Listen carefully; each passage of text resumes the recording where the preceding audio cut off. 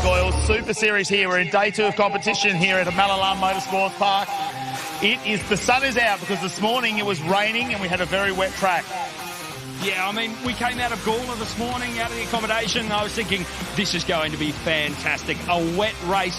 We get here to Mallala Motorsport Park, and it's gorgeous. It's brilliant. It's going to be a fantastic day. A little bit of breeze and some patchy cloud cover. Yeah, it's going to be an interesting day for competition, of course. We welcome back Formula Ford, and it was Kobe Williams and Lachlan Evanet that took a win each yesterday. That was exciting to watch. Yeah, there were some problems up and down the field.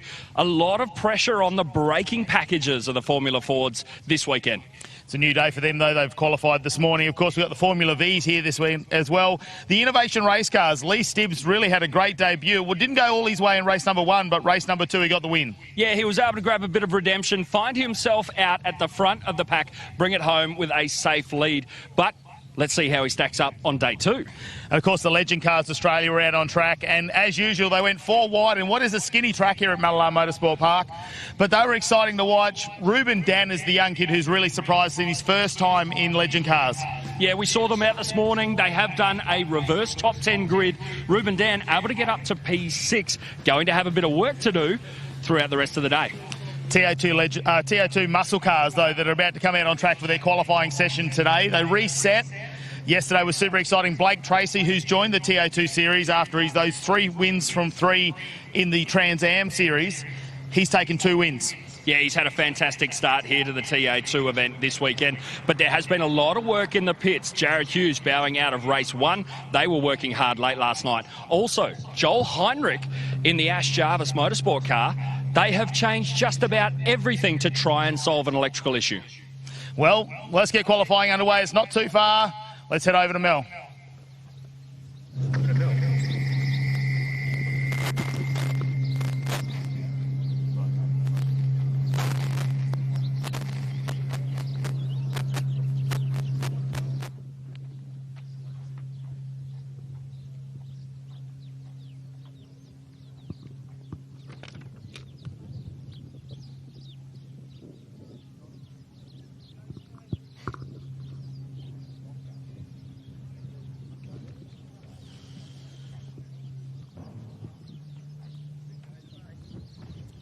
We'll get to Mel Price very, very soon as we look at turn 6, and that is where the weather will come from if it does today. It's quite a fair bit of wind out there. There was very wet if you've come in from the west or northwest this morning here. But we look at the temperature, 15 degrees today, quite mild out there. Humidity 73%.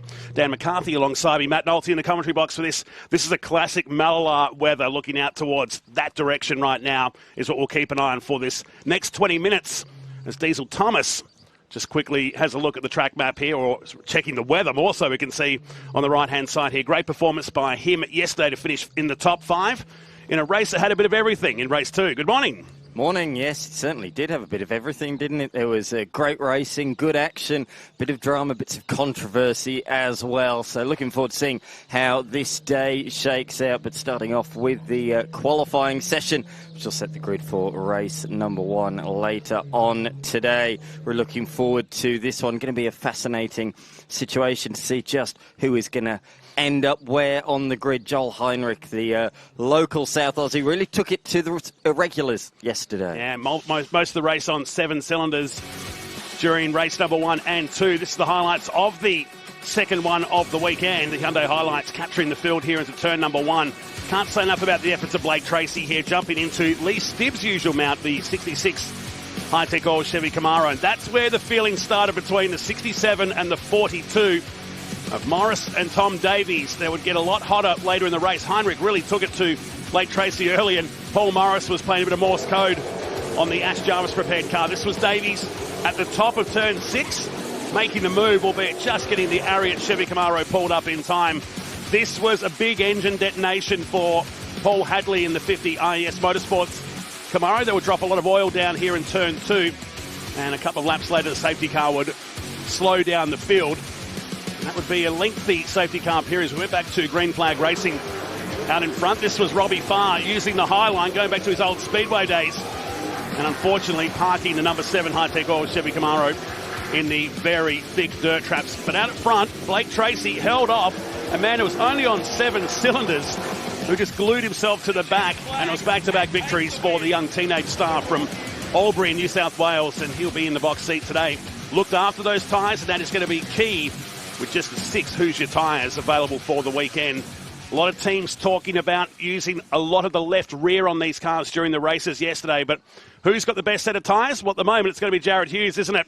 Not making it out for that second race yesterday afternoon. He is back here this morning in the IRC Motorsports prepared road active suspensions entry. Diesel Thomas waiting to come out onto pit lane. So, same as what we saw yesterday here at Mallala Motorsport Park. We qualify for 20 minutes.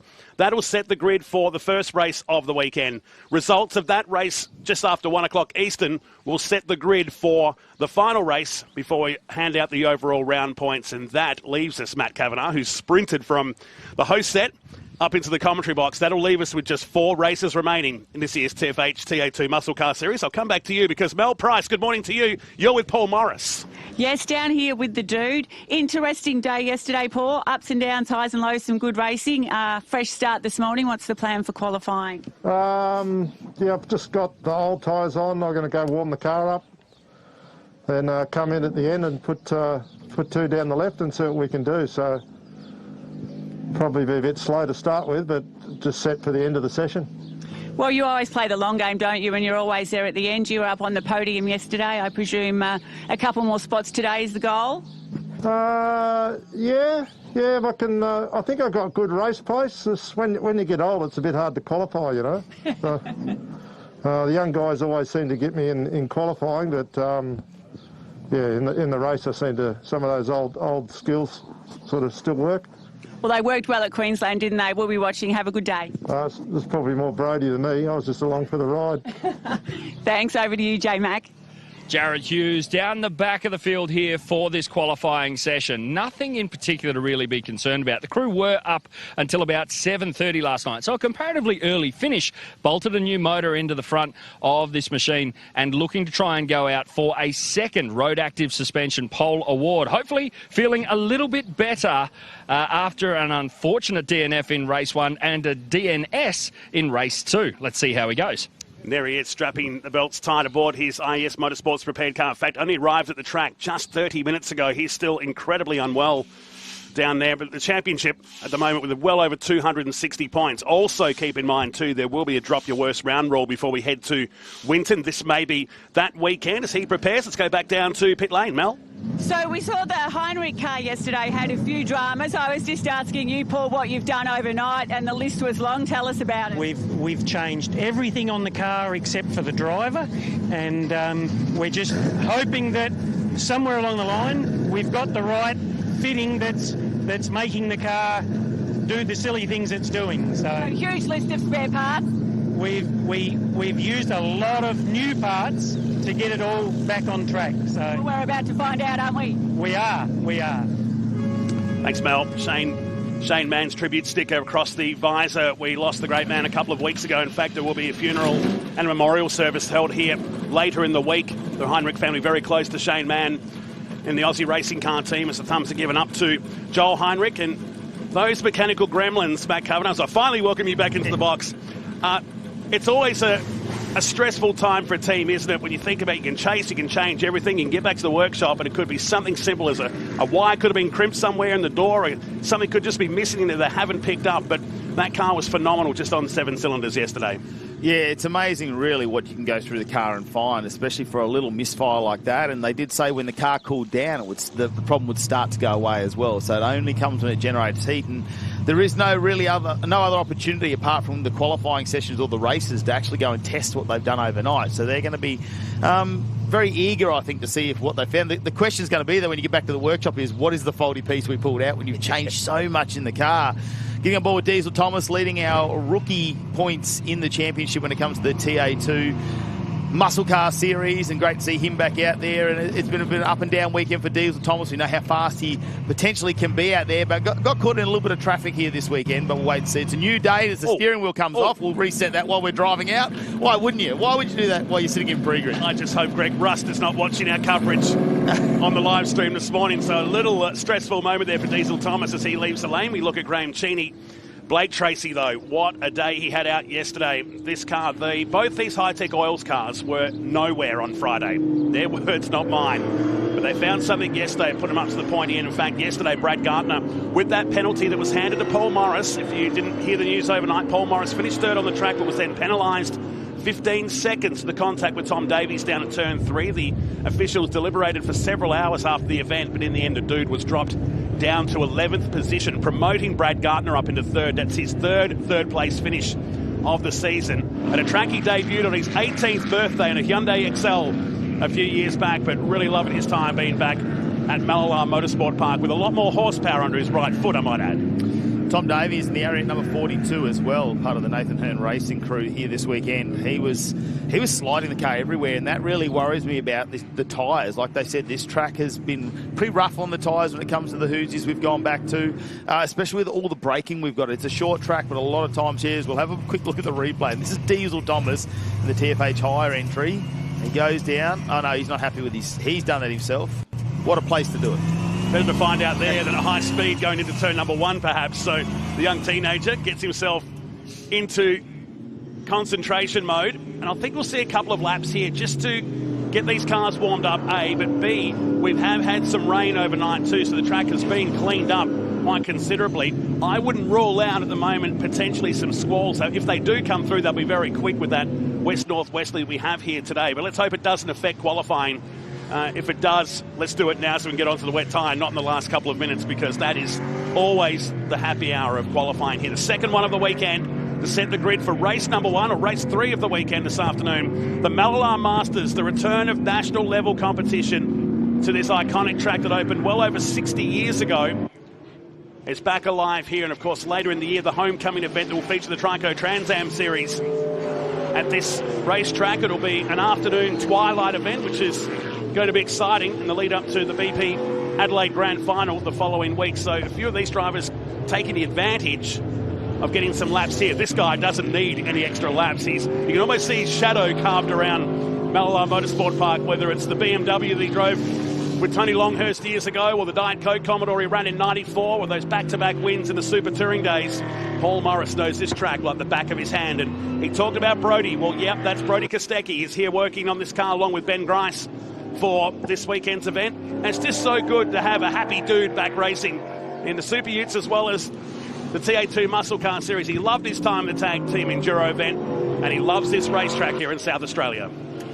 Yeah, we'll wait and see what they do. It's great to bring a bit of flair, I think, into the series when it comes to Paul Morris, and didn't he have some real flair to show us yesterday? A lot of personality when he gets out on the track as well, but he was not shabby behind the times either. He was very, very smooth yesterday, like you say, with the experience of this track. And probably in the qualifying and as well as race 1, we didn't really pick up because he just slowly chipped away, didn't he? And he was in that top 5. Take nothing away from the possibilities that Paul Morris could get back on the podium here once again. You know, without that penalty, we would have seen him 2 podiums yesterday. But it resets today. Of course, the qualifying session this morning, they won't have as good a tyres, though, knowing they've got 6 tyres coming into qualifying yesterday. 4 of them are going to be looking pretty second-hand by now. Got the Bathurst Triple Crown a few years back, 10 years back now, when he won with Chaz Mostert. Before that, he won the 6-hour and the 12-hour with Gary Holt. Robbie Fastane in pit lane in the 3rd Hi-Tec Oils Chevy Camaro. And it doesn't look like there's too much activity. I wonder if they're playing that same game as yesterday to let the field get out there and do some laps and put some rubber down, as Morris goes 1:11.05 to be the quickest in the early stages of this qualifying session. Just over 15 minutes remaining. Here's Brad Gardner around to finish a lap. His teammate's gone 1:08.89 straight away. Gardner goes the 4th of that lap with a 1:13, so he's building up to one here. Tom Davies jumps ahead of Paul Morris. Get the feeling we're going to have a bit more between those two here on day number 2. But that time is blistering for Blake Tracy, and that's back-to-back laps now as well. He's chasing a 1:08.89. It's only 0.013 of a second between he and Joel Heinrich. And they're not going to want to do too many laps, I think, on those tyres. Like yesterday, we only saw our front runners do 5 laps out there in qualifying. They didn't muck around. They got it run and done really, really quickly. I think for some of those young guns like Tracy and Heinrich who have got those tyres, they are going to want to try and get this done very early. Now, here's our man, Jared Hughes, who probably has the best tyre bank coming into day 2 of competition at the moment, because yesterday with that unfortunate mechanical issue. We saw him not make it out into the second race. So Jared Hughes will be one to watch to light up those timing screens very shortly. Already a 1:08.98, which is it's less than a tenth behind Tracy, who's up in first position. So he's got Heinrich between him as well.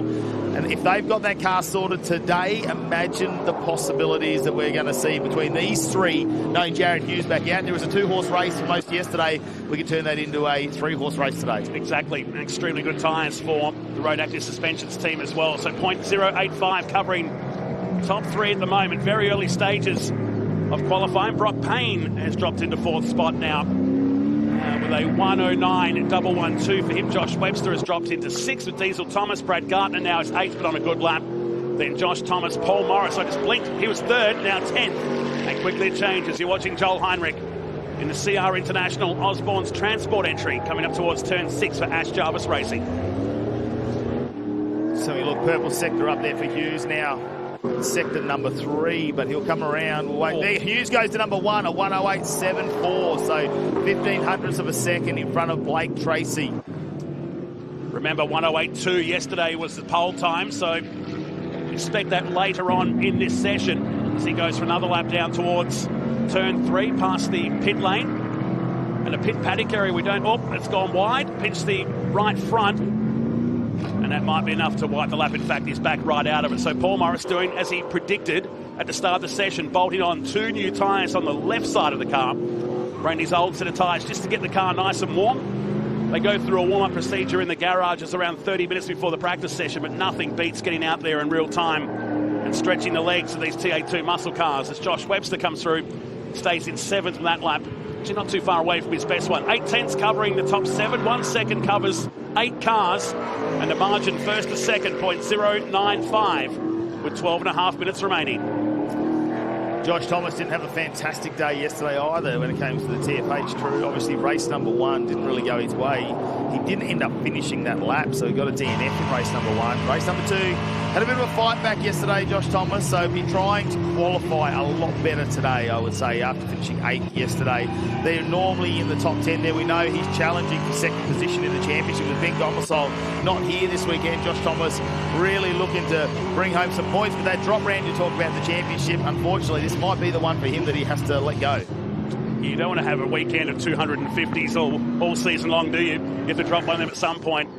It's a rule that's used in the American series as well. It's a very much an American series that we run here, but that's looking likely to go away next year as Diesel Thomas finishes the lap and backs off and goes straight into pit lane. One of the unique parts about Mallala is you can finish a lap and go straight into pit lane. Normally you'd have to do a full cool-down lap, but with the unique setup that we have here, the actual pit lane is on the exit of turn 2. So that's his run done. At the moment, 1:09.5, his best qualifying coming in the second session at Winton earlier this year. Brad Gartner qualified 3rd at Winton. Yesterday was 9th. He's been the hard charger and just steps out. Someone that would have been praying for rain would have been this guy earlier today. Using all those speedway skills. Of course, he started off in junior sedans on the dirt track. The Gartner family from the southeast of South Australia, well known for super sedan racing. Uncle Greg Gartner was a champion off-road racing and in stadium super trucks for a few years too. Old Smiley, as we used to call him, but a great family, the Gartners, and young Brad calling this lap down here now as Mick Harders talks to Diesel Thomas. There's a guy who's probably had the workload lightened a little bit. It's the lightest amount of TFH cars we've seen in the paddock for a while. Yeah, only 2 down there. Normally we've got at least 4 here, don't we? And when you go to Trans Am, sometimes more, they've got 5 or 6. So, yeah, this is a pretty light weekend for them down in the pit. But they're looking very relaxed, I must admit that. If you go down there to the TFH guys, compared to what we're normally seeing down there now, it looks like we're moving to the second phase of qualifying there as we're about the halfway point. Robbie Farr still hasn't made out to get a time. So whether he's going to wait till there's a fairly clear track and just get some fresh air out there, I suppose, and go around potentially looking after some tyres. Well, there we go. He's actually out on track now because he did have that lock-up yesterday where he had that off, so he could have a couple of slightly injured tyres. He's got Kiwi star Eddon Hodson helping him out this weekend, who's flown over from New Zealand to be here. He's warming up for his next stint in the Super 2 Series with Anderson Motorsport in a couple of weeks at Mount Panorama. He's also got a South Aussie Speedway identity, Paul Blenkiron, who's come along to help him out for the weekend. Here's Blake Tracy on the exit of turn 6. So Hughes, Heinrich, Tracy, 1.5 tenths of a second covering the top 3. Then Brock Payne, Tom Davies in 5th. Diesel Thomas is 6th with Webster, Gartner, Thomas of the Josh variety in 9th, and Graham Cheney completes the 10. Paul Morris, remember, has just bolted on those new tyres. Is in 11th position right now with Cruncher and Danny Reedy of the cars that have set a time. Just waiting for Robbie Farr to post the time, which he's about to do. I think he's about to start a flying lap in fact, in a number 7 car, while the sister Hi-Tec car was building up but then aborted that lap. Yeah, Blake Tracy, I'm sure he doesn't want to start on the second row. He'll just be trying to get past on. Even if he can't catch Hughes, he'll want to try and be on that front row. He's had a fantastic start to the TO2 Muscle Car Series, and he just, like you say, maybe he'll move here. He's had such great success here in South Australia, hasn't he?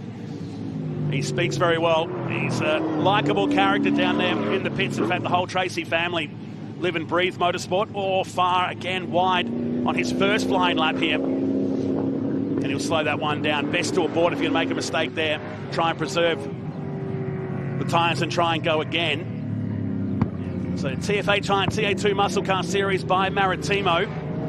It's entering the last 8.5 minutes of this session. It's quiet, so let's head down to pit lane. Here's Mel. Alan, Brock Payne currently in P4. You haven't changed anything on the car. What's the plan for the next few minutes? We're just going to sit here, see what the times do, and see if we go back out or not. He's looking pretty relaxed in there. They're only a couple of tenths away.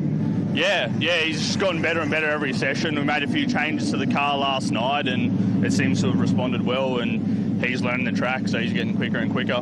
Good to see you back up the pointy end. Yeah, thank you. The good old waiting game. Well, it has been a bit of a difference this weekend, hasn't it, between the drivers who have done a number of laps and who haven't. It's Brad Gardner out of the car, which tells us he's probably not going to go and turn any more laps. Sitting down in position number 8, which is one up from where he started yesterday's qualifying session. Josh Thomas, though, looks like he's going to try and do a lap here at the moment. Will he improve? Thomas down in 9th position. That time round, he gets very close to his best time, but unfortunately misses that by a couple of tenths of a second there in the number 69. Now, Paul Morris out. He's put those 2 green tyres on the left-hand side of the Mustang. Let's see what's going to happen to the Flair Dancewear, number 67. Morris down in 11th position at the moment, but this could be the lap where we actually see him try and put a cracker in. Here we go. This is those new tyres we talked about, so he's built up to this moment, and with a fairly quiet track as well. This looks like a high commitment lap from the Flair Dancewear, number 67 Ford Mustang. On the exit of turn 3 he goes. 11th position, 19.6 the first sector at the moment. Could get himself up to around the top 6. Can hear him really winding up this Mustang as he comes up this first gear, right-hand northern hairpin. Probably the sharpest corner in Aussie motorsport. Powers back through this long sweeping left-hander and down to one of 3 passing opportunities. Big punch of flame from the right-hand side as he stands on the brakes and into the S's aboard this Ford Mustang. Right out the Norwell Motorplex factory out there at the Gold Coast on the outskirts of the old Performance Driving Centre. Through to another lap he goes, and that's 6th position, 109.43. So let's see, considerable movement. Will he go for back-to-back laps here? Yeah, we'll wait and find. It's whether he's going to stick it through turn number 2 as well, up to 3.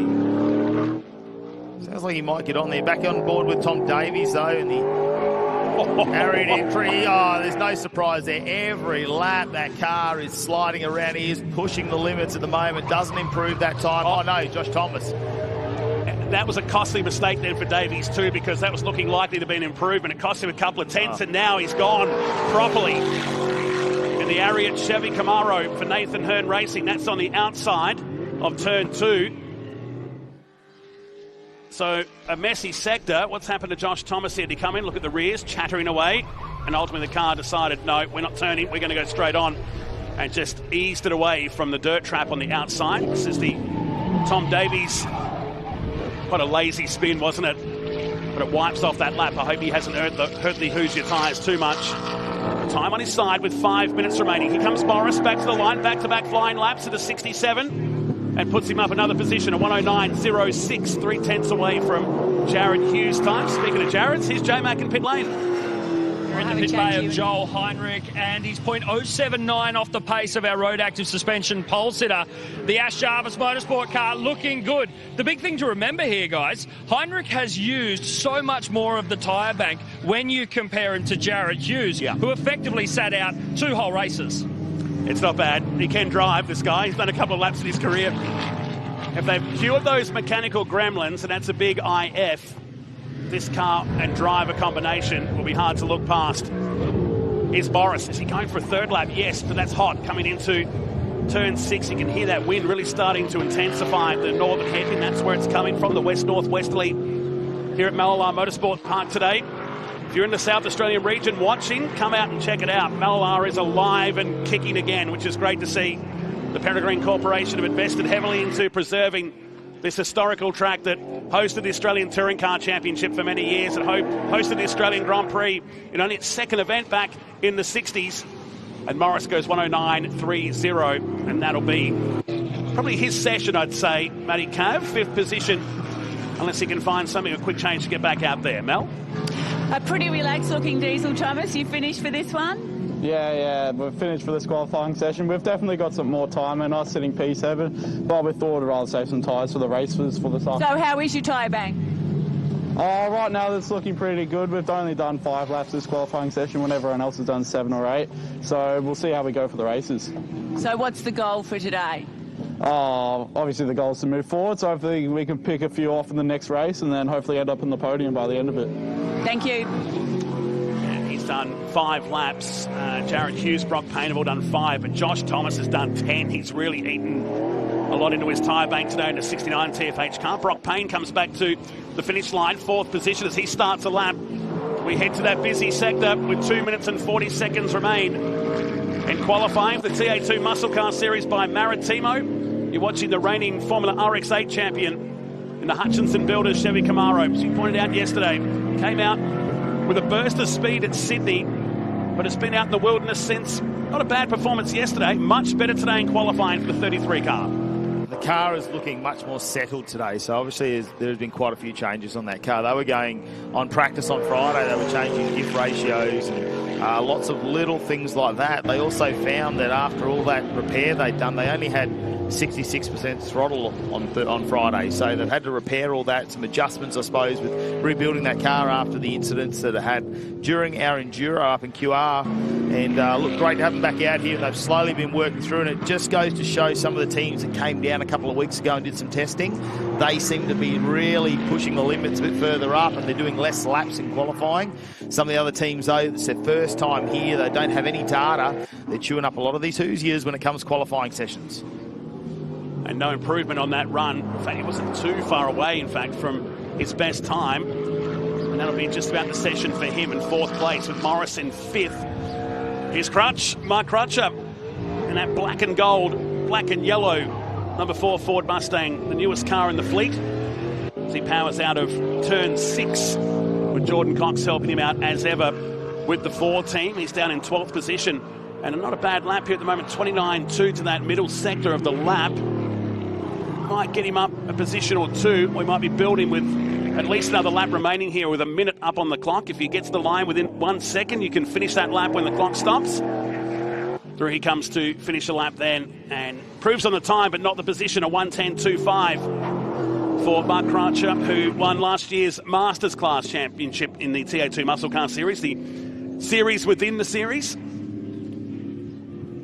And going for it once again. Seems to be quite a quiet racetrack out there now. So in that final minute. Jared Hughes, though, looking in the box seat, and it's another very close margin at the top. 0.079 of a second, and there is Hughes. No surprise they want to try and keep him off track as much as possible at the weekend that he's having. I mean, I think the less time he spends in that race suit at the moment, the more time he's got to recover from that illness as well. He's got a commanding lead at the moment in the championship. It's going to be hard for anyone to challenge that at all, even with the drop rounds. So this weekend, although it'll be great for him to come and do a bit of a clean sweep, he's had such a great record of podiums, really. He's only missed out on a couple throughout the entire season. It's sometimes just got to get through a weekend.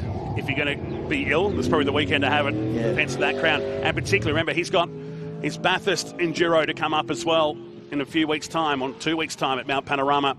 As the session is finished, we're watching Graham Cheney, who's in 11th position. And this is an okay lap for him right now. That car at a gearbox drama yesterday afternoon. It was a tough day for IES Motorsports. All three cars in the wars. And Paul Hadley, who won't return today. That was a significant engine detonation for the 50 machine. And that's a 110.21 for Graham Cheney. Locks him into 11th position. So it didn't build up to be that banzai session we were going to see, but a lot of fast times set early in the session.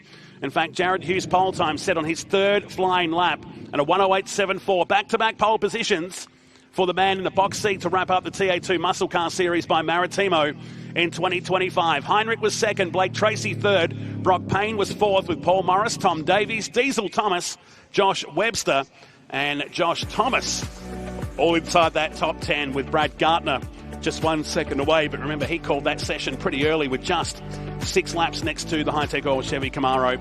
Behind them was Cheney, Crutcher and Reedy, with Robbie Farr just getting 2 flying laps out there and actually not posting a significant time out there with a 126.3. So some soul searching to do for the third Hi-Tec oil Chevy Camaro, but no stopping this absolute star on the rise in 2025. Jared Hughes, who's been doing some great stuff in the Monochrome GT4 series as well, but back in his natural habitat. Pole position for race number 1 of Sunday, race 3 for the weekend.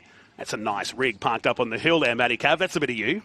I could get behind the wheel of that, I reckon. A couple of classic Holdens getting around. That's what I love about this place, where you can park up on the side. But let's have a look at some of the highlights here. Qualifying session could have gone right down to the wire, couldn't it? But I think we are managing tyres now at this point of the weekend. And I also think, too, a lot of people looked to the skies and thought we needed to get a session in, get a lap in just in case. It's so unpredictable here at Mallala. You can watch the weather on a radar, but it suddenly could just be here. The squalls could just hit the track at any moment. It's been hitting the track. Jared Hughes did that very quickly while 2 new, fresh, lovely sticker tyres went on the Ford Mustang of Paul Morris. Diesel Thomas talking to Mick Harders down in the lane, trying to find some more pace. While Brad Gartner decided that was enough after just a handful of laps. And he'll start from P10. Josh Thomas going hot here at turn 6 and had the rear end shattering and just cruised his way off to the outfield there. This was a messy end to a lap and a messy start to a lap for Tom Davies, who looped the Ariat Chevy Camaro around at turn 2. Jared Hughes sat there for a long time in the pits, waiting to see if it was worthwhile going out to defend that slender margin he had of 0.07 of a second. But he secures another pole position in the TFH TA2 Muscle Car Series. Race 1 to come up at 1:15 Eastern here today at the Mallala Masters. Well, thanks, Matt Nolte, for joining us here in the commentary for the TA2 Muscle Cars. You'll be back just a little bit after lunch because, you got Formula. We will have Formula Ford and the TA2 Muscle Cars as well. Great to have him joining us again here for round number 5 of the Hi-Tec Oil Super Series, as Dan McCarthy will make his way back into the commentary box, and we'll get him suited up and ready for these innovation race cars that are about to make the track out there. Now, yesterday there was some pretty exciting times. Danny Studdard has that car all repaired after yesterday's little incident with Jeff Emery, where they had a couple of little arms bent there, but that's all ready to go again. Certainly is. Yes, absolutely. Back out there and ready to go. It was all smiles down there in the lane. I saw the Jeff Emery and Studdard talking earlier on today, having a bit of a laugh. So it's all friendly back down there in the paddock, which is good to see. And we've seen that throughout the season in Innovation Race Cars. They might fight hard on it, but off track they are all friends, and they do have a good laugh together. So that's good to see. Looking forward to this one. We've really been spoilt with Innovation Race Cars in the last couple of rounds. There's been some really good, hard racing, and I'm sure that this will be no exception here today. Our pole sitter for this one will be Lee Stibbs, who were led early in race number 1. I'll come back on to that point in a moment, because Tammy, you're down there. Steve, so yesterday race 1 DNF took out the race 2, and how are you feeling going into this morning's race? Yeah, looking forward to it. Obviously had a little bit of rain overnight, so the track's going to be a little bit green. TA2's just been out, so hopefully cleaned it off. We'll get some temp in the tyres and hopefully carry on the pace from yesterday, so looking forward to it. Great, thanks a lot. John Goodacre, P3 today. Good to see the green machine up the front. What's the plan today? You just told me. I think it's a good one. Yeah, I think we're going to go try and win today if we can. Might as well. You got the pace to stick with these boys? I'm not sure about Stibbs. He seems pretty quick out there. I reckon I can keep up with Emery and have a crack at him. And we'll see if Stibbs can get enough fuel this time, eh? It's a good plan, isn't it? Good luck. Thank you. No worries. Thank you very much. Now,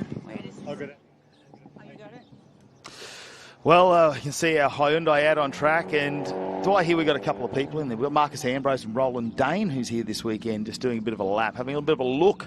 I suppose it's been a number of years since they, well, apart from this weekend, it's probably been a couple of years since they've actually had a chance to be here at Mallala Motorsport Park. Interestingly, I heard that Roland Dane has never been to Mallala Motorsport Park. Of course, a POM, so he only came out here in the mid-2000s or early 2000s. So, of course, Mallala wasn't used in the Supercars Championship by then. So, yeah, very first time here at Mallala Motorsport Park. J-Mac, to you.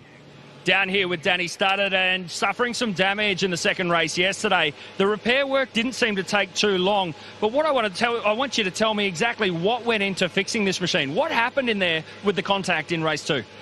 Just a little bit of contact with Jeff, and then wheel-to-wheel contact, the rear clevis broke, so it sort of spewed me into the wall, and then the boys, not a major fix, sort of fixed by last night, and we were sort of home early, so just a few little repairs this morning, and try to make it look as good as we can. That's the beautiful thing about these IRCs, is the fact they are so modular. They're so easy to work on, provided you've got the inventory, and the factory seems to be pumping that out. There's a lot on the horizon with these cars, isn't there? There's some cool things coming. Yeah, there's a fair bit happening. There's a fair bit happening in the next couple of months, to be honest. And you're right, they're the fixability back on the track and affordable too. So, it's all going well. We're looking forward to it. Thanks, mate. Pleasure, buddy. Stay well.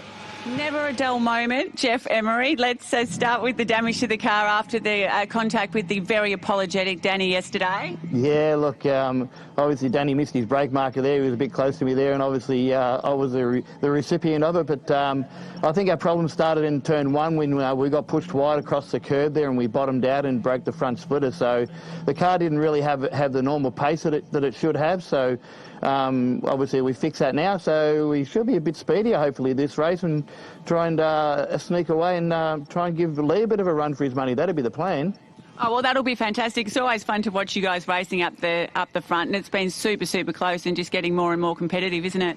Yeah, I mean, everyone's really stepped up. I mean, we were a fair bit quicker in practice, and then everyone sort of started working it out real fast, and now they've all caught up, and it's become very competitive this weekend, so you've got to be on your game. So, eyes up, I guess.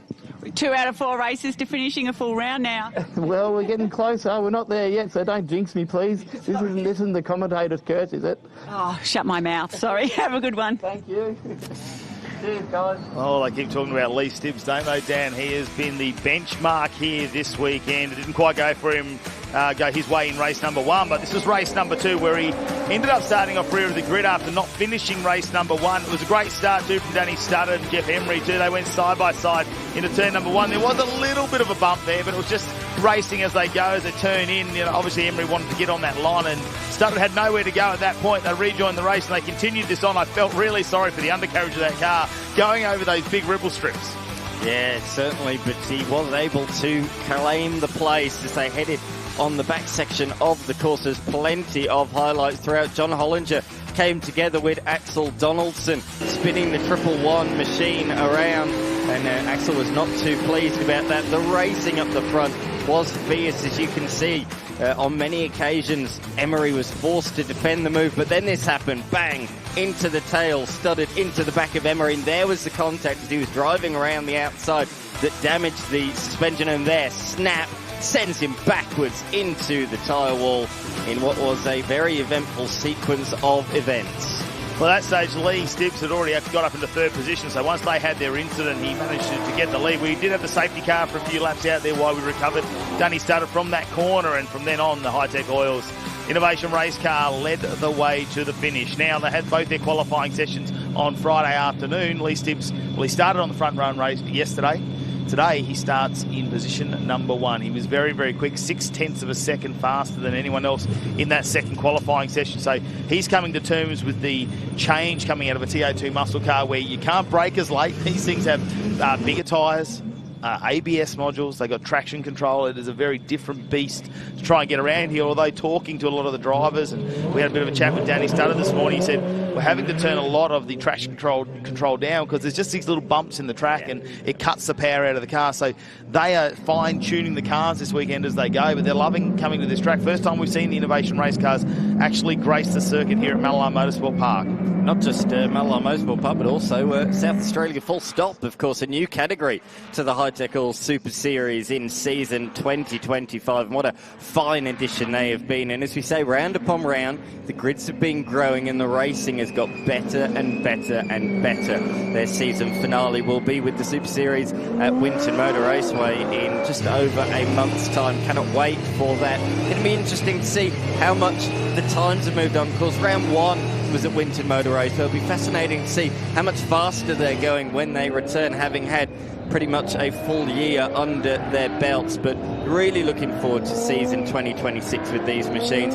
I'm hearing that we're expecting around 15, 16, maybe even a little bit more than that for the opening round next year, so cannot wait to see that many of these cars out there. We've got not just the Innovation race cars, but a few older spec cars, including this, the Mark I Ford Focus, driven by John Crossing. Great to have him in the series this weekend after a couple of rounds away in the Vortex Focus.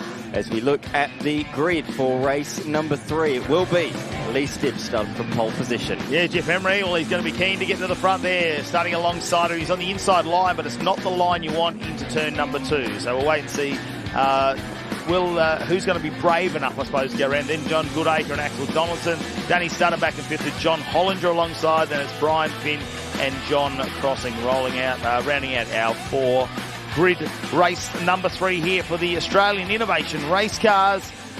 Well, it's been very interesting, and although it's a bit of a gentleman's category, we know that they like to block where they can. They definitely take the racing very seriously on the track, but off the track it's a bit more light-hearted. But we'll wait and see how they go. John Goodacre, just they're trying to get a little bit of temperature into these tyres. There's some big brakes too to warm up as well in these cars. You can see Donaldson just behind there. Yeah, and that's going to be a great little stoush that they potentially will have as well. It's a real quality field, isn't it? You know, Lee Stibbs, a TA2 race winner. Jeff Emery, an Australian GT champion. Behind that, John Goodacre. He's fast in everything he drives, whether it's improved production cars. He's fast in absolutely anything. Axel Donaldson is a current driver in Australian GT, as well as competing in this. Danny Studdard also races a Porsche Cup car as well. So the field at the pointy end is very, very high quality. So looking forward to seeing how this one is going to shake out. The question is, can Lee Stibbs convert pole to victory after dominating race 1 until he ran out of fuel? He surged through the field from the very back to take the victory in race number 2. I spoke to Lee earlier. He did say, I had a little bit of luck on my side with the 2 coming together ahead of me, but even still it was a fantastic drive, and he was there in the right position when the 2 did come together. Well, it could have been very, very different if they'd got to the end of that first race, hadn't it? And look, I don't think it's a mistake the team will be making again. Great to see Hi-Tec Oils having a bit of success this weekend, because it's been a bit up and down for them when it comes to the TA2 racing. We only saw Brad in a 3rd place at round number 1 back at Winton, so they haven't really had any podium success since then. So this weekend they've had Blake Tracy in the number 1 podium. Now they've had Lee Stibbs in the number 1 position on the podium, and even after those penalties yesterday, Brad Gartner ended up with a 3rd in yesterday's 2nd race in TA2. So good weekend from the Hi-Tec Oils Motorsports crew, who are here again this weekend. 4 cars they're running this weekend, so it's a big crew to get around. But let's focus now as we go on board there just for a moment with Goodacre. Race about to get underway here. Race number 3. It's really like having a second round in the weekend, isn't it? Because they've got a second qualifying session on Friday to set the grid for today. Lee Stibbs is going to be in position number 1. Emery on the inside. Who's going to try and make that dive into turn number 1? Will we see him go side by side like we saw Emery and Studdard? There was a little bit of wheel-to-wheel contact. Studdard goes around the outside of Goodacre. Oh, there might have been a slight bit of contact there. Turn 1 is tumultuous depending on what happens there. And it looks like the Hi-Tec Oils car, Lee Stibbs, may get in the lead here coming out of turn number 2. And we're in Singapore. Look at Donaldson now up into 3rd position, and Goodacre, he's back in 4th. That's not the start he would have wanted. Oh, straight up the inside though, late on the brakes. Goodacre responds and reclaims third position down at turn number 3. Very nicely done there. He knew he needed to make that move quickly if he wanted to go with Jeff Emery and Lee Stibbs up in front, and that's exactly what he did. Big box ticked there for him. Championship leader John Hollinger got through on Danny Studdard as well. After Studdard was squeezed out wide, he tried that outside move, didn't he? Around the outside at turn 1 to give him the inside for 2. That backfired badly, so he's fallen down to 6th behind the former, championship leader in John Hollinger. He relinquished that championship lead yesterday to Jeff Emery with those 2 podium finishes for Emery yesterday. Hollinger has just lost that championship lead, but boy oh boy is it tight at the moment in Innovation Race Cars. Yeah, it definitely is. There was 3 people fighting, and a bit of a shout out to Jeff Taunton out of Queensland, who unfortunately didn't make it down to this round after a racing incident just a few weeks ago, but all our best wishes out to Jeff, and it's a bit of a shame not to have him here this weekend to continue that battle that those 3 had at the top. Emery still holding out Goodacre at the moment, but Goodacre is the local favourite here really when it comes to experience around this track. He's driven numerous different cars here, whether it be production style, even go-karting I believe back in the day around here as well. So the ULX 110 of Jeff Emery is just in 3rd position. He was really quick to dive up the inside of Donaldson after that start, wasn't he, and make sure that he could try and chase down Emery. We'll have a look at Lee Stibbs though to see how he looks after these tyres at the moment, knowing he's got a little bit of pace there. Potentially, if he is, we saw him a second faster than everybody else in lap times yesterday when he was coming off the back of the pack. That may have taken a little bit out of the tyre though over the weekend. Yeah, that's a good point that you make there. Goodacre is looking fast at the moment, isn't he? We saw these 2 have a scrap for second early in race number 1 yesterday. Goodacre did eventually make the move with a sublime dive bomb up the inside. It was a great pass, caught Jeff Emery unawares, and he pulled away and was trying to catch up to Lee Stibbs when he spun around at turn number 3. So battle resumes with these 2. It's almost a replica of yesterday. Behind that, got Donaldson, Hollinger, Studdard, and Finn, and even John Crossing as well, all pretty much nose to tail further back down the field. And I think I saw 2 cars side by side. Have a look at this. Emery's actually gone fastest lap of the race. He's a couple of tenths up on Stibbsy. So although that's out to nearly 1.5 seconds, I wonder whether Stibbs is going to have to get a little bit of a radio from his pit crew to say maybe just get the hot rod going a little bit faster at the moment out there in front. But it's all onto the back here. Have a look at Studdard. It's got Finn and Crossing right behind him, and he doesn't seem to be getting away because John Hollinger's now opened up a little bit of a gap. And despite all the electronics in these cars, it's those little bumps as they come into corners where really the ABS is working very hard to try and pull these cars up, and the faster they go into the corners and the less braking room they leave, all those electronics are working overtime to try and pull these cars up. So little mistakes have been happening there where you get just a pinch of brake for a second before the ABS module lets it go. But they're just coming to terms with a new track, and these cars have never been here before. They're very low, these cars. It's probably a little bit different. They're not going to like taking all the curb on because some of the curbs here are quite tall where they've redone them. Yeah, it depends on the category. TA2 use the curbs quite a lot around the final sequence corners to help rotate the car. Other categories won't go near the curbs, and particularly these cars being so low to the ground. After the first couple of practice sessions on Friday, they were all saying, I think we need to raise the car up here. This is certainly a bit of a different circuit to what they've been at in recent times. It was Finn and Studdard that I saw side by side on the previous lap. That's why Hollinger has been able to scoot away a little bit in position number 5. But this is the battle to watch at the moment. The fight for second place between Jeff Emery in the IRC car and same behind, directly behind another IRC car. It's the Gap Solutions machine of John Goodacre as they come across the line to complete lap number 4. While these 2 scrap, Lee Stibbs has just set the fastest lap of the race, and he's pulled the margin out to 1.9 seconds. Bit of a twitch there mid-corner for Jeff Emery, I noted. Had to re-steer back into the corner midway through, but he didn't lose too much time there. John Goodacre remains directly on his rear bumper, but Goodacre really squaring the corner off. Very different lines through turns number 3 and 4 between those 2 drivers, and that's a couple of laps in a row I've seen that. So different approaches. Of course, John Goodacre is a South Aussie, the only South Aussie in the field, so he's certainly done probably more miles than these guys put together. Emery in a bit deep at the hairpin, and he's run wide as a result. So along comes Goodacre alongside, all contact rubbing. Emery's left him just about one Innovation Race Car's width, but John Goodacre decides, I think I'm going to come out of this one. I think Emery escorted him a little bit wide. he made sure he pushed him right to the outside of the track. I'll take you back there for a second, because Lee Stibbs' home track it's not his home track, and he won't have the experience here that Goodacre has. Correct, yes. But yes, residing in South Australia, so I'm sure he's seen this track a few times. But have a look at the pace. Let's have a look at a replay of this one. This one's super exciting to watch. Emery, he's been very defensive, makes a little bit of a mistake there. Goodacre comes alongside. Now it's a drag race into the turn there, and they are side by side for a moment. So this is when we get on board with Goodacre, and he's going, well, you open the door, I'm going to take the opportunity. Now it's as they go around the left-hander here. He's squeezed out. Oh, he was right on the edge of the track. He didn't want to go on the grass. No.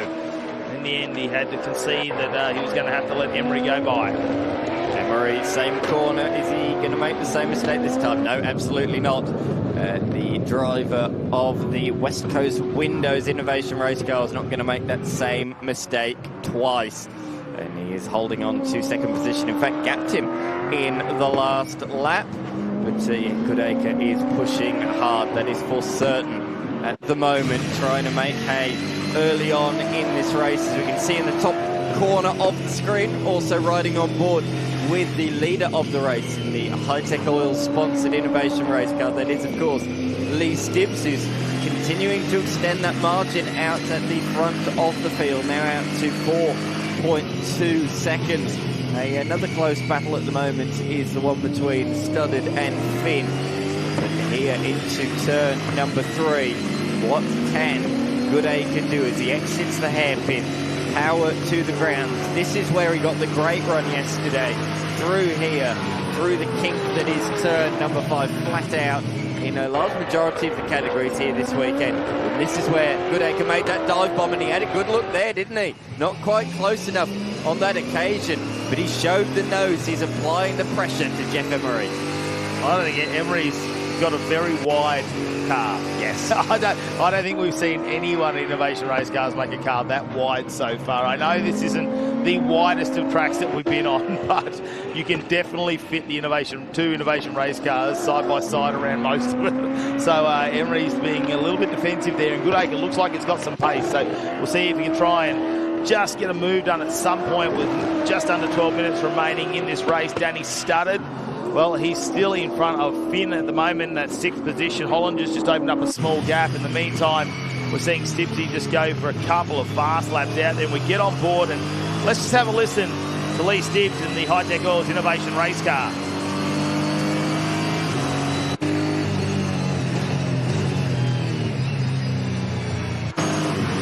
We're on board with Danny Studded now.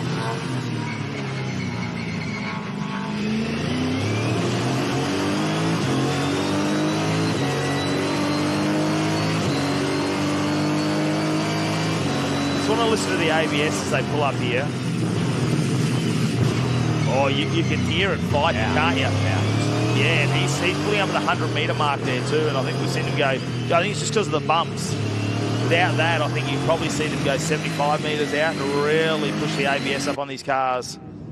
Coming back to the point you made earlier, as you say, just because of the bumps around here, they can't run the traction control and the ABS as they normally would. The bumps unsettle it, and it doesn't work quite as effectively, so they're almost running with no traction control. It's on the lowest setting possible, just to help the back stay in line, basically, but they're very much having to manually use that throttle rather than just mashing the throttle on the exit of every hairpin. They're having to really smoothly apply that throttle pedal under their right foot, as we see the category owner leading just ahead of Finn. This is the fight for position number 6 between Danny Studded and Brian Finn. Brian Finn didn't do the first couple of rounds, joined mid-season, a graduate, I suppose you'd say, of Vic V8s, a multiple-time winner in Vic V8s in his iconic VS Commodore that he ran in HRT colours, and he really was the unstoppable force in the series for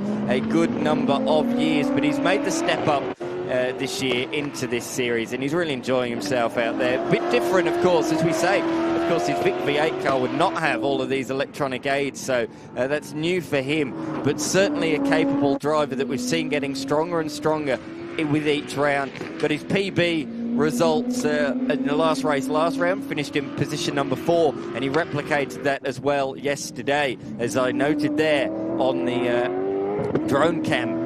The fourth place driver of Donaldson ran really wide, got a kick of oversteer at turn 1 and had to take to that little escape road. So that gap between he and John Hollinger behind has really shrunk as a result, down to just 0.4 of a second. It was well over that at the start of the lap. So Donaldson's got to regroup in his Mark II Mustang. For those that are watching here for the very first time, Innovation Race Cars, you can see that a lot are running the IRC body shells. Those are the most modern machines, but there are Mark I and Mark II cars, which are basically the previous iteration of the Innovation Race Car. So great to have a couple of those out there, and all Mark I and Mark IIs are welcome to compete in this series. Finn now's got past Danny Studdard in that last lap, so the 82 machine has managed to get the move done, moved up into 6th place there. So Brian Finn just really coming, getting in the groove, I suppose. The Innovation Race Car is where it is. It's a slightly different car there, and this is a replay of how it all happened under brakes. And Studdard goes wide. There you go. Finn just goes through it. And it's a bit of a game of patience, isn't it? 20-minute race out there. You don't need to really push the limits too much to start with sometimes.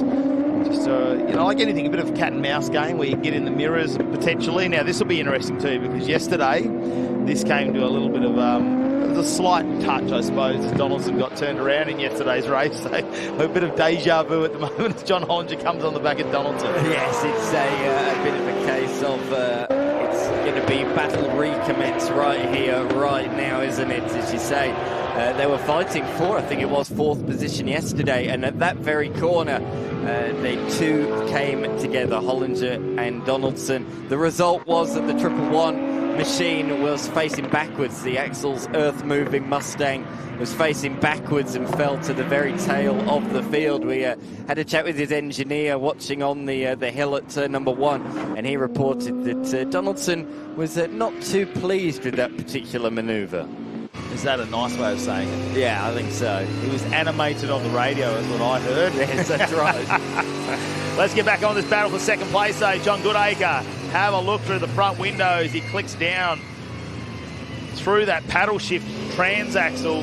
How quick he did that yesterday. It was like 4 gear shifts in about, it's got to be under a second, yeah, for sure. I'm not over-exaggerating that, but yeah, very different with the transaxle in these cars. We did talk about the pneumatic shifter there that helps them out as part of that paddle shift system in the car. So although they're designed to do a lot of endurance racing as well, these cars, so we have seen them at the 6, 12 and 24-hour races around the world. We were speaking yesterday about some of the drivers having their cars overseas as well. We've got a couple of them over in America too, so they're getting built and distributed out of Australia all around the world. Is that there is quite a bit of technology in them, so when it all goes right, it's really great. And although there's a lot of spares and they're very easy to work on, there is some quite complicated bits of gear just happening in the background. So so far they've proven such a great car throughout this season, even in our endurance rounds there, which we'll have at our final round of racing when we go to a winter motor race. So they'll go back to their 50-minute races as well. So great to have the Innovation Race Cars as part of the 2025 season. As we get,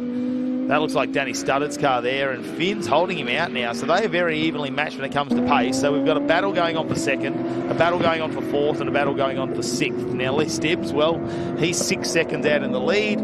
Someone hook up the caravan and see if we can just bring him back into the pack. I want to get your thoughts, because Danny Studdard yesterday was ultra fast. He was fighting Jeff Emery, of course, for that race victory. So I'm a bit perplexed as to where that pace has gone today. Well, potentially the geometry in the rear of the car when they put the arms on. Maybe they've made a setting in the change of the camber or something like that. Maybe they're looking for something. We did have that rain overnight, so tyre pressures they went out on yesterday. It is very cool this morning. Yesterday we got away without a jacket. This morning it's with that cold breeze. It's pretty much, you want to have a jumper on out there. So we've got a cooler track. a cleaner track, really, because it's been washed off. So there might not be as much rubber on there as well. So if they've gone out with the same tyre pressures as yesterday, it might just be a little bit slippery for him. Possibly.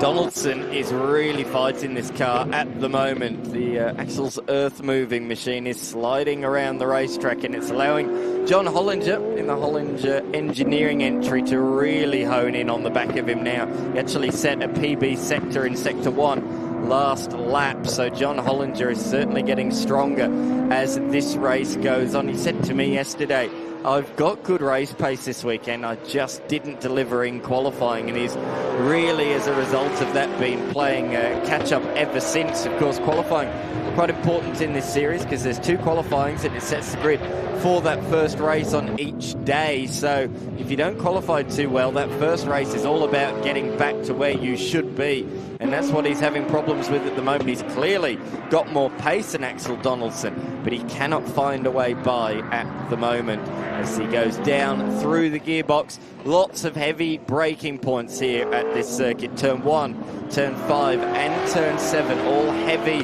braking points. And yeah, got to be hard on the gearing down through that gearbox. It's a paddle shift operated Albin 6-speed transaxle gearbox, and it's a pretty reliable thing, that is for sure. And you can, as we said, you can be pretty aggressive on it, that is for sure. Looking around, there are a few PB sectors, Finn and Studdard as well. Both of the cars on the screen set PB sectors on the last lap, and in fact Studdard set his best lap of the race. So despite Finn moving past him, Studdard is remaining on his tail. Yeah, just having a look, you're speaking about the race pace when it comes to the cars, and from 3rd place down to 7th, last lap out, they were all within 0.2 of a second of each other. So they are very even out there now that they've got their tyres up to temperature and they've got their race pace. Lee Stibbs is a bit of a standout there at the moment, but he's slowing the car down. So they are racing to a time at the moment. I think they're just trying to match the guys in 2nd and 3rd. Like Emery and Goodacre, that's all they're doing at the moment. That's what Lee Stibbs said to me prior to the race. Says, I'm just going to try and, effectively he said, I'll just try and pull away, and then it'll just be effectively keeping it on the road. Driving to a number is effectively what he said to me. So yeah, that is his plan. No point charging 12 seconds down the road and firing it off. Might as well just conserve that gap. Don't use up the tyres too much. Keep it on the black stuff. Just drive it at 95%. Although a lot of drivers say when you do drive at 95%, that's when the errors start coming, because you're not subconsciously thinking about things. You have to re-judge your braking points and everything. So it is often harder to drive at 95% than it is at 100%, as weird as it sounds. Yeah, they might be able to play it just a little bit safer there, grab another 10 metres of braking area and things like that, just so they're not trying to lock those tyres up and conserve them a little bit. Obviously, they will start the race where they finish in this race. So at the moment, Lee Stibbs potentially start off number 1 again if he can continue on the way he is. There we go. We go back to Donaldson, the Axel's earth-moving entry, the 111. In 4th position with John Hollinger right on the back now. That is back down to less than 1 second between them. Studdard still chasing in the background to Finn as well, and that's down to less than 1 second as well. But Donaldson liking to slide the car just a little. Yeah, he had a big twitch through Turn 9, and it meant that he couldn't get the car back towards the apex of Turn 10. He was sliding out sideways, so he's really, as I say, wrestling that machine at the moment. How good does the rear end of that Mustang look with the huge aerodynamic aid on the rear? Certainly looks good, doesn't it? Here it is. We're going to get a great shot, a nice zoomed-in shot of that rear end. Yeah, such downforce these cars produce. Yeah, one of the Mark II cars, obviously they were the Mustangs when they came out. Not that much fun, and even considering the development in the car, the new IRCs still aren't necessarily the dominant car at every track. So the Mark II car is very, very competitive out there as well. And I suppose the opportunity when it comes to our endurance rounds is to have 2 drivers and share some of the costs. So we will see that actually. With the Donaldsons and then a couple of other teams there where they'll have 2 drivers there, be able to share some of the driving and the costs of a weekend. When it comes to innovation race cars, obviously the different formats, trying to promote more people getting behind the wheel of these supreme vehicles. Donaldson still leading over Hollinger at the moment. I don't know if Hollinger's going to be as keen to have that little dive down the inside after yesterday's racing.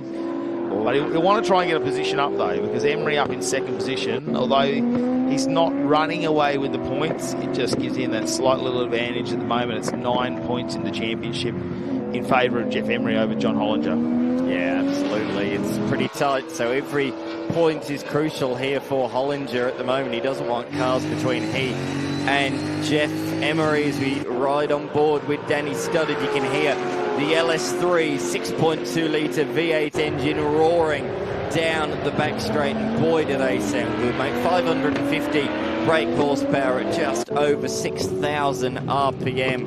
They are huge beasts of a machine, that is for sure. Even the Mark II car, we said, didn't we, how loud the Donaldson car was yesterday. It's actually louder than the IRC cars. That's a 5.2 litre quad cam V8. It actually produces 615 brake horsepower. So the Mark II car is actually a little bit more powerful, but it's not as good in a straight line, got a bit more aero on it. So it's not as efficient in a straight line. This Mark I machine, that's got a 5 litre V8 Coyote engine in it, 550 brake horsepower for this particular machine. The Mark Is, they were built in 3 different body shapes. This popular Ford Focus, also the Mazda 3 body shape, and the BMW M235i as well. So we're on the final lap here of the Innovation Race Cars. Well, it's race number 1 for Sunday, race 3 of the weekend. And have a look at Donaldson. They'll be coming around. This is the battle you've got on your screen at the moment, and that's for 4th positions. We go on board. This looks like our leader, Lee Stibbs, coming around the final couple of corners. Will he get his 2nd victory out of 3 races? Brand new to the Innovation Race Car Series, brand new car, and across the finish line to take the checkered flag, and gets himself another win there. Emery just got across the line in 2nd position now. He opened up a little bit of a gap on Goodacre, so potentially something happened there. There's been a change on the final lap further back. Jack Donaldson is just going to hold on by half a car length, but behind, Studdard has made his way past Finn on the final lap and slid out the final corner. So he managed to get through, set his PB lap on the 2nd to last lap, and then managed to make his way through on the final tour. So nice job there for Danny Studdard. Good recovery in what was a challenging race for him. Lee Stibbs, the victor in that one by a comfortable 4.7 seconds. Margin came down a little bit towards the end, but I think he was just cruising to the flag. Jeff Emery came home in 2nd, as you say, really gapping Goodacre late on in that one. Axel Donaldson came home in 4th position, holding off John Hollinger in that race. Beyond that, Danny Studdard got past Brian Finn right at the death, and Joe Crossing in the Mark I Ford Focus came home in position at number 8. Really starting to find their groove around this little 2.6 kilometre track here at Mallala Motorsport Park. It's got a whole heap of history, and I like to say it's got character. You walk in, you almost feel the personality of the track, don't you? For the first time you're driving the gates, you get to come here a little bit more often than the rest of us, but yeah, you really feel it as Lee Stibbs just giving a cool-down lap there, and I'm sure he'll be happy to get himself another race win. Emery, the only one to get on all 3 podiums at the moment. He's had a win, a 3rd and a 2nd, so he's been on every step of that podium so far this weekend. Jeff Emery, let's have a look at some of the race highlights, though. The start was always going to be interesting. Emery's been here before. Last time he was in pole position. He had started on the inside, but tell you what, Lee Stibbs, pedal to the metal, and he just got in front there. He's got the racing line into turn number 2, and he held on to that in the Hi-Tec Oils entry. Emery, I think he just knew it was all about what's happening behind, but it was Donaldson who got an early start on Goodacre.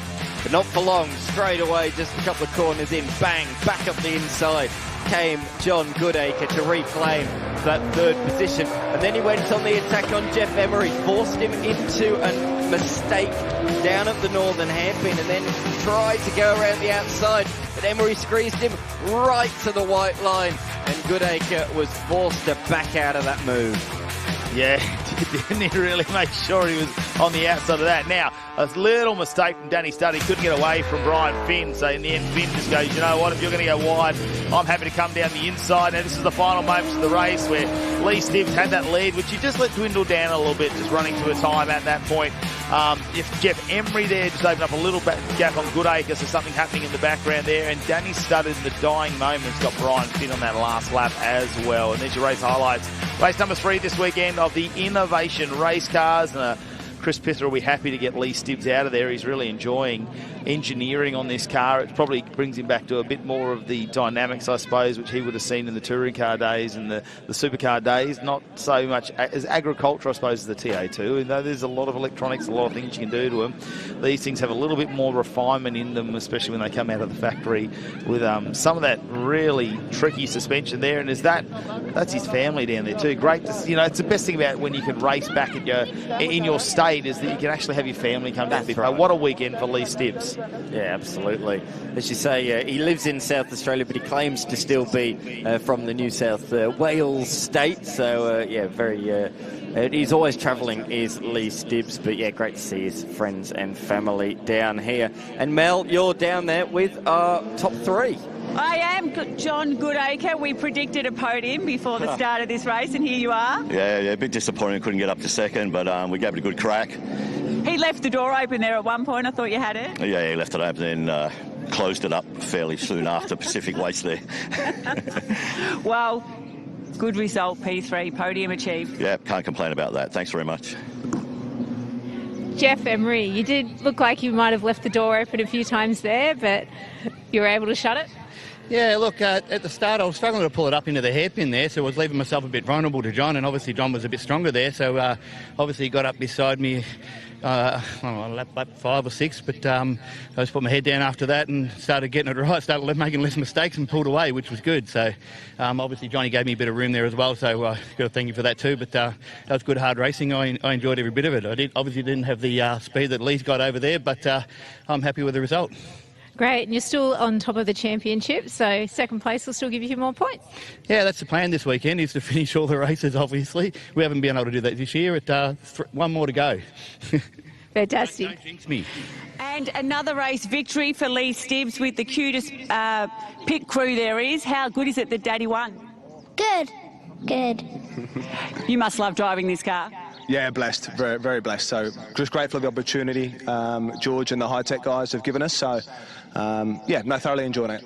Been great to watch, one more to go. Yeah, looking forward to it. All the guys in the category have been great, embraced me really well. So all the best to Jeff and Goodacre for the next one. So looking forward to it. Great stuff, thanks. Well done. Thanks, mate. Yeah, that's our sentiments exactly. Daddy, well done. Indeed. Well done, Lee Stibbs. Yes, a very happy weekend for him as we move on to our next category who have come out for their third race of the weekend as well. Of course, it's the Formula Vs who join us back here at the Hi-Tec Oz Super Series. A very short national series for them, but great to have them joining us once again. But it's all about Reynolds at the front and McDonald, because that was the fight that we saw yesterday. That's going to continue on. And in the first race, it was just 1/10 of a second between them. So we'll wait and see. And that went right down to the last couple of corners. But the race start is underway. And as they move down into turn number 1, it looks like McDonald's may have got the jump on Reynolds and that checkmate chassis.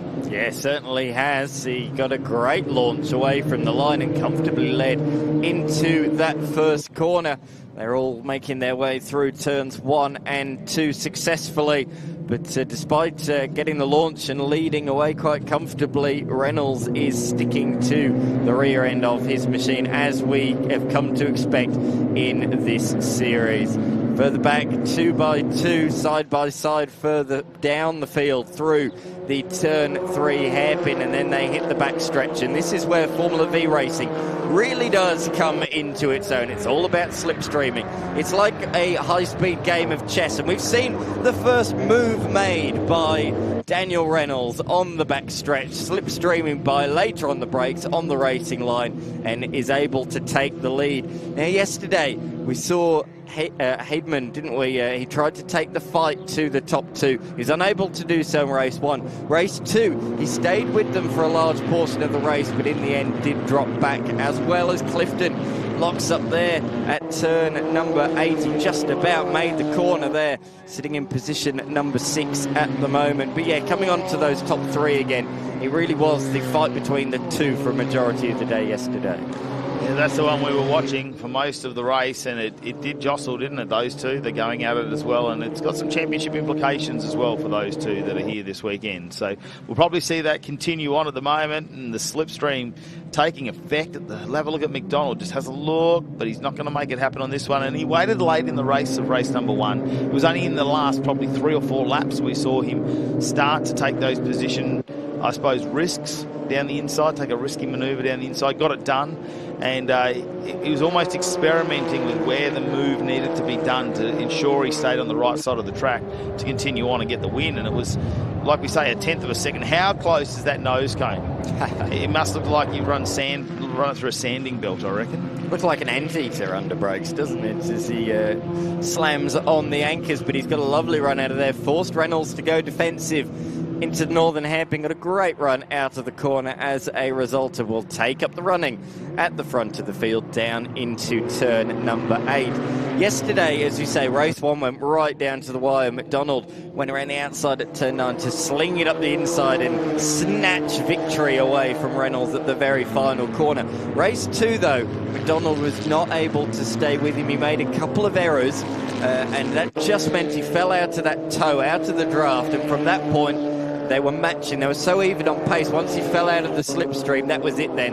He couldn't catch back up again. So this time McDonald will really try not to make those errors early in this race and remain in Reynolds' slipstream, potentially take the lead like he has now. Just remain with the number 51 machine, the checkmate chassis throughout the race, so he's in the fight come those closing laps. And that's what Hedeman will also try and do as well in position number 3, but he's already fallen over a second behind. Well, this is the battle for 10th position at the moment. Newell in the 36 machine leading over Moran and Westerhout. As we head back to our leaders on track, McDonald, I don't think he's too worried about it at this point. There's still more than 16 minutes remaining in this race. And look at the nose cone right under the exhaust pipe, tucking in there.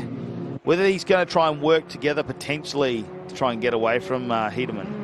Yeah, that's the question. You know what I mean? Like, if they can get away, they don't have to worry. Because look how close he is at the moment, and that's still less than a second behind McDonald. These two are the championship contenders, though, and I think both of them will probably think, you know, if Hedeman can get inside us, you know, get in between us, if I take the victory and he's in second, they'll probably want him to join the fight. Both of them will be thinking, if I can get him in between myself and my title rival, that would only be a good thing. So it's going to be interesting to see how they do play it, but the top 3 at the moment are very much pulling away. So Hedeman going with them at this point in time, which is good to see.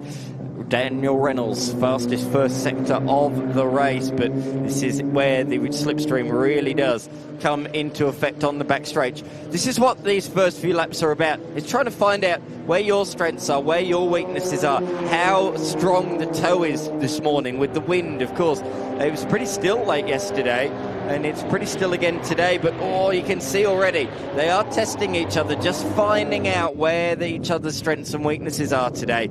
And this is definitely the closest we've seen Hedeman to the top 2 for quite some time this weekend.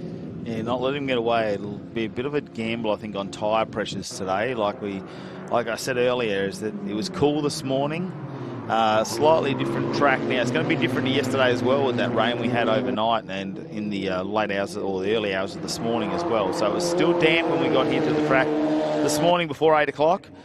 Well, that dried out pretty quick with that wind that comes across here at Mallala. So McDonald back in the lead of this one with Reynolds in second position. We have a little bit of a battle going on further down. This is the battle for 4th. Harriet out there in the orange machine with Ogden behind, who yesterday had an issue with a spark plug being stripped out of the head, I believe. So they had some mechanical issues yesterday. Great to see them back out on track, and this should be a fresh day for them as they slide it out there. Ogden in the orange machine over Bean. Correct. So that was a huge slide there for Ogden. He nearly looped it down there at turn number 2. You don't normally see Formula V cars get that sideways and stay facing in the right direction. Normally, if they go that sideways, you're on the lock stops and you lose the rear end as the fight up the front continues once more. So McDonald back up the inside, or in fact a defensive move that was down there into the northern hairpin. This is good quality racing already this morning in the Australian Formula V Championship. Their final round of the season, a season that started at Calder Park Raceway. They've then been with us ever since on the Hi-Tec All Super Series bill, competing at Sydney Motorsport Park at Queensland Raceway, and then here rounding out their 4-round season. very much a national series this weekend and all season, really. As you said yesterday, depending on what state we've been in, we've had a lot of locals, but we've had the usual Queenslanders, West Aussies, and of course Daniel Reynolds from Canberra, who's gone and done every round. So we've had that core group, haven't we, of about a dozen that have gone to every event and joined the local contingency. Yeah, it definitely had. It's made for an interesting season, especially when we consider there are a couple of things there to do with the points that will adjust some things. And we'll let them sort that out with the Formula V category, because there's so many points up for grabs in each round. Like over 500 points available, which means if you have one bad weekend, you can fall right back in the numbers. Here we go, they're side by side once again. Reynolds around the outside, and McDonald, well, he can't hold on to it that time. The runner's on, but he goes wide, right up on the ripple strip there. And that really hurts the drive out of that corner. And have a look at McDonald now. He's got to go the long way around, but he's down the inside line. I don't think he's close enough. He's going to duck back in behind as well.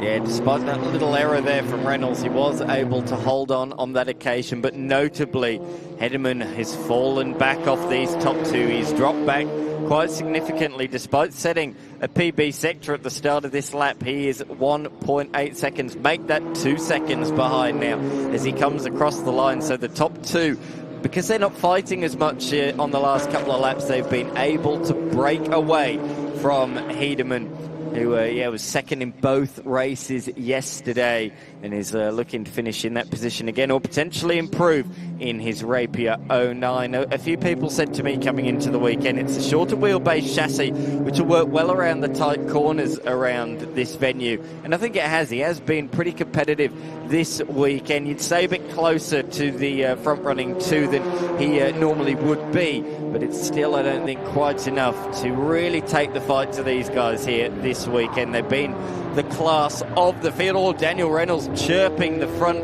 wheels there under brakes, run wide as a result. Effectively, that was locking up under brakes, so he forced into an error by McDonald, who slides up around the outside through the flat-out kink and will take the inside running into the final hairpin on this lap. So many great overtaking opportunities here at Mallala Motorsport Park in South Australia. For many young people, they've not only not been here before, but a lot of them have never seen the place on TV because, of course, particularly our Formula Ford stars, back when this track was last used in national Formula Ford competition, they were just babies. Were they even born? Some of them wouldn't have been born, exactly right. Some of them would have been thought about. A couple of them hadn't even heard of the track when it was announced on the calendar at the start of the year, which really does highlight just, how fresh it is back in the national spotlight. First national event here at Mallala Motorsport Park in nearly a decade, as side by side there is a fight further down the order. Yeah, it looks like Reinstein and Bialik is out there taking on now. Bialik leading the 1200 class. So we haven't mentioned that today, have we? That there is a 1600cc engine, 1200cc. So Bialik is leading that one. Oh no, this is the leaders. Wow, they are really pushing their braking markers at the moment, aren't they? You can see that tyre lock up there, but Reynolds goes back around in the number 78 Checkmate chassis. McDonald relegated back to second position. Now they're going to keep jostling the entire time. They've got almost 10 minutes remaining, and depending on when they cross the finish line, we've got to complete that lap. So we could have a good 10 minutes of this battle still to remain. Yeah, exactly. We're only just over the halfway stage, so let's not get too carried away with claiming the victory just yet. This is a marathon, not a sprint out there at the moment, as we look at one of my favourite liveries with the shark teeth. That is, of course, Newell, who is in position number 10, just ahead of Moran, who comes from Queensland, and going around the outside at the sweeper down towards turn number 8. Good battle between these two. They were fighting for much of yesterday as well, and they remain side by side. This is great stuff between the pair, and it's going to be the 36 that holds on of Newell. But look, Bezik's come into the fight as well. Another Queenslander joins the duel. Of course, the Queenslanders were at the Ben Motorsport Park last weekend. In fact, a large majority of the field were at the Ben Motorsport Park last weekend for their national challenge, and that went the way for a 5th time of Michael Kinsella. He pipped Daniel Reynolds right at the end of the race. Unfortunately, Kinsella, a regular in the National Series, has competed in it for many, many years. Because it was back-to-back weekends, he couldn't get the time off work and unfortunately had to skip this event. But of course, you do have the drop-around point system in the Australian Formula V Series. So although he's not here, it doesn't look as bad on paper as it does in front of us. Yes, we're looking at the live scores at the moment here, and they'll travel down now. This could get interesting as they start to come and get a few back markers lapping a little bit of traffic at the moment. Oh, could play into someone's advantage. Oh, yeah, I know. That's the 39. That's Midwinter. Baxter Midwinter, local South Australian. He knows this track like the back of his hand. Both the Midwinters here this weekend, both Baxter and Julian Midwinter, both competing in the 1200cc class, and they're actually now on the road to together in 21st and 22nd, but Julian Midwinter has already retired the car after just a lap in this race, so that's a shame that his race has come to an early end. But a good contingency of 1200cc cars. We've got a half dozen here this weekend, which is really, really good to see. Large bulk of them made up by the South Australians, but a great battle this. Up the front, McDonald certainly not made those midway race errors like he did yesterday. He is remaining in the wheel tracks of Daniel Reynolds. He's gone purple in Sector 1, a PB in Sector 2, so I think McDonald is really starting to push now. He's going to have to. The time is ticking away. We're under 7 minutes remaining in this race, and with some lap traffic getting in the way, it can upset your race line. So Reynolds can pick it at the right moment. It could be an advantage. They just go past Butler, who's down in 17th position. Just running his own little race down there at the moment. He's between 16th and 18th, but they've got a little bit of a gap either side. Absolutely. Through they go through turn number 2. Tricky corner, that one. There's so many different ways you can approach it, depending on if you're on the attack, if you're defending, if you're on a quali lap, if you're by yourself in a race. There's multiple different lines that you can take, and it depends as well if you've got a rear-wheel drive car or front-wheel drive car and what category you're in. So it's a really unique corner, that one, because you go through turn 1. It's quite cambered turn 1, but if you get spat out too wide, you miss the apex, you end up compromising turn 2 quite badly. So it's very much a compromised section of road, a bit like the final sequence of corners as well. Oh, Reynolds again. Those front wheels really chirp when he's hard on the anchors, don't they? Have a look at this. McDonald, he's just testing the waters again, I think, just trying to find out, because we know Reynolds said, you know what, I know how to cover him up now. I know his tricks of the trade, but you're going to have to come up with some new tricks at this point, I think, just to try and suss out where you're going to be, where you want to put the car at certain parts of the track so it opens Reynolds up at the opportunistic moment there in the final closing stages. There is nothing between the pace of these two at the moment. Like, I don't think it would matter. No one's going to get in front and run away. They can't break that toe that they've getting down these little straights here at Mallala. So you've got to find, sometimes it's an advantage to be in second coming into the final lap of the race. We see that in the legend cars as well. So if you're that close and that evenly matched, sometimes the waiting game's better. But potentially you get a little bit more temperature in those brakes, and being air-cooled engine at the rear, I don't think that's going to bother them too much, but potentially a little bit of aero wash as well. Bilek, the 1200cc class leader, moving on through ahead of the 35, but with 400 extra cc's. Back will come Reichstein back up the inside into turn number 8. Going back to that lead battle, McDonald set purple sectors on the last couple of laps, but both times he's been close enough but hasn't lunged up the inside at turn number 8. I think he's keeping his powder dry. I don't think he wants to show his hand too early.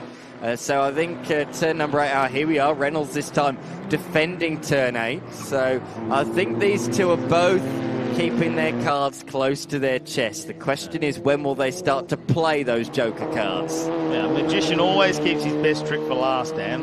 Indeed. He's got to keep that up his sleeve. But look at him. He's pushing him, because those little mistakes that Reynolds is making, those little brake lock-ups and things like that, it's going to start hurting that tyre. And if he gets a vibration, like we do, you get a little flat spot on the tyre, creates a vibration with the car, it's harder to drive. And with the little bumps coming in there, there's more opportunity each time for it to lock up and lock up for a little bit longer as he's trying to modulate that brake pedal. So I think the pressure is what McDonald needs to do. It's not necessarily lead this race. We've still got a few minutes left, which means we've probably got 3 or 4 laps. Is just keep pushing.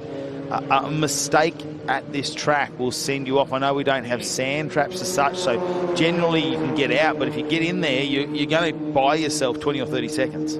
Absolutely. Here they are side by side into that hairpin. And again, Reynolds, you can hear it through the audio, the sound of the car, the chirping of the tyres, and then the over-rotation as the rear comes out sliding on him. But he's able to save it each time, but it certainly looks a bit of a handful, the Checkmate chassis out there for him at the moment, as McDonald is really applying the pressure. Reynolds has taken 6 wins in the championship this season. McDonald has taken 4. They are the most winningest of the Formula V drivers this season. By far. So, of course, with Kinsella not here this weekend, he'd taken 3 coming into this round. Further back down the field, we look at Harriet and Ogden.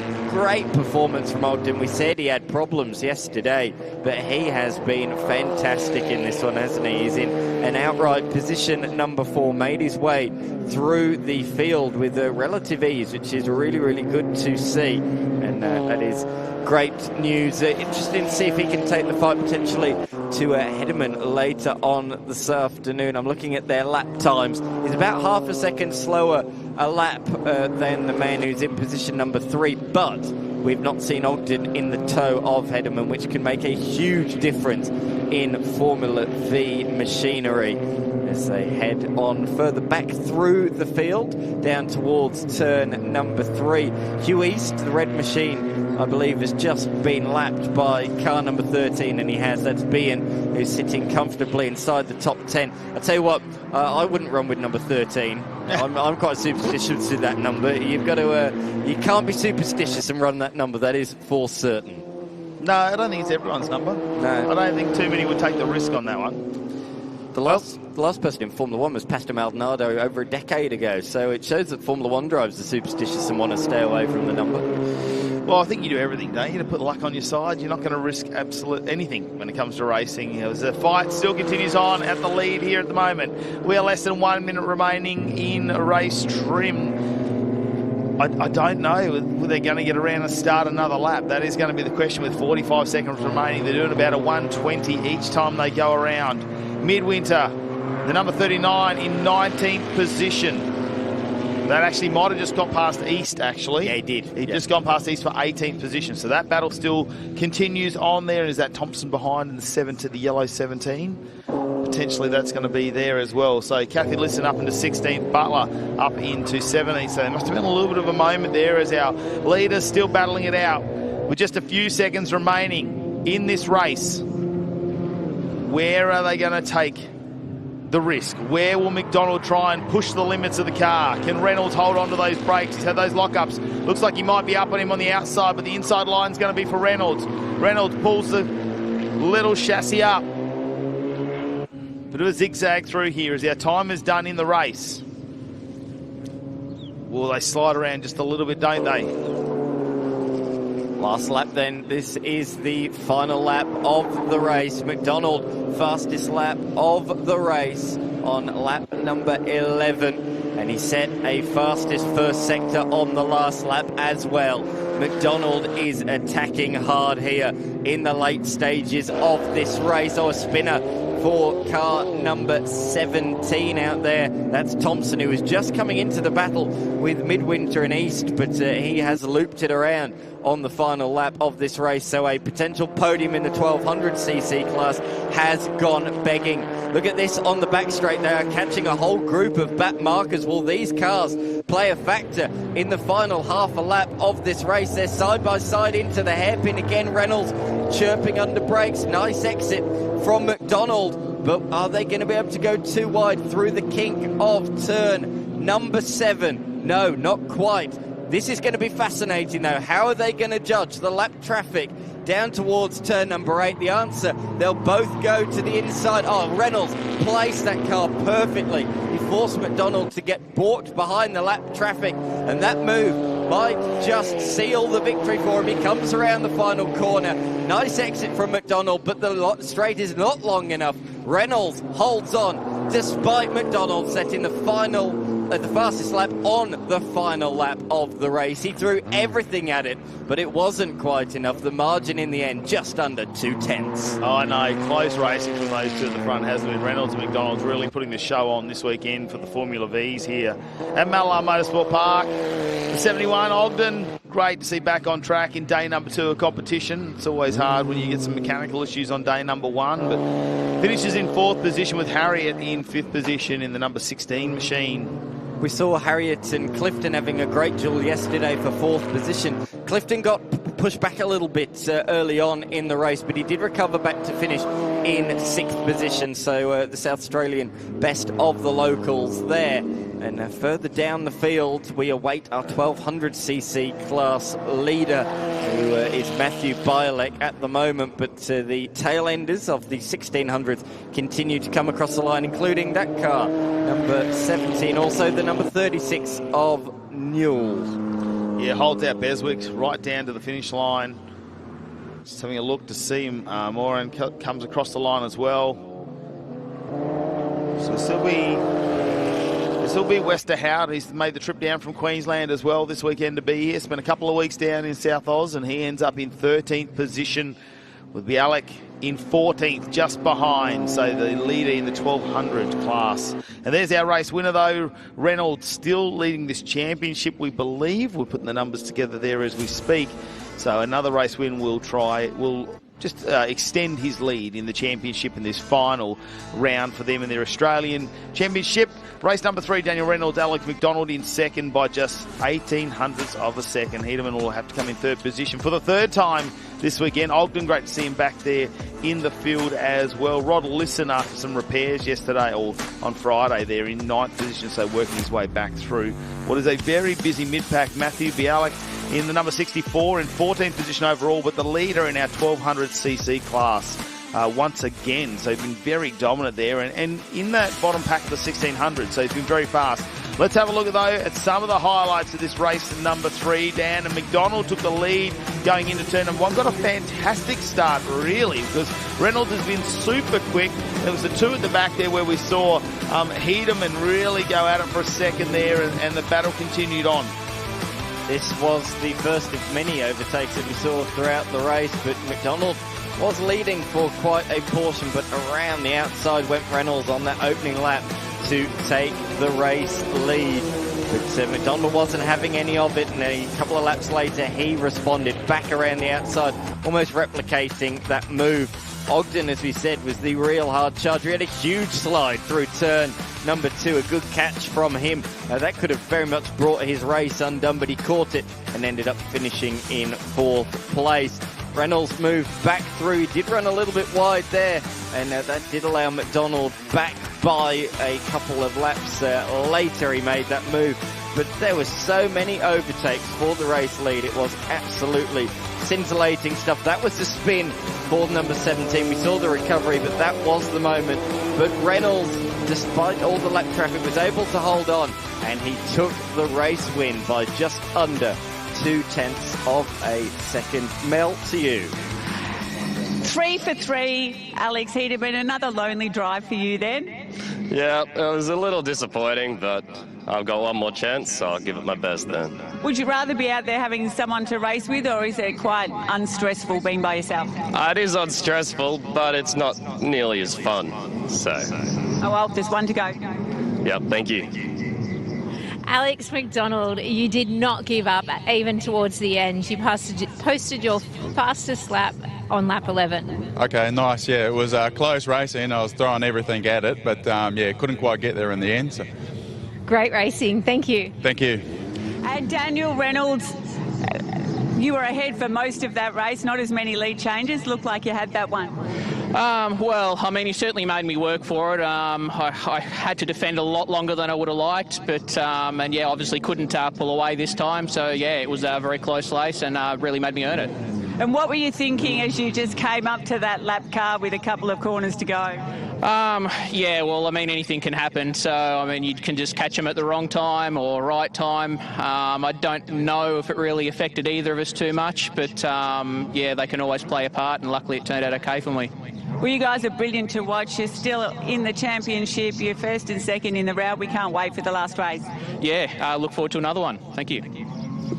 Yeah, Daniel Reynolds, very smart racer in the end. I think the lap traffic may have helped out a little bit because it made the track very skinny. Yeah, correct.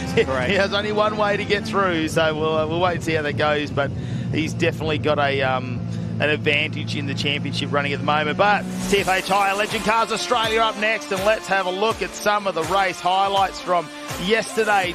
Ruben Dan in the 111 machine, the CXC car, that's been the one we've been talking about, the young gun who's just come into the series and been absolutely dominant at the start. Aidan Williams is now leading the championship over Dylan Thomas, who didn't finish race number 1, so he's got a big 0 next to that one. Shane Tate, well, he had an unfortunate race number 1 and had to start from down the back of the field as well, and he worked his way through in the budget car rentals entry with some great onboard footage there as he just went past Benny Goodrich in this fight. Scotty Morgan just in front. There was plenty going on. Now Maverick got in the fight here between Williams and Benno, and he just couldn't get the move done. He was just outside the podium in both those races yesterday in 4th position, but Kamenaberry, he's doing a fantastic job this weekend, stepping up from the Excels in 2025. But Aidan Williams from the New South Wales coast, well, leading the championship. This was unfortunate as well with Holder coming off the track there, just coming out of turn number 1 where he had to jump out of the car.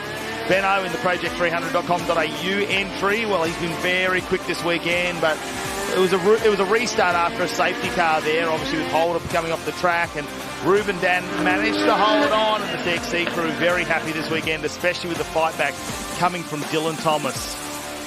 Absolutely, it's been a great performance from Dan so far. We did have a reverse grid race earlier on today, top 10 inverted, and these were the results from that one. Williams taking the win from Tate, and there are a few notable names towards the tail of the field, including Goodrich and also Benno, who finished on the podium in the first 2 races, so look out for the number 300 car from the very tail of the field. But we are underway.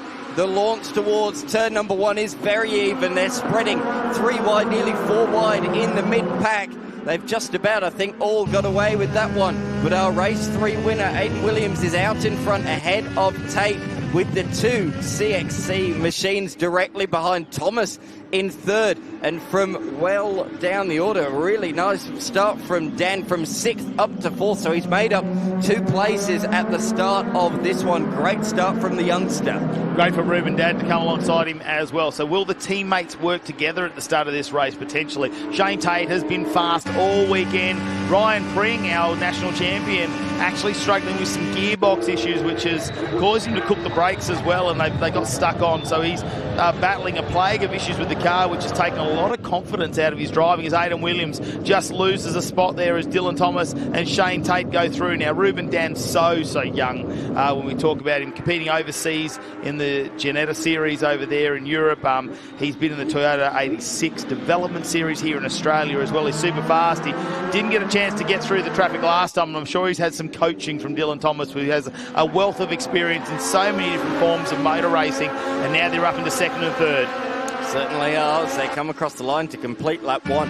I noted how strong the slipstream was on that back straight.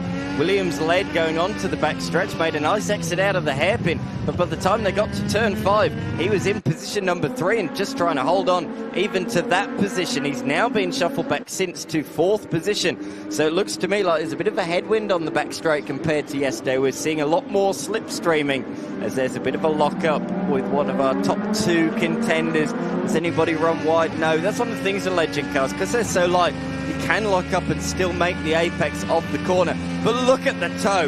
Look at Dylan Thomas hone in on the rear of Shane Tate on the back straight. That is visible down there. You could see how much he closed in, but Tate placed the car in the right place through the kink. It meant that Thomas could not continue that run.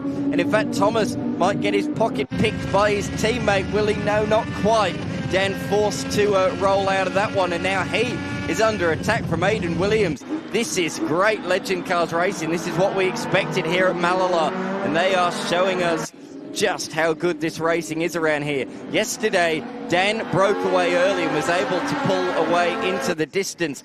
He is not able to do that today with the reverse grid earlier on, and now he's right in the fight in this one as well, defending down in towards turn number 1. He might be young, but I tell you what, he's done a lot more racing than his fellow competitors in recent times, racing overseas in England last year in Ginetta Juniors, and then racing 86 Scholarship Series for much of this year as well. So he has been a very busy man behind the wheel, but he said to me, this is something completely different. And it might be about the team as well this weekend, despite he's on track probably for a round win. Dylan Thomas had 0 points in race number 1 with that DNF, but Dylan Thomas has a championship on the line over Aidan Williams, so they need to keep the green and gold machine out of that top 3 if they possibly can. Shane Tate under all sorts of pressure as both the CXC machines go too wide, and Ruben Dan, he's not giving the boss, he's not letting him go, is he? Really pushing him to the outside, gets up on the curb. They managed to keep Aidan Williams out of this little fight, because we see that happen a lot of times. You lose a little bit of drive. They're not overpowered, these machines. Dylan Thomas under brakes, dives down the inside. Ruben Dan will go past Tate as well. And is that... Oh no, that's still the CXC machines on the right-hand side. Ruben Dan will try and cover that overtaking manoeuvre now in the 111 as they head down to complete another lap. And Tate, though, gets a little bit of extra drive. Ruben on the inside. Tate can hang on to the outside, which he just can't get up there. Now Aidan Williams fires down the inside. Ryan Pring looks like he's a lot more comfortable in the car this time. The pace seems to be back, but we know those issues that he's having come and go throughout the race.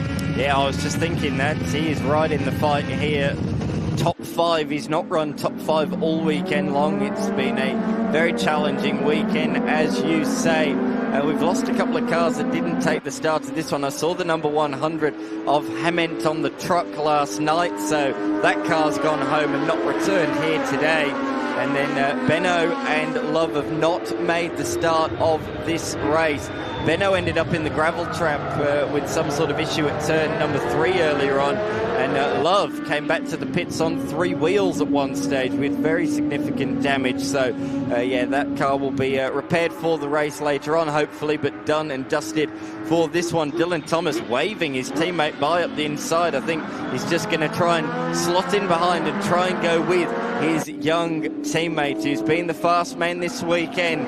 So good thinking there by Dylan Thomas. Exactly what you said. Are they going to work together? The answer is obviously yes. I'll get behind my young teammate, follow him, use his toe to try and pull away from the rest of the field. Aidan Williams now back up into position number 3. Tate's been shuffled back to 4th ahead of Pring, Tippett and Maverick. So really tight in the top 7.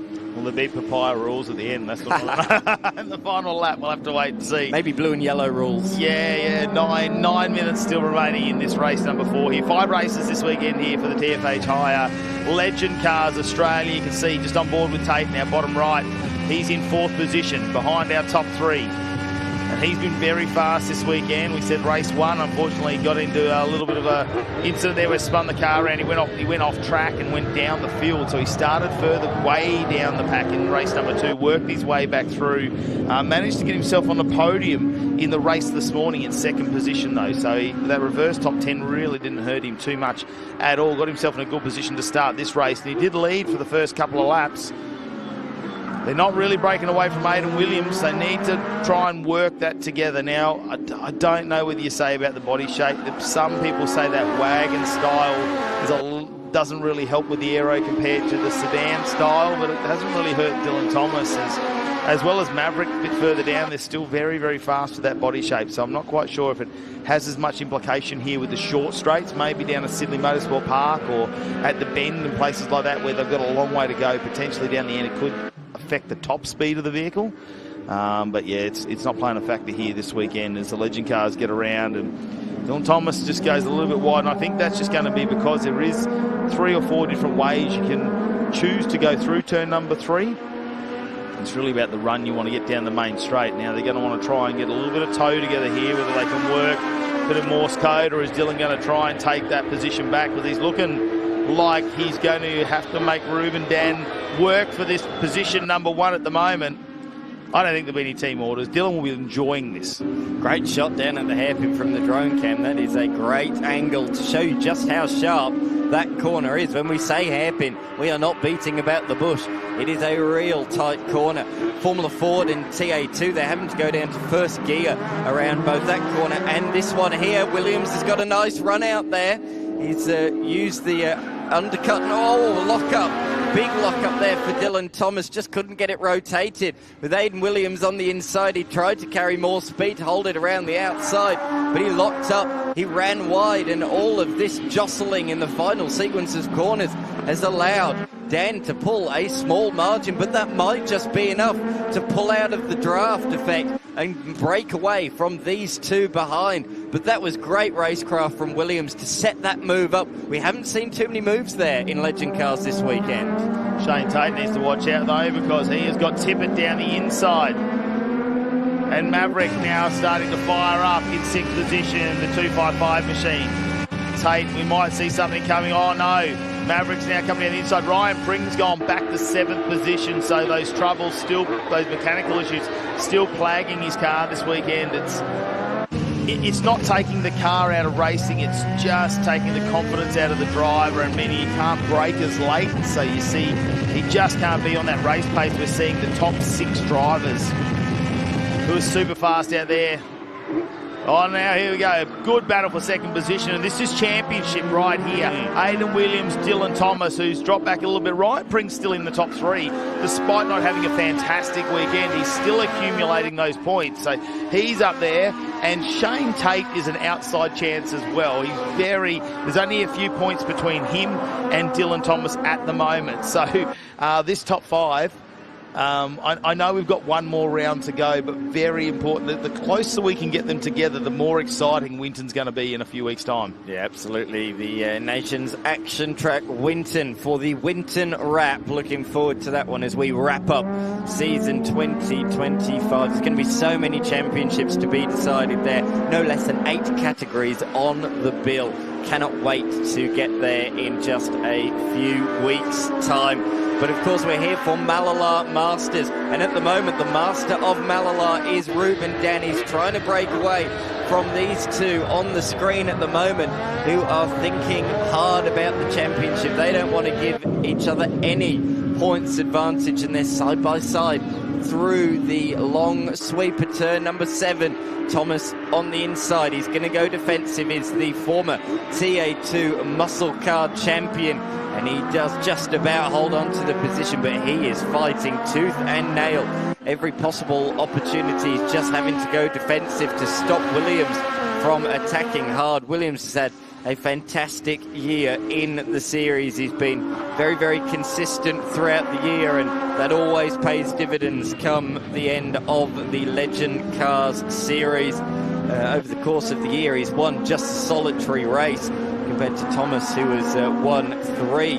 But really, the outstanding performer has been Hogan this year, who, of course, is over in the States competing in the World Series along with Asker Sendel and Prito this weekend. It is the World Championships over in Virginia in America, so we have a slightly smaller grid as a result of that this weekend, but they are representing Australia well, I'm sure, over there, as we see the fight for a just off the podium positions. Position number 4, huge lock up ahead for Dylan Thomas, and I think he's gone off the road, you know.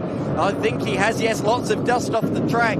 It is Dylan Thomas that has gone off. He tried to defend the move down the inside, and a huge plume of dust. Oh, he's not happy. He's slamming on the steering wheel. Not happy with that mistake at all. Down at the hairpin, you could visibly see him slamming, smashing his hand on the steering wheel. He'll be feeling those bruises later on today. Yeah, no, we didn't have the camera on there, so it'll be interesting to see whether it's anger at himself or frustration with the other driver out there as well. Aiden Williams, obviously, with a stellar karting career down there on the South Coast. Plenty of podiums as well. 185 wins in karting there for Aiden Williams and his full career there. It was great to see him step up in the Legend Cars in 2024. Let's have a look at a replay here. That's Ruben Dan going, oh, it's on his own. He is going to be so upset with himself, just locking that wheel up. And we saw moments of it Didn't look like anyone followed him either, and Tate now is in third position, so back in a podium once again for Shane Tate as we get on board now with the Budget Car Rentals entry, number 147. Have a look at Tipper down the inside, and Maverick, who has been flirting with a podium all weekend. Can he do it? Exactly, yet to get one in Legend Cars Australia. He's been so close on so many occasions. Is this going to be the day he does it? He's in fifth at the moment, though, trying to take position number 4 around the outside of the sweeper. He's just fallen back behind, unfortunately, as they get towards the braking zone. Here comes Tate, late on the brakes, up the inside. 71 there of Tippett trying to close the door on him as best he can, but he's not able to do so. Around the outside at turn 9 and back up the inside at turn 10 goes Tate. So Tate back up into position number 3. Side by side at turn 1. We've seen that end in disaster already this weekend, and look at them both sliding their way through there. That was actually the reason for the retirement of Holder. I had to catch up with John earlier on today, former production car racer. We had a really long chat, and he was saying that, yeah, turn 1, he had a collision. I think he said he thinks it was the number 94 of Rory Skinner that was up the inside of him, and the two came together. Unfortunately, when the car went backwards for quite some time, it did damage to the gearing, and that's why he couldn't find the gear and restart. That was the cause of yesterday's safety car. So turn 1, even in these cars, not really an overtaking opportunity. Listen to the tyres protesting under brakes there. Really trying to pull them up into that hairpin turn number 5. Now Dylan Thomas and Ryan Pring are going at it back for 6th position, but I think Dylan Thomas has got the manoeuvre done on Ryan Pring, and we know Pring's struggling with some mechanical wear and tear on the vehicle this weekend. That's just keeping out of that pace that he's going to need to stay in that top 5. Tippett, well, he's got the move back on Maverick at the moment, and that's probably given a bit of a reprieve for Tate, who's in third position. Ruben Dan stretching the legs out, 3.6 seconds out in the lead over Aidan Williams, who's leading the championship now, coming to this 4th race of the weekend. Still 1 round to go at Winter Moto Raceway in about 4 weeks' time. Tate, he'll be pretty happy if Tippett and Maverick can stay in this little stoush, because that's just give him a little bit of advantage out of some of those corners. Dylan Thomas was absolutely flying on the last lap. He's not too far behind these guys either, only a 1.5 seconds behind. So if these guys continue to fight the way they are, there he is, lurking in the back of the camera shot, and he's towing the reigning champ along with him as well, but time is certainly not on his side. Of course, shorter 15-minute races in the Legend cars. They have 5 races. Whoa, big mistake. Off goes the 255 machine, locked up the rears, and that sent him well off the road. We spoke about him fighting for his first podium, and now he's looped it in the gravel trap. He's going to struggle to get it out of there now. You can hear him flat out on the throttle trying to get it out of there, but he has plummeted down the order as a result, well outside of the top 10. Heartbreak late on. Well, you do know you can race Legends on dirt and bitumen, but normally not at the same racetrack. Normally we do it at separate races. Of course, we obviously the bitumen side of the series is part of the Hi-Tec Oil Super Series in 2025, and they were great last year as well. They always put on entertaining racing, big numbers. We see him get 3 and 4 wide into a lot of corners as Ruben Dan looks like final lap of the race up here, and he's stretched that out to 4.7 seconds now over Aidan Williams. He can drive this car home, or maybe he's going to push for a lap record. I don't know. It's a 117. I think it was down to 117.7 or something, the lap record yesterday. But he's got some clean air at the moment. He would have really been pushing hard at the start to work his way through.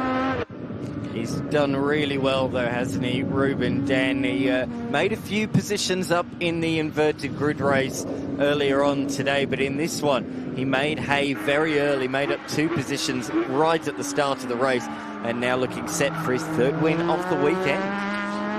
Just needs to make the final few corners in the 111 CXC machine. It's not the right CXC machine that wanted to be on the top step of the podium, but Ruben Dan now takes 3 race wins from 4 race starts here in Legend Cars Australia. Who's going to be on the 3rd step of the podium, though? Williams is 2nd. Tippett right down to the line. Tate, does he get there? No, he doesn't. Tippett takes 3rd position. Tate in 4th. Dylan Thomas back up into 5th now with Maverick going off the track. Pring in 6th position. Scotty Morgan in the red machine goes into 7th. Riley Skinner in 8th. Brett and Spicer is. This is Spicer in the 33. Looks like he'll end up rounding out our top 10. And what a race it was. Is that Maverick in the background, unfortunately. P14 in the end. He didn't just fall outside the top 10. He kept on going nearly towards the tail end of the top 15. So, yeah, it was a real shame. So the only one missing out of that is Benno. And I'll need to check where he ended up in the last race, actually, because I think he was a DNF. Yeah, and he hasn't come back. So Josh Benno, who did fantastic in the first 2 races, notably not there on the podium this time. Here's your race 4 results. Ruben Dan with the win by almost 5 seconds over Aidan Williams. Chase Tippett on the podium for the first time this weekend. And then we go back to Dylan Thomas, who had that big brake lock-up and went off. Ryan Pring, well, he's fighting this weekend to stay in the championship, really, isn't it? I mean, championship, we keep talking about it. Obviously, our next round, the Australian title as well. So we want to get that car fixed before then. Maverick Kimanaveri, unfortunately, with that big off, pushed him back into 14th position. Good to see Seth Morgan, the young kid, obviously Scotty's son there, just in 15th position as well. Let's check out some of the race highlights, though, because we'd have to watch for another 15 minutes to see all of them at the moment. Have a look at the start. See Maverick shoots down the inside. Ruben Dan got a great start, though, after just 1 corner. 2 positions already. Went past Tippett and Pring there. Scotty Morgan just in the background there in the red machine. But Williams and Tate went for it at the start, and Dylan Thomas said, let's make this a 3-way battle if we can. This was the championship, really. Dylan Thomas and Aidan Williams. Now, Ruben Dan followed him through as well, and we thought, well, will the CXC machines try and work together? And they did for a couple of laps until they both got into the lead. Shane Tate wasn't going to give it up without putting the elbows out for as many corners as he possibly could hold on to, but it just looked like they got the setup of these machines right. Certainly did. They did come through at a fast rate to knots in the end. That was the first mistake by Dylan Thomas, and then this was the big one, though. A huge lock-up down at the northern hairpin, ran off the road. He recovered to finish in 6th, and then this as well from a potential top 3 finish. He was inside the top 5, but Kemi Naveri threw it off the road, unfortunately, and finished down the order in 14th. Out in front, though, Ruben Dan from 6th on the grid in that race, moved forward to take his 3rd race victory of the weekend in his maiden Legend Cars Australia round. Well, Aidan Williams will just extend that slight lead that he's got in the championship now after race number 4. Still 1 race to go this afternoon for the TFH Hire Legend Cars Australia. But I tell you what, the youth and enthusiasm of this young man, he is very, very young and doing a fantastic job showing that he's going to have a long future, I think, in motorsport as well. Great to see Tippett up there on the podium as well. So 3rd position for Chase Tippett.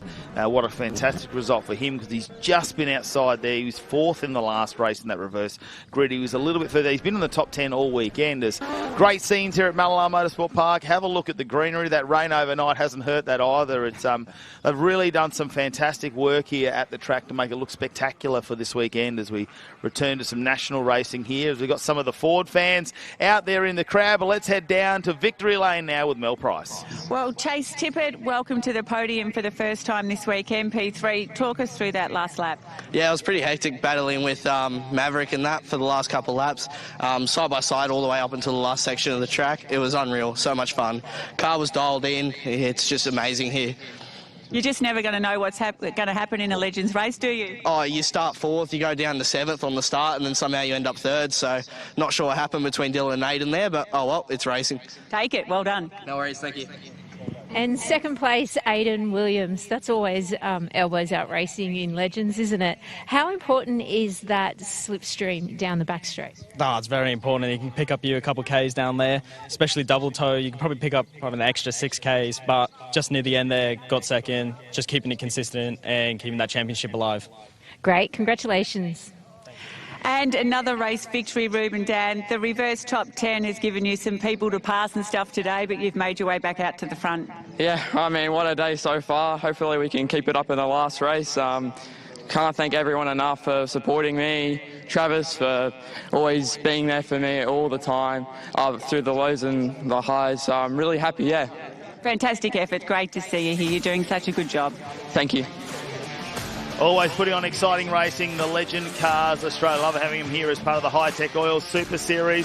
Mallala Motorsport Park. Mallala Motorsport Park has really turned it on this weekend for round 5. And, of course, we've got plenty more action coming your way this afternoon. Don't go anywhere. We'll join you in about an hour's time on KO and SBS to continue the racing this afternoon with the TFH Hire TA2 muscle cars supported by Maritimo. It's going to be some fantastic racing this afternoon. Join us from 1 p.m. on the East Coast and 12:30 here in South Australia.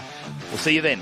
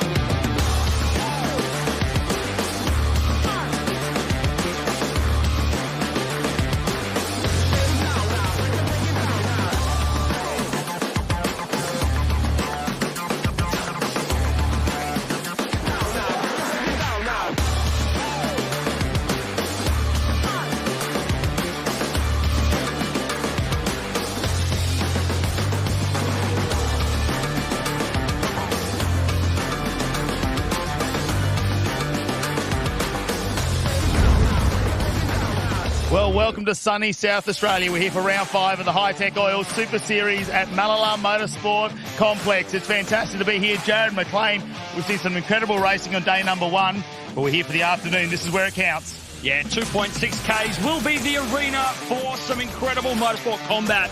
It's a beautiful day, patchy cloud, but awesome conditions. It was a little bit wet this morning, but it's warmed up to 19 degrees at the moment, and we're going to see it rise a couple of degrees in temperature here this afternoon. The sun is out. The track's looking absolutely amazing. Our Formula Vs have been out on track. Well, it's David Reynolds at the moment who's dominating that. Yeah, it's been really wild to watch him, and especially how hard he had to fight in the race we saw earlier today. Go back and check that one out. It is well worth the watch. Innovation race cars. Well, Lee Stibbs has taken like a duck to water in that one, hasn't he? After the first race didn't quite go his way, he's dominated the next 2 races. Yeah, after fumbling race 1, running out of fuel, redemption in the following 2 races with a great qualifying result late yesterday and getting him into the top spot, bringing it home on top. Formula Ford, they've been a staple diet throughout our season this year, and they've done fantastic. Kobe Williams, of course, really in the struggle in race number 1. Went down the pack, but he fought back in race number 2, and this is going to get down to the wire in the championship. Lachlan Evanet just looks so in control, doesn't he? Yeah. These things, even though they're a handful out here at Mallala, he's just able to bring it home and just look so good while he's doing it. The Legend Cars Australia, well, they went 4 cars wide into turn number 1. That reverse top 10 this morning was incredible to watch, but Dylan Thomas, who's fighting for a championship coming into this round, hasn't been lucky. No, suffering an off-track incident, but the redeeming factor here was the CXC machine of Ruben Dan has been just about unstoppable. And the Australian number 1, Ryan Pring, obviously with some mechanical issues this weekend, so he is struggling to get control of that car. But they're putting on some entertaining racing, of course, the TA2 muscle cars that are right behind us. They're about to get out for their first race of the day. Yeah, it was an interesting day yesterday with a couple of big mechanicals, mainly centred around the driveline transmissions. Jared Hughes had to replace a motor after a race 1 incident, which basically saw that car sit sidelined for the entire race, recording a DNF in that first one, not starting the second one, but able to come out and take our pole award today. Well, this afternoon, of course, the TA2 muscle car race will kick us off, followed by the Formula Fords. We've also got the Formula Vs that are going to show up in our action. We've got plenty of other things going on, the Innovation race cars and, of course, the Legend Cars Australia. It's all happening here this afternoon at Mallala Motorsport Park as part of round 5 of the Hi-Tec Oils Super Series. I'll tell you what, Jared, I'm looking forward to some of this racing that's going to happen out there as well. It's very, very warm at the moment, which is different to what we had this morning. When we arrived at the track at 7:45, the ground was wet. Yeah. It was well below 10 degrees. Yeah, I was honestly looking for a rained-out racetrack. I was really hoping that we'd get it, but I'll take this any day. The grip level's going to be fantastic, but still, these cars have got a lot of horsepower. They need to be driven smart. Well, the sun is out. We're not too far away from going racing. In the meantime, let's head over to Melinda Price with our pole award. Well, P1 here. Even the man flu can't hold this guy down. We have Brett Thomas from TFH to present the Road Active Suspension Pole Award to Jared. Good on you. Thank you, mate. So, how are you feeling today? Heaps better. It's been a linear line of getting better, which has been good over the weekend. So looking forward to starting back a pole again like we did yesterday and hopefully being able to convert that to a race win. And not just your health, it's been an interesting weekend so far overall. Interesting's an understatement. Unfortunately, it hasn't been the greatest weekend for the IES Motorsport cars, but the crew's done an awesome job. They worked really hard last night and this morning to get the car back operational. Unfortunately, Paulie isn't running today because he had another motor go. But, yeah, we'll get Graham and myself, hopefully get some good results today to make up for it. You've got some good tyres in the bank. Yeah, we do. We've learned a lot about these things. They sort of send a plateau after you get that start anyway. So I think we'll be on an even playing field with everyone else. But, yeah, we'll see what happens. I think we do have a bit of an tyre advantage, so let's try and use it. Good stuff. And a shout out while we're Team Chevrolet to Alice Buckley, who unfortunately isn't here this weekend with a freak accident in a Trans Am race. So speedy recovery, Alice, and we can't wait to see you back at Winton. Over to you, J-Mac. Here with Brock Payne, who has charged to a Road 2 start, the best qualifying performance yet, coming through for P4 with the backing from Brisbane Builders in this machine. You must be feeling so happy to be on Road 2. Yeah, it's definitely a big improvement for us. We've been struggling a little bit in the last 2 rounds, so to come here, we had a little bit more pace, but we still, weren't quite there. All my team and that put a massive effort in last night, and, the car's quicker today. So, yeah, massive thanks to all my team for all the work they put in. We got speed, we're where we want to be, so we'll see what we can do in the race. I'm looking forward to it. Let's get ready to get belted up. Thank you, mate. Cheers. So, Tom Davies, P6 today, but firstly, let's talk about race 2 yesterday and this guy you're starting next to. Yeah, it wasn't really ideal. I mean, we had the pace up from race 1. Like, we're having a decent race at the front, and then last lap, turn 3, got spun, unfortunately. That's racing, but today I think we'll keep our head down, stick our elbows out and try and move back to the front. But, yeah, it'll be an interesting start starting next to him again, so we'll see how we go. We'll be watching. Yeah, should be good. Thank you. Here with Paul Morris, you received a 15-second penalty after contact with Tom Davies yesterday, but a great recovery coming into P5. Tell me, are you worried at all that the mid-pack is going to try and rush you on the run into turn 1, thinking that there's maybe some weakness at all? No, I think they know not to mess with me. So, mess with the bull, you get the horn. Has there been much of a setup development on this car over the course of the last 2 days, or have you come here with a pretty clearly defined set of parameters? No, pretty much clean sheet of paper. I really haven't done much in the car, and we've just been improving it. I think we closed the gap in qualifying there by about 6/10 from yesterday, so I think we've made some more improvements. Just the race yesterday showed me where our weakness was, which is just a bit of front-end grip in the tight corners. Our good long-run pace was good, but I think we've got to fire off early and get after it. We're looking forward to it. Thank you. No worries. Josh Webster starting from P8 today. I was just asking you about your tyres and you didn't look very confident. Yeah, we've got 4 black round ones. Depending on condition, that's an unknown. We did use all 6 tyres yesterday, so may have shot ourselves in the foot, but we know we've got a good race car. Marcus has tuned it up overnight, so let's go. Absolutely. What's your expectations for this race? Just move forward, keep the nose clean, and we've got an excellent race car on the long run, so hopefully no safety cars, and we'll just keep on chipping away. Good stuff. Here with Blake Tracy, starting out of a fantastic position. It's been an awesome weekend with 2 wins, great qualifying, but not without its own gremlins today. Tell me, what has the team been working on after qualifying today? Yeah, we had a bit of an electrical issue, actually. It's found a bit of a miss, so we've got a little spot in the wiring loom there which is not really liking it, so if it plays up, we've got to grab it down the straight to try and bring it together, and the miss comes back to life. So should start well. We've got a pretty fast Jared Hughes. He had good tyres, but obviously not racing yesterday, so I think we're just going to have to let him go and fight Hendrick, and hopefully they don't get the horn at the start. Let's talk about Heinrich super quickly.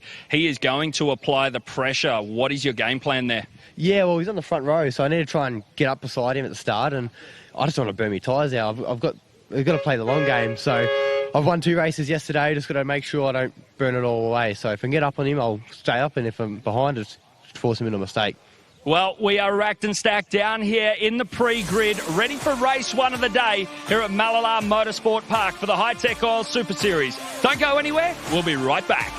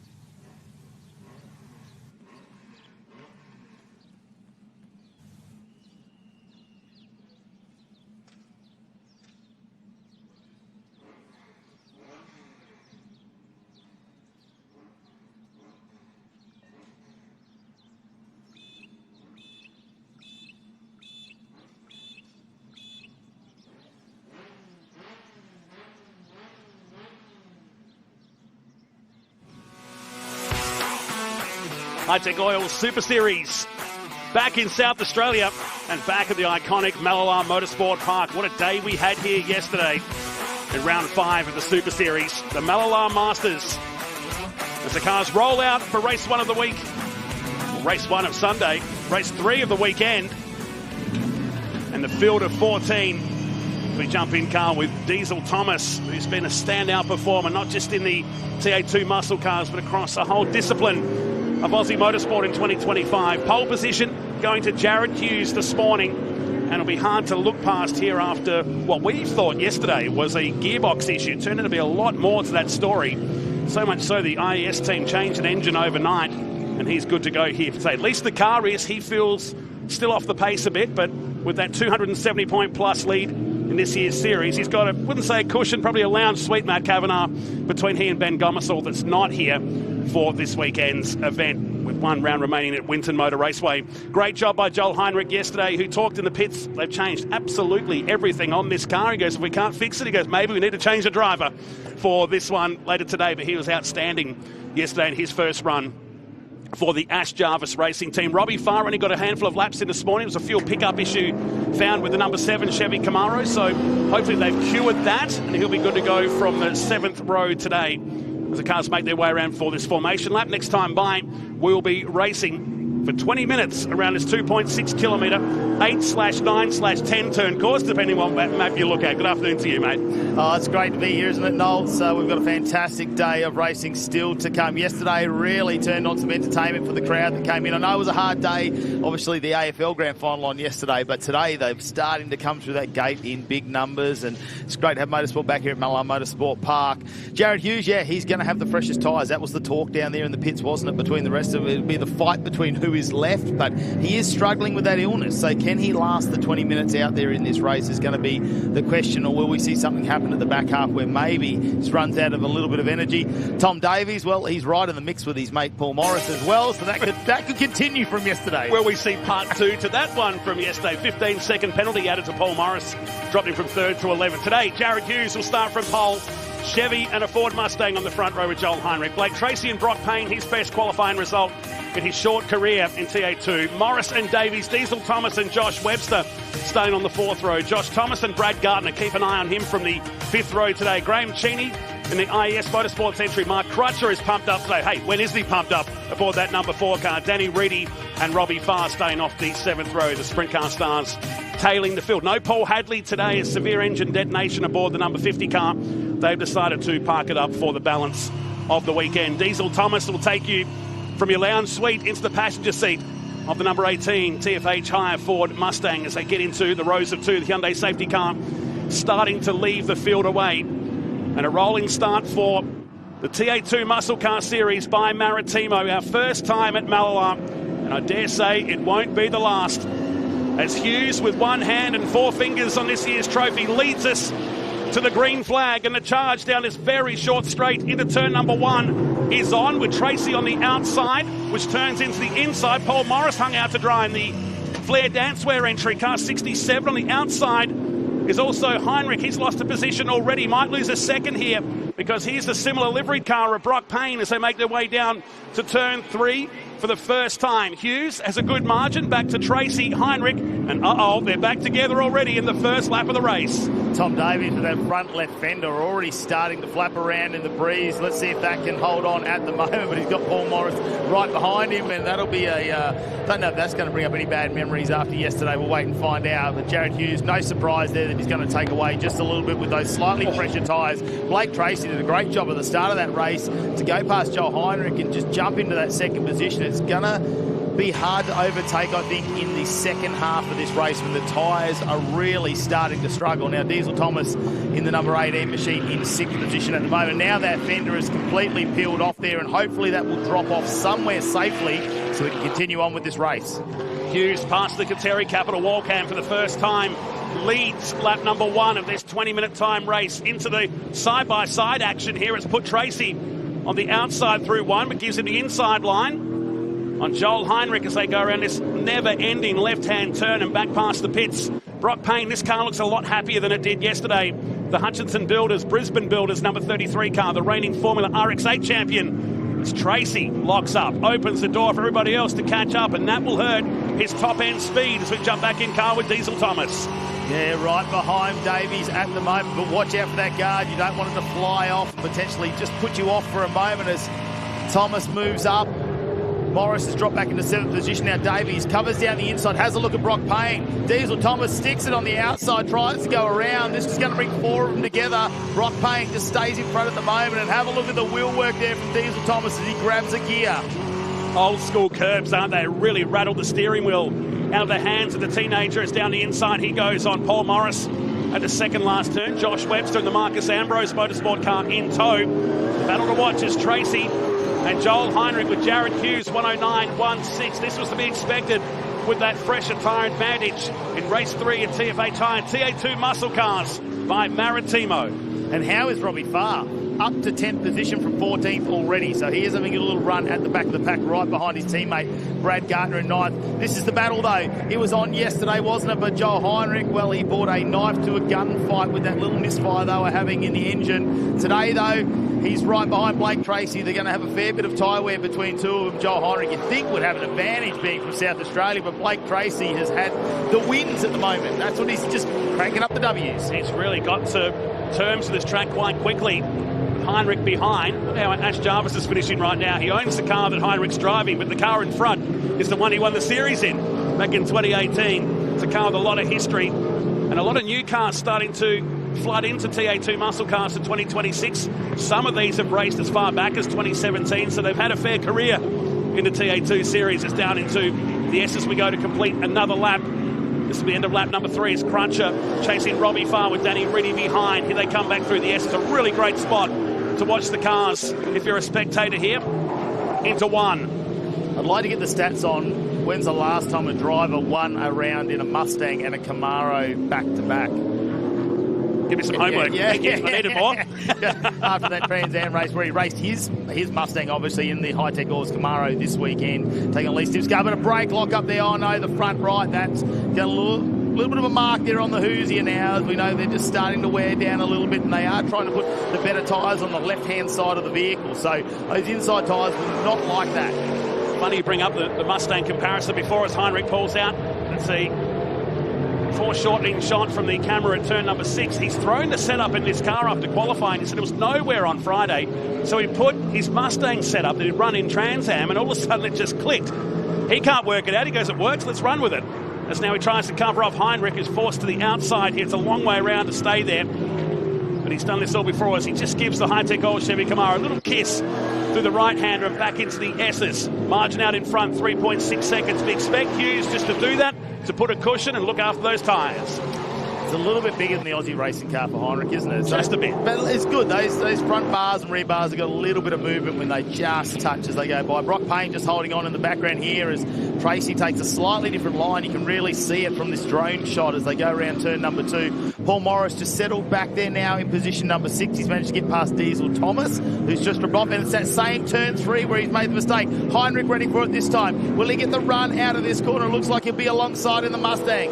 Will he get back up into second position? You don't want to stay on the outside, and smart. He's just trying to hang on to the racing line. It's so narrow from a racing line perspective, but now Heinrich waited for the moment, pounced down at turn 3 and completes it at the turn 6 northern hairpin here at Mallala Motorsport Park. Wait and see if he can hold on to this. Blake Tracy may just need to just back off for a moment, let the Hoosiers have a second to breathe. Have a look at Brock Payne though in the background. He has got Tom Davies closing that gap now down to under 1 second. So this could be a 4-car fight. Paul Morris not too far behind that. Diesel Thomas locks up a wheel in the TFA Tyre 18 as well. Best performer for that team here this weekend. Only 2 cars, which is surprising. Normally we're seeing 4 cars at the track from TFH crew. And they spread the love across so many categories in season 2025.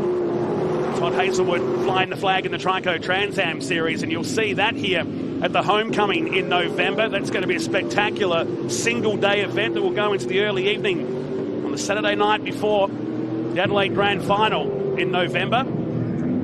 Down into turn 3. So the race is settled with Hughes 4.6 seconds ahead of Heinrich, Tracy, Brock Payne, Tom Davies. Back to Paul Morris. Diesel Thomas that you're riding car with is in 7th place. Josh Webster. Brad Gardner has cut up one position into 9th. Robbie Farr's dropped a couple now back into 11th with Josh Thomas, Danny Reedy and Graham Cheney, the 14 cars. And somehow that guard is holding on the Ariat Chevy Camaro for Nathan Hearn Racing. We talk of Tom Davies, who's about half a second clear of Paul Morris. Yeah, and Morris closing that gap down slowly. Very slowly. This could bring an exciting race. We've still got 13 minutes remaining in this opener for today. One race this afternoon. Let's save the fireworks potentially for the final race. Brad Gardner up on our screens at the moment. He's still in 9th position. I know he was just trying to conserve tyres in qualifying. We saw a lot of that where we only maybe saw 7 laps maximum for some of the drivers. Josh Thomas, he did 10 in qualifying, so he was out there quite a long time in the 69 and struggling back in 12th position, which is unfamiliar for him because he's been 3rd in the championship. I wonder if that's a tyre-related issue for using so much up during the qualifying session early this morning. Gardner seems to be Hi-Tec Oil's craze down there. He's done almost what Blake Tracy's done on several occasions in the number 22 car in 9th position ahead of Crutcher. Here's Morris, the most experienced guy, not just in this series, but probably in the entire field across all our categories in Hi-Tec Oil Super Series. At the Mallala Masters, race back. Oh, there was a moment coming out. I'm not sure if there was contact or it was just a lose for the Chevy Camaro, but either way, the Flair Dancewear number 67 car for the Norwell factory team has got ahead of Davies, and they pick up where they left off yesterday. Well, will it be a return serve potentially? Let's leave that wick. Let's not light it right now. Well, you're halfway there. Yeah, we're halfway there. Yeah. There's definitely some naked flame near that wick, but we'll try and keep it away at the moment. They're still bunched up though, aren't they, really? And we're talking from 4th position back to 9th. There's not too much between them as they go side by side again. And he's around the outside, Davies. It's loose out there as well now. Diesel Thomas is going to come into the fight. The Ariat number 42, can he hold on that guard? There's only a few fibres of fiberglass keeping that from flying off as they head into turn number 3, and he's going to have to be a little bit defensive here. Thomas feeds it back a gear. Cuts down the inside. Davies covers him off though. It'll hurt his run though down this back straight. You know, that all started when Morris went wide going into turn number 1, which made Davies check up. He then went wide, allowing Diesel Thomas to buy, and somehow Morris has pulled away from these two. Loving these in-car shots from the number 18 car. So this is what happened down at the final turn. So it's coming out of the northern hairpin. So yeah, a little bump evident there on the replay, the Hi-Tec Oils replay. So it was on the exit of turn 6. And then part 2 of that would happen through the turn 1 section. So is it 15 all or 15-30? I don't know. It's not game, set, match yet. No, it's not. It's not over. Here's your leader at the moment, Jared Hughes, fighting off a illness here this weekend. Didn't finish race number 1, missed race number 2 completely while they tried to repair the mechanical issues on this car. But the Chevy Camaro is back out there, and he's on the best tyres out of everybody, 4.2 seconds. And I'm going to say he is now managing that lead. Yeah, it was dropping down to at least the 110s. After setting the benchmark time on lap number 2 as the gap sits at 4.3 seconds. 2-time round winner this year and 6 race wins on his target for his 7th of the season. Joined us a couple of years back in a couple of single car appearances, the 2-driver event at the Bend last year. It's happening here on the Hi-Tec Oils replay. So we believe Race Control want to have another look at this incident at turn 6 between the Ariat Chevy Camaro and the Paul Morris 67 Ford Mustang.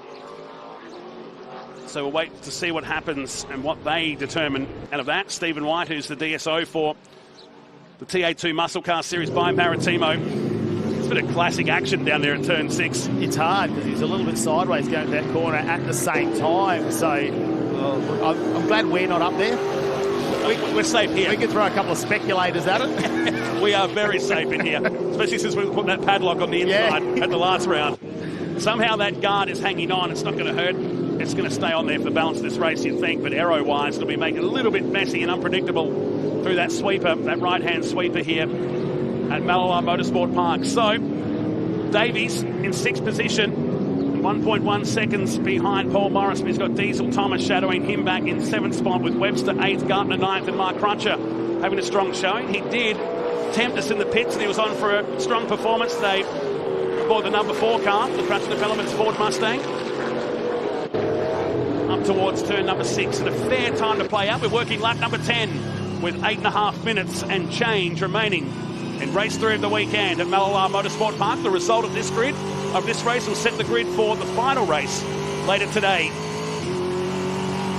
Yeah, I don't think we could ask for much more if we stuck Morris and Davies on the third row of the grid as well for the final race. It's, we talk it up a little bit, but it's going to be exciting to continue on with that. I don't know, though, in position number 7 there with Diesel Thomas, I think the TFH young gun, he's been ultra smooth throughout the season. A bit of frustration. It's almost like the team have just missed the setup this weekend. They haven't come to grips with I suppose, the slight bounces going into the corners, which we've seen the brake lockups and slight errors there. It's a real, I suppose, testament to the teams that have found that setup early, considering these cars haven't been there. We know a few of the teams came a couple of weeks ago and did some testing. Wasn't much you could really take away from that day, though, because the track was incredibly dirty that day, and the Peregrine Corporation that now own the track spent a lot of time getting it all cleaned up and tidy for this. So really, J-Mac, it's an unknown surface for everybody here on an old track that's been around for 6 decades. Yeah, it hasn't delivered the action here today. Having a quick chat with Ash Jarvis, crew chief for Heinrich, and he was saying, sounds like the car's doing well, no sign of a misfire, but I have told Joel, don't tell me if it rears its head again. He's also told Joel, drive the car as straight as you can. We need tyres for the final race today.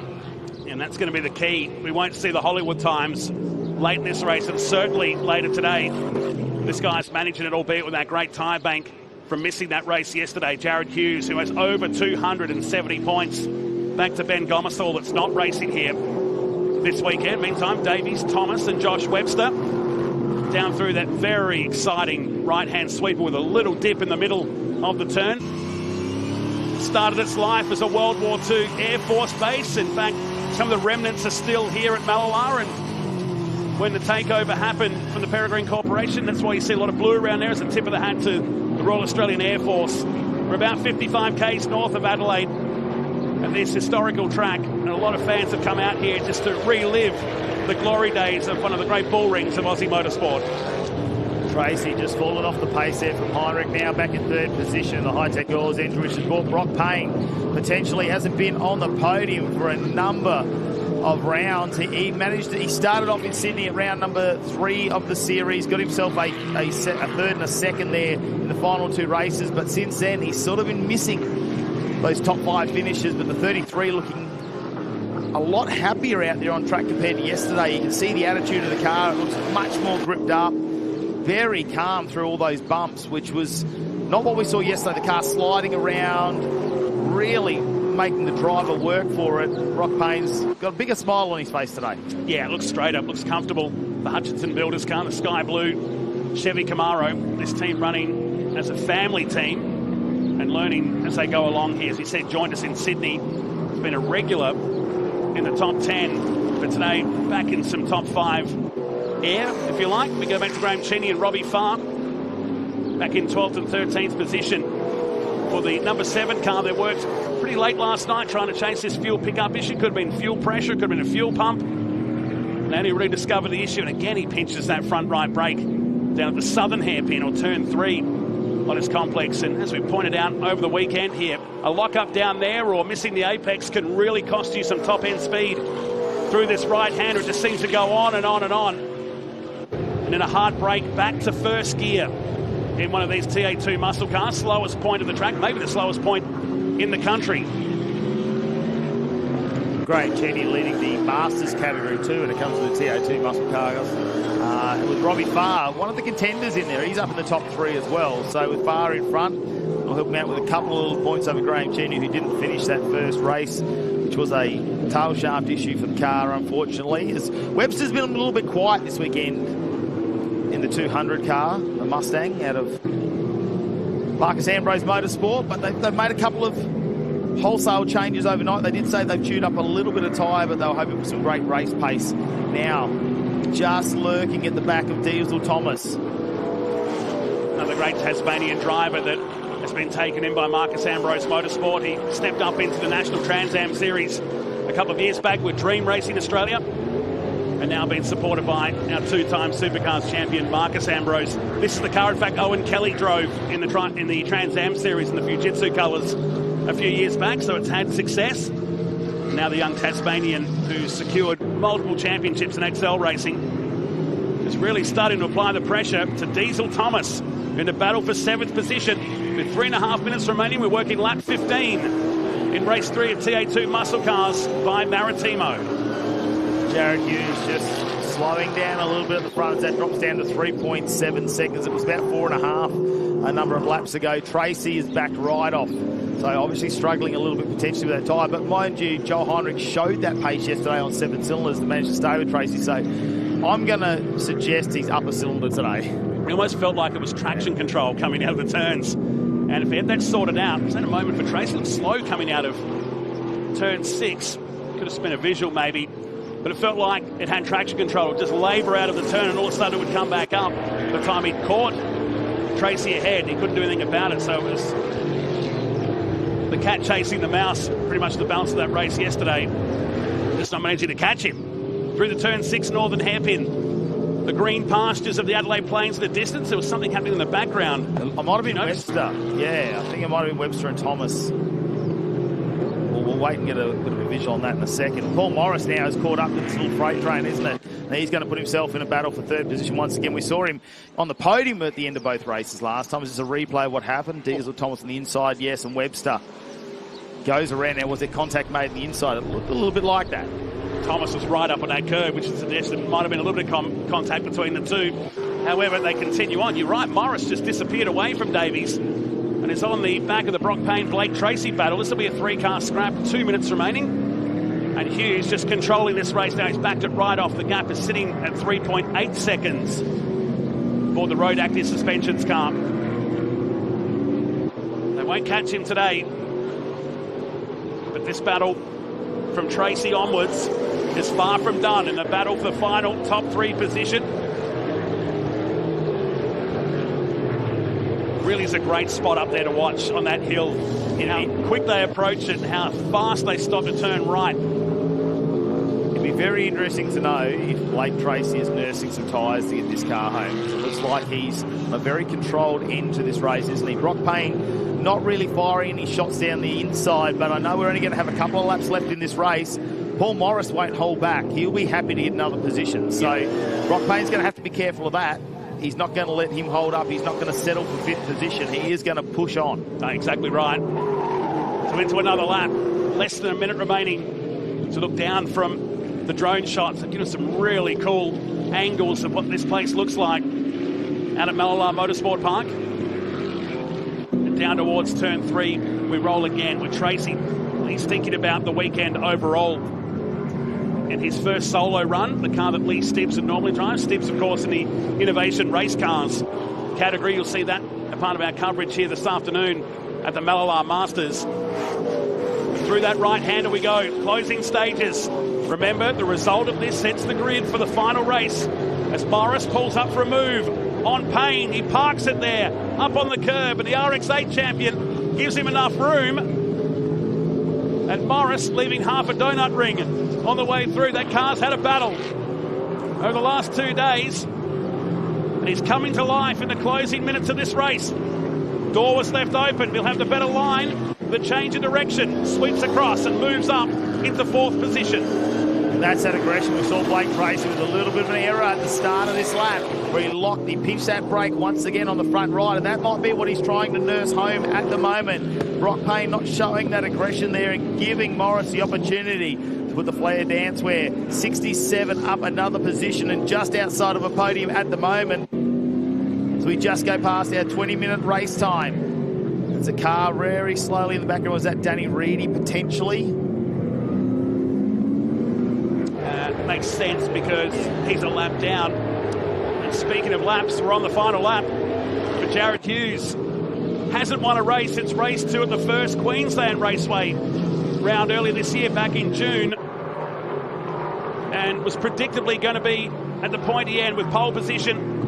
Another 250 large going into his pocket earlier today in qualifying.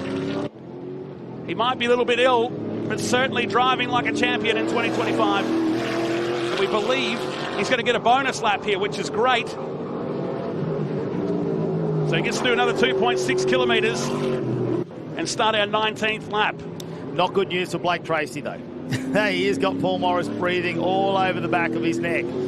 Jared Hughes, what a fight back from illness, from yesterday's mechanical disaster there. The team has been very busy, although it was an early night, only finishing around 8 p.m. last night. They worked on that car all afternoon. It was a solid 5 or 6 hours of repairs to be made on the Chevy Camaro to get it back out today, and he's rewarding the team with this dominant victory at the moment, with that tyre advantage coming into day number 2 of competition. Heinrich not too far behind.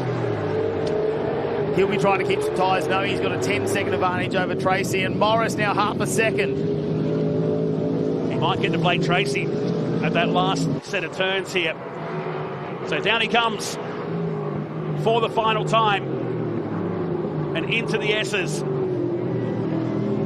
What a dominant display. You can talk about the tyre bank, but regardless, this guy's been sensational in 2025 and comes up to greet the checkered flag and wins his 7th race of 2025 in the TA2 muscle cars by Maritimo. Morris on the back of Tracy here in the battle for the final podium position, and it will go to the young teenager, and his streak of wins in South Australia comes to a temporary halt. But what a month it's been for Tracy. Here comes Webster on the back of Diesel Thomas. They'll be 7th and 8th at the end of race number 3. Brad Gartner should come home for 9th spot, and Mark Crutcher scoring a top 10 here today, with Hughes winning by 2.6 seconds after missing the race yesterday. It's one way to get rid of, if you call it man flu or whatever he's got in his system right now, is to get out there and sweat it out. And he did that today, winning today's 19-lap race by 2.6 seconds, but 10 seconds back to Blake Tracy, Paul Morris, Brock Payne, Tom Davies all inside the top 6, with Diesel Thomas, Josh Webster, Brad Gartner, and Mark Crutcher, the top 10, with Josh Thomas falling down to 11th. Robbie Farr was in the top 10 briefly, finished in 12th with Graham Cheney. Danny Reedy, the last car finishing today's race, albeit 1 lap down. Jared Hughes, he'll have a bit to celebrate with the team, I think, at the moment. I know he's not going to want to really do too much. He's going to be resting up between races so he can make it back out this afternoon. Will mean he'll start off the front row of the grid, though. Let's have a look, though, at the race highlights. This is how it all started. Joel Heinrich couldn't get the manoeuvre done on Jared Hughes. Have a look at Brock Payne down the inside. Blake Tracy shot around the outside. There's plenty of tyre smoke going everywhere, rubbing tyres, grabbing brakes. And have a look at Tom Davies. He was already had a guard hanging off him. That might have been Morris that might have helped that for just a second. It's off the track. He was bush bashing there for a little bit. So tightened up down here at turn 3 on the first lap. Davies and Morris picking up they left off in the second one. Yesterday afternoon, this was the moment for Tracy. He pinched that brake several times. And one time too many, as he let Heinrich go by. In the end, he tried to stay with him, but we know how narrow and dusty that racing line can be on the outside. Heinrich getting the job done at turn 6, and he went up down the road some 10 seconds away. And race control wanted to see this on more than one occasion, the contact between these two. I don't think there'll be too much to talk about, to be honest. And then further down at the end of that lap, Morris went wide into one, which forced the Chevy Camaro high. And then Diesel Thomas suddenly arrived on the scene in the TFH Higher Mustang. That was Thomas climbing up on the curb and forcing Webster off the track. Not any contact by any stretch, but the 200 car would drop down to 8th position as Morris cleanly got the job done on Brock Payne and went after Blake Tracy. But out in front with a bonus lap, his 7th win of season 2025, and all but wrapping up the TFH TA2 Muscle Car Series by Maritimo. It's Jared Hughes picking up the win in race number 3. And unlike our other tracks that we go to, it's the uniqueness of the Mallala Motorsport Park, where we drive back into the pit paddock area, and our victory lane is in fact where the cars used to come off the track back in the day. And our top 3 pulling into position here. Good job for the Ash Jarvis team. I wonder if they have cured those gremlins as he arrives on the scene. That's him with the black hat, about to lean into talk to Joel Heinrich, former series champion in his own right. But this is the guy that's dominated for the IES Motorsports team in race number 3 and puts himself in pole position for the final race later today. They'll complete our coverage. And Jared Hughes steps out, albeit a little bit ginger. He was incredibly ill yesterday. He only got to the track about 30 minutes before qualifying this morning and just trying to sweat out the issues that he's had. That's one way to do it, 2.6 seconds. In fact, that margin was out to over 4 seconds early in the race. So build the margin, controlled the race.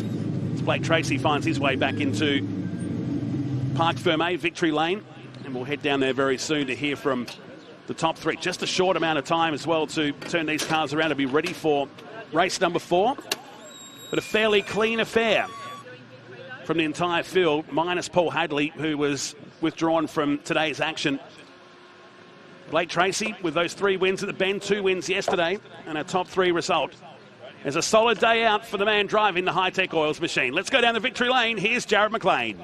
Blake Tracy bringing it home in 3rd place. The tyres betraying you on the run into turn 3. Hard fought, and you had some tough competition right behind you.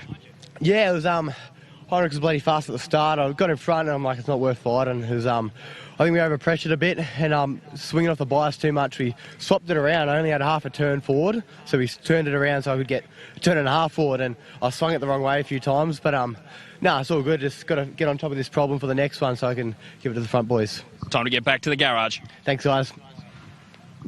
Rick, what a difference an extra cylinder makes, but not quite enough to stay with Jared. Nah, so yesterday we didn't have Hughes to contend with, but yeah, he drove mega that race and drove away. Well, Blake and I were having a bit of a tussle, so that was good fun. He made me work for it. Car was great over the long run, so huge thanks to the Ashley Jarvis Racing crew. They worked tirelessly over the last 2 days to get the thing running right, and yep, it's back on song. Great stuff. Congratulations to our race winner. Having a bit of a word with George Gambino from Hi-Tec Oils. It's been a long time between drinks, but it must feel good. Yeah, it has been a while. You're standing a bit further back there. What are you doing that for? If you're thinking I'm going to give you some sickness. But, no, it's been a while. Unfortunately, yesterday obviously didn't go away, but it's, the boys done an awesome job to get the car ready to go for the race today and qualifying. But I've had a few brake issues then. We're going to try and have a look at before the next one. But overall, considering what we went through yesterday, we're going all right. Great to see a bit of spark back in the eyes and out there on track as well. Thank you. Thanks, mate. Thanks for social distance. Nicely done. Jared Hughes under the weather, but on top of the world here in race number 3 of the weekend. The TA2 muscle cars by Maritimo. They'll be back later this afternoon. Time for a commercial break. It's great to be back at Mallala. When we come back, the open wheel stars and the Formula Ford stars and Renegade Series hit the track for round 8 and race number 1. We'll be back.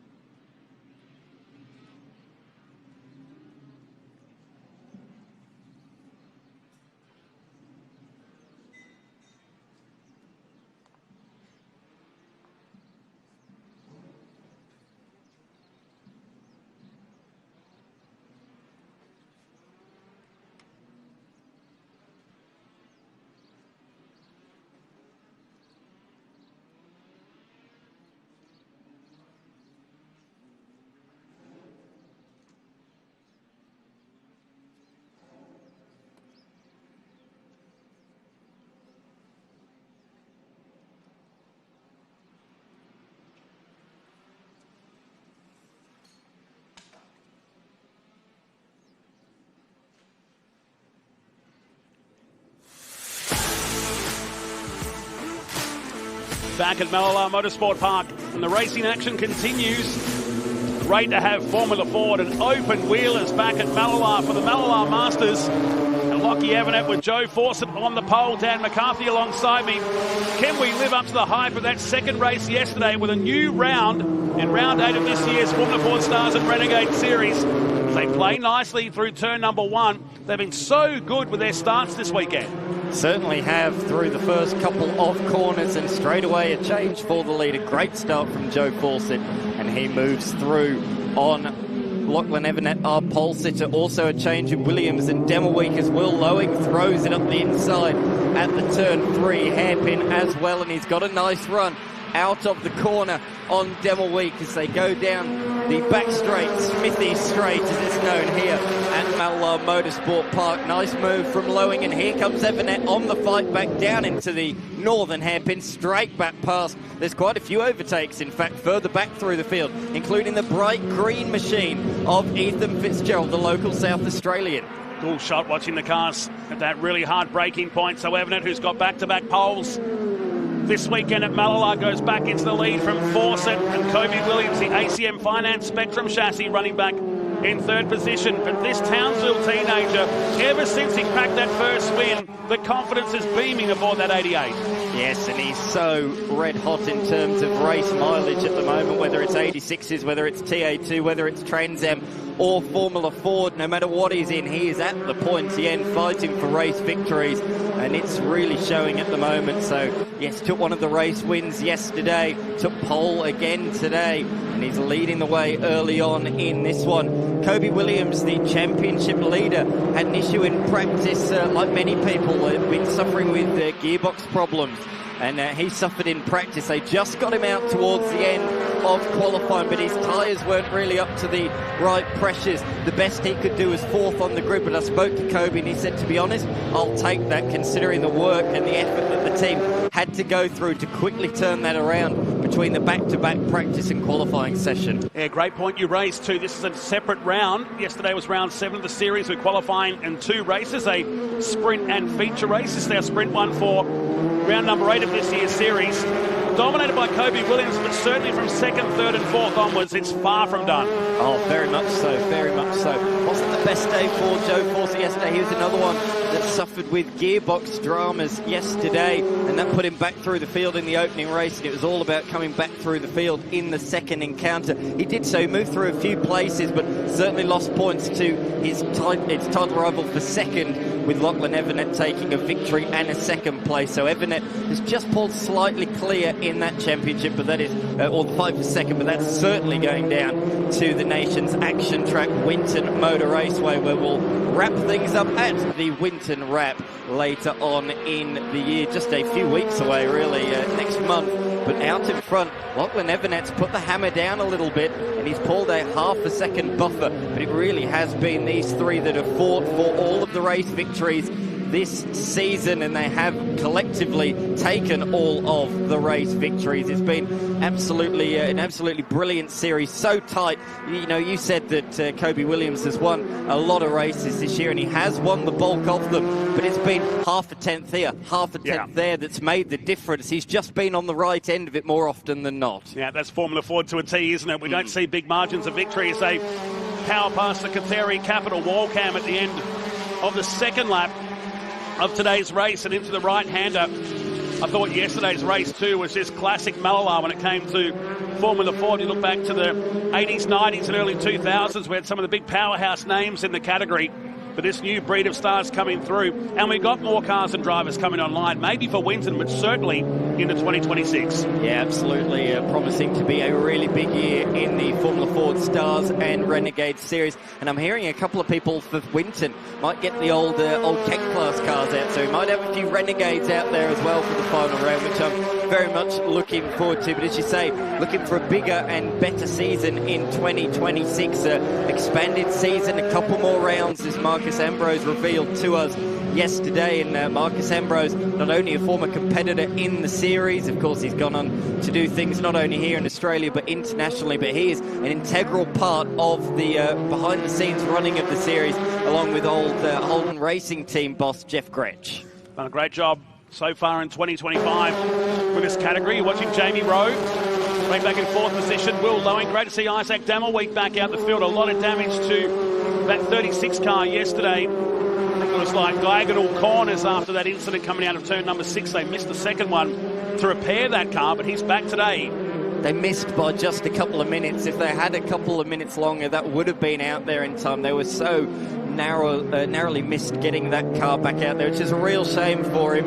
But he is back out there and qualified really well in his first round in the Super Series Formula Ford Championship. And also, I think it's just his 4th overall. To put it 3rd on the grid was a remarkable achievement earlier on today. I spoke to him after qualifying. I said, great. Oh, a bit of a lock-up there for Evanet. He's made the corner, though, but he did lose potentially a little fraction of time. We saw a lot of lock-ups from him yesterday in race number 2, which cost him dearly. But just going back on to Demelweek, I said to him after qualifying, must be absolutely delighted with 3rd. Sadly, though, they had an issue with the driveline late in the session. The transmission wasn't quite playing the game, so he wasn't all smiles. He was a bit frustrated because I think he could have potentially gone faster in those dying minutes. But Lachlan Evanet out in front. He's flying out there. He's pushing hard, as we saw with that lockup. Suffered a lot yesterday with brake locking up. He had a 2-second margin midway through the final race, which was eaten into by Kobe Williams, and eventually the number 94 ACM Finance sponsored driver was able to make his way by and take another race victory. He said to me last night, Evanet, we're going to have to tune that up for tomorrow. I just can't push hard on the brakes and keep it at that level. I'm having to really modulate the brakes and try not to lock up, and that's not what you want around here. No, he's done a couple of times now. On the way up to turn number 6, here comes Loewen with a big move. Up the inside, should get it done. And does cleanly execute that at turn 6. Some drivers electing to go back to first gear after practice on Friday. Some were trying to use it with second, but really having to pull that first gear to get the launch out as Williams, making the move, staying there side by side, is Fawcett. And that went on from turn 6 all the way down to the final set of turns.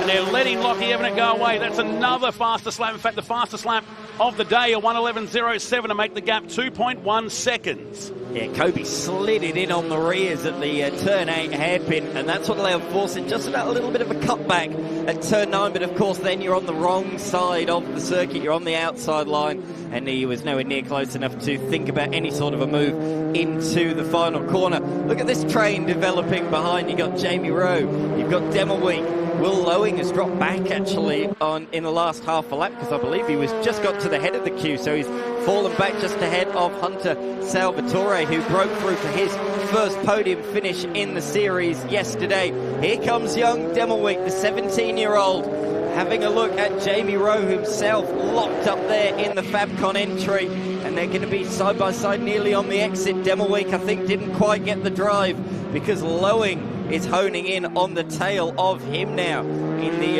McGale chassis. Up the inside, no, not close enough there.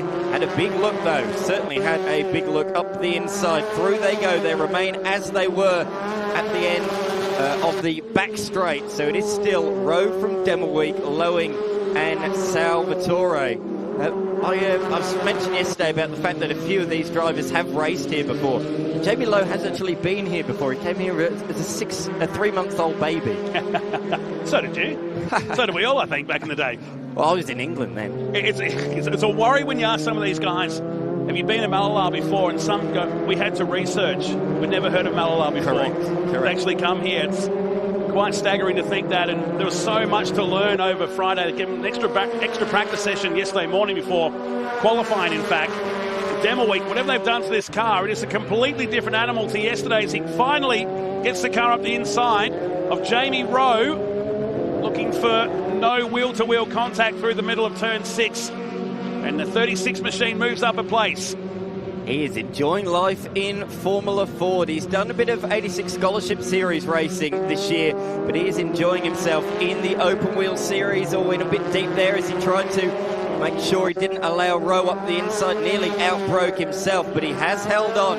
So the tall, lanky lad is ahead of this train at the moment. He's over 6 foot despite being 17 years of age. He said to me, my feet are right at the end of the chassis. You can't extend it any further. It's pretty tight for him, pretty cramped. But he certainly knows how to handle one of these machines. Of that, there is no doubt. He's going to contest the final rounds of the Toyota GR Cup this year at Bathurst, Gold Coast and Sandown. He's been teamed up with Romeo Nasser with a scholarship program. In fact, they teamed up in the 6 hour this year to pick up the Class D honours and the fastest lap. They've made up a whopping 21 positions on that day. The 6 hour, which continues to grow already in the first week. We're up to over 60 entries that are keen to race there at Easter at Mount Panorama next year.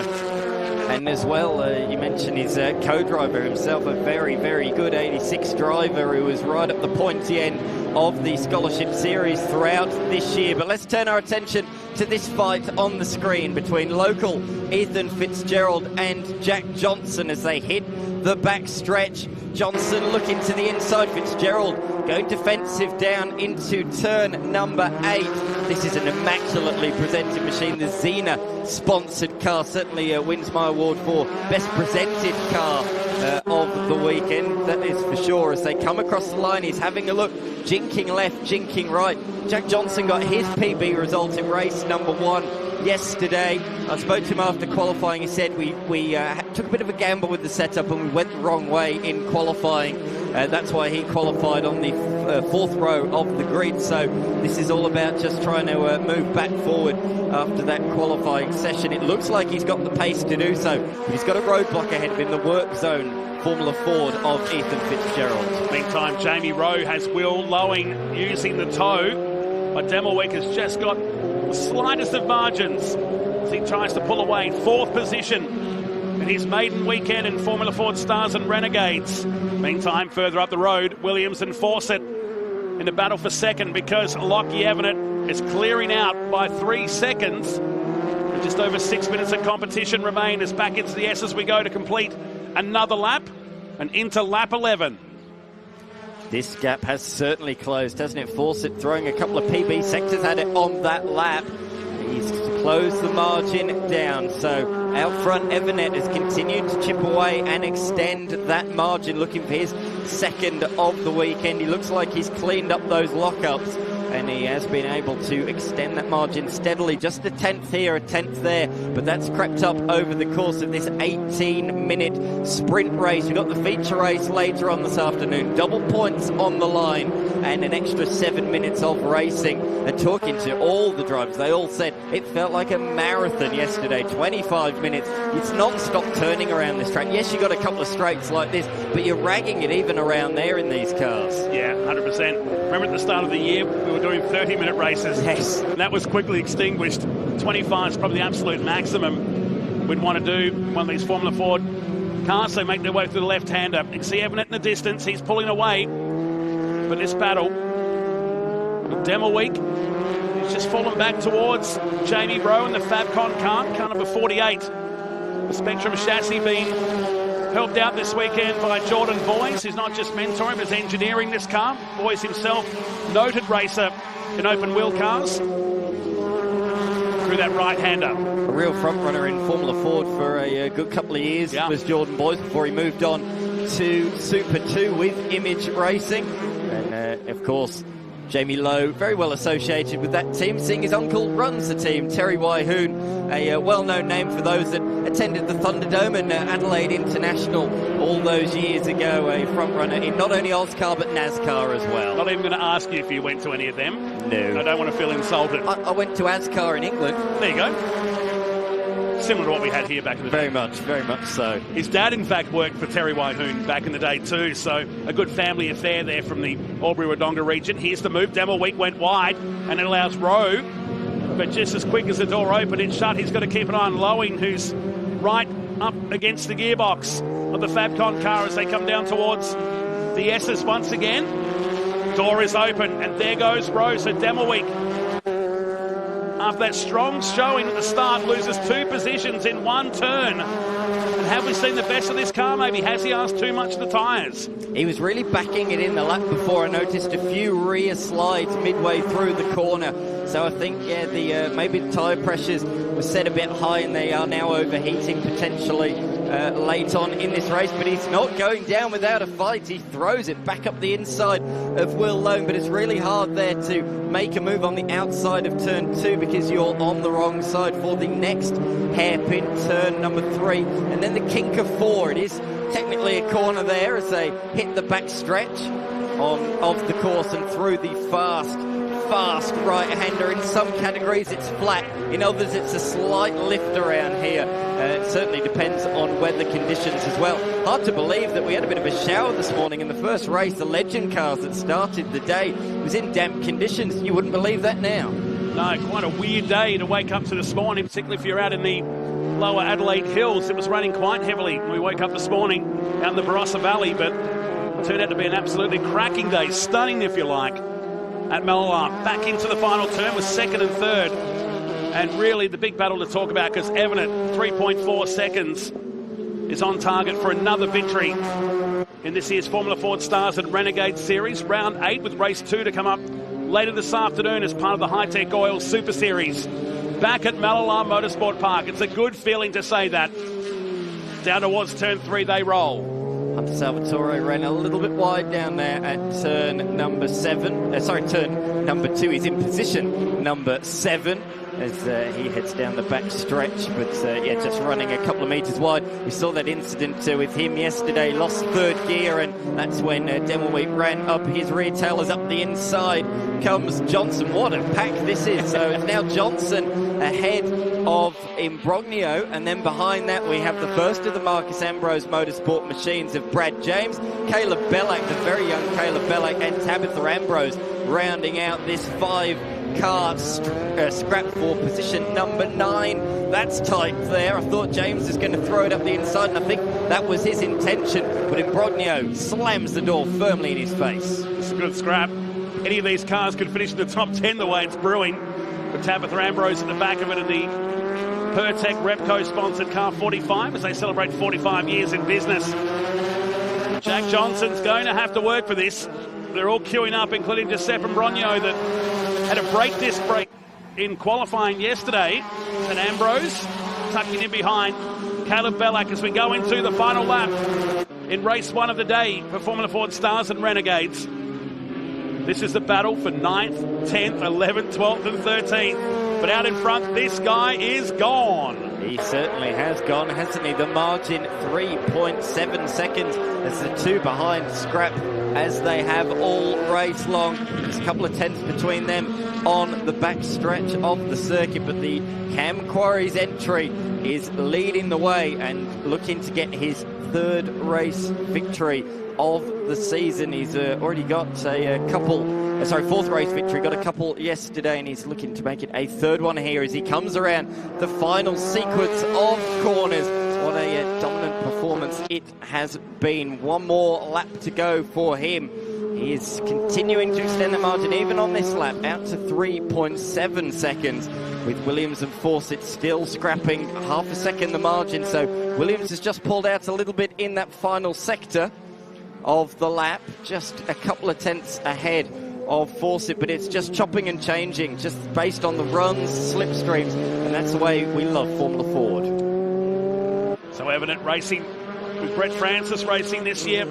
Spent some time with the Tom Williamson Motorsport team in karting, where he podiumed in the Queensland state titles. He's raced in Oz Formula Open, F4, Aussie racing cars, and Toyota 86, along with the Trans Am and TA2 muscle cars. And remember, just 17 years of age. A long career ahead for him. Certainly a long career ahead. As we've said, he is a front runner in anything he jumps in. As he rounds the final couple of corners, uses the curb on the inside very nicely to help rotate the car. He knows how to drive this thing. He comes around the final corner, take his 3rd win of the season, and enjoying himself as he does so. Slides it across the line. Williams holds on for 2nd ahead of Fawcett, and then he can throw a blanket over the next 3. Rowe from Demmelweek and Lowing, the 3 of them separated by less than 4/10 of a second. And Johnson's going to win this battle for 9. It's got 5 cars involved. He'll get 9th, and Imbrogno will get 10th position. And all these cars covered by just over a second, with Ballack and Tabitha Ambrose completing the field. But for this youngster, third victory of the season in the Cam Quarries car. The McGale chassis breaks through. We're littered with Spectrum chassis, aren't we? But the McGales have proven their worth here at Mallala today. Absolutely, they have, finishing first and sixth in that one. Evernet taking the win in the end by just a smidge under 4 seconds. Williams and Fawcett had their duel throughout, and in the end it went the way of car number 94. Beyond that, it was Jamie Rowe, Demoweek and Lowing in there, scrapped for fourth. And then Salvatore, a pretty lonely race for him in seventh, then of Fitzgerald, Johnson and Imbrogno, who rounded out the top 10. Beyond that, we had Brad James, Caleb Bellack and Tabitha Ambrose in the Pertec-sponsored Spectrum. Great race, that one. I'm really looking forward to their longer race this afternoon. Plenty of highlights throughout. Start of the race was all important as they went on through turn number 1.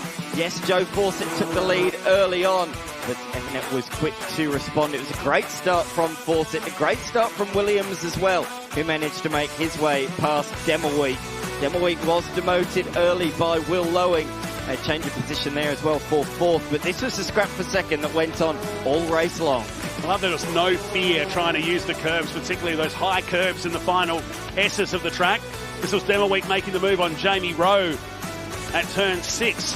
And from that point, we thought that car would just disappear down the road, but it may have been tyres later in the race that brought him back to this group and saw Jamie Rowe and Will Lowing pass him in succession down here at the S's. Absolutely. Out in front, though, there was no stopping this man. Lockie Evernet greeting the checkered flag first for his third victory of the season and second of the weekend. Great drive from the Cam Quarries driver. I think you should save that celebration for later on this afternoon. That was a bit scary coming past the start-finish line here as the top three are down in victory lane with Evernet, Williams and Fawcett. Parking up once again for Evernet, rarefied air. The fans have loved their time out here, and it's got that old school feel about the park and view, which you can see plenty, if not all, the action where you are here. The iconic Mallala Race Control Tower. It's been here for many years. In fact, that starters tower is going to be upgraded before we come back for the homecoming event in November. The rejuvenated Mallala Motorsport Park, and showing off some of the next generation stars that we have in Formula Ford. Let's go down to victory lane. Joe Fawcett, third place in the second last race of the weekend. Tell me if you've got anything up your sleeve for the feature race coming up. We made a fair bit of improvement on the car just then, so I think we'll just fine-tune it for the last one, and we'll see how it goes. Good luck. Thank you. Williams, P2, couldn't quite catch him that time. No, yeah, Lockie had heaps of speed that time. Got plenty of work to do before the next one. Try to tune it up and see how we go on the next one. Are you just focusing on the championship now? A little bit, but just, yeah, trying to get as many points as possible and move into the next round with a good margin. Yeah, always. Well done. Thank you. Lachlan Evernet, congratulations. 4 seconds clear of the competition and looking to bring it home, but 25 minutes is a long time around this 2.6K bull ring, isn't it? Yeah, definitely. It's tough track to get right every single lap. You saw yesterday in that last race, I had a couple moments, and that's what I wanted to look at improving. So in that one, I felt much better. I think almost every of my lap times was within a half second. So it was, yeah, much more consistent, and I'm just looking to do that in the next race as well. One more to go. Time to bring it home. Thank you. Yeah, no, thank you very much. It'll be hard to beat. Only going into the final one today, but an extra 5 minutes of racing in race 2 of round 8. The Formula Ford Stars and Renegade Series. Time for another break. The Innovation Race Cars hit the track. You're watching the Hi-Tec Oil Super Series and the Mallala Masters.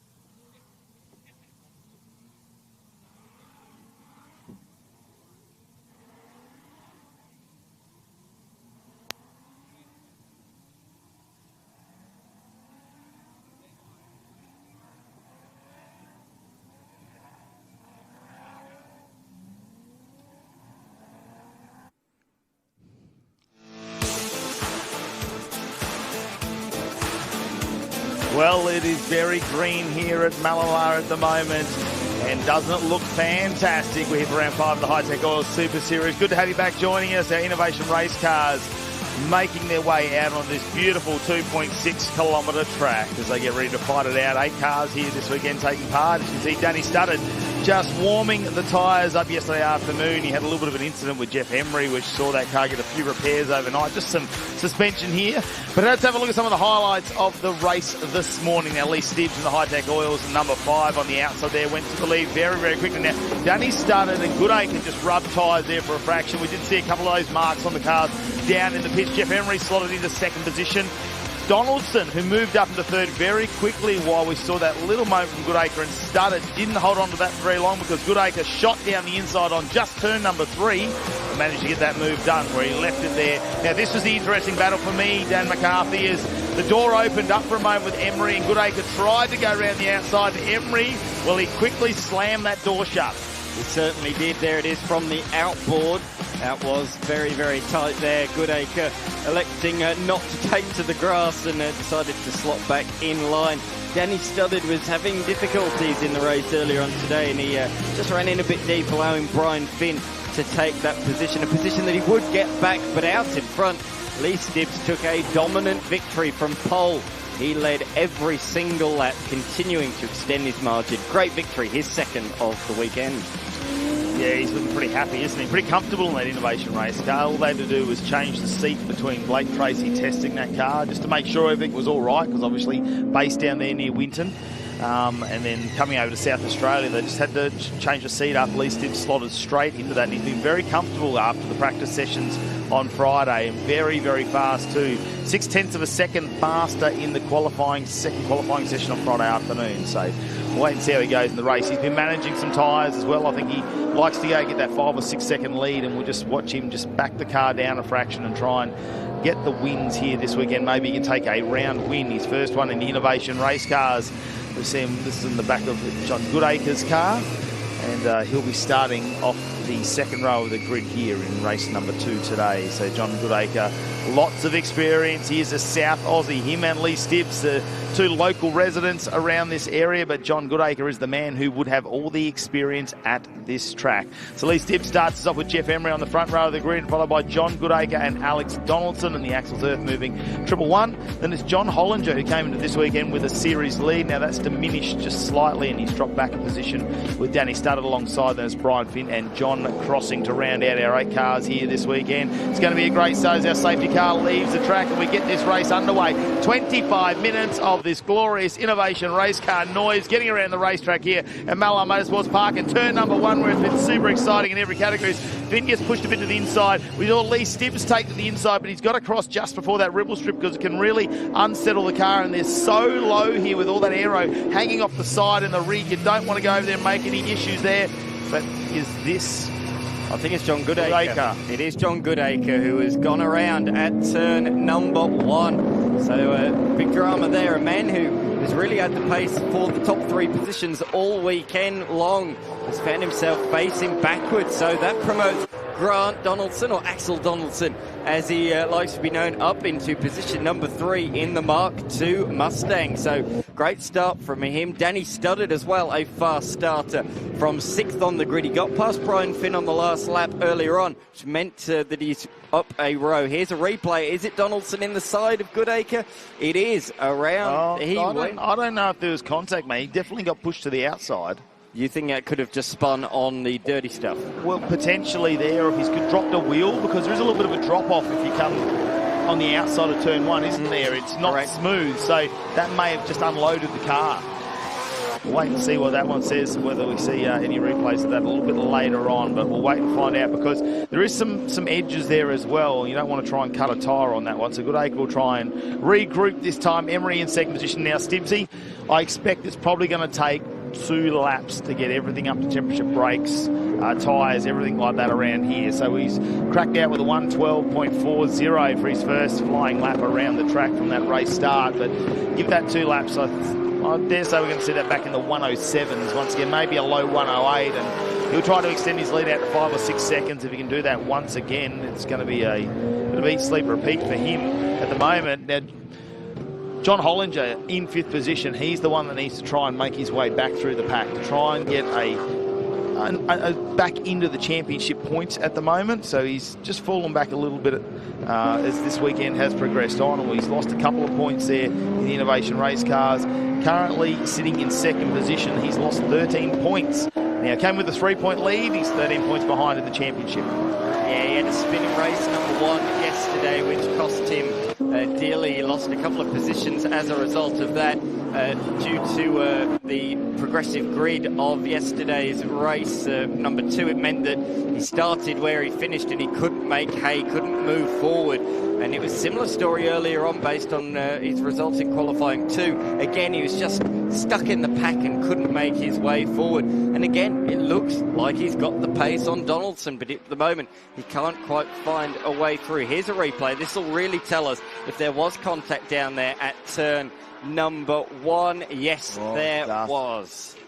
Just a little bit, but when it's in the rear corner like that, it's very easy to rotate another vehicle. He's been on the back end of some bad luck, hasn't he, John Goodacre, as well? We saw that little moment. Obviously, Emery just closed the door on him as well. We went out wide. Luckily, that only got the wheel off onto the dirt. So, Goodacre, I'm sure there'll be a few animated words inside the helmet, but he'll get back to it as well. They like to have a good time down there in the Innovation Race Car pits. They're actually sharing a garage, so that's going to be a bit awkward when they get back to the paddock. They're having a laugh and a joke with me in the lunch break about the battles that they've both had throughout the weekend, and unfortunately that battle did not end well for either of them with Goodacre going around, but Donaldson's still out there in position number 4 at the moment, so Studdard has made his way by early on in this race, but still in position number 4, just ahead of John Hollinger. Studdard was struggling a bit in the race earlier on today. He told me that he was struggling with the setup. He said it was just bursting into wheel spin. No matter what he did, he just wasn't able to get the traction down, the power down, and that's where he was losing all his ground. He was just going into wheel spin, and everybody was just pulling away from him. So he's certainly fixed that up for this final race, hasn't he? He's right back on the pace. And if you get up to Emery, they will continue their stoush from yesterday, because yesterday we saw that Studdard just missed his braking marker and made contact with Emery, and Emery spun around, did damage to the back of Studdard's car, which put him out of the race, but it was just a slight mistake. It wasn't anything. It was just a racing incident. Unfortunately, in the end, Studdard had to retire from that race. That hurt him in some points. I'm just going over having a look at the wins this weekend. Lee Stibbs, who looks so dominant, because if he can continue this, it'll be 3 from 3. Might not get a round win, because Jeff Emery has had a podium every race so far. He's been on all 3 steps of the podium. He started with the first, second race was the 3rd position, and then second in the last race. He might still get a round win here.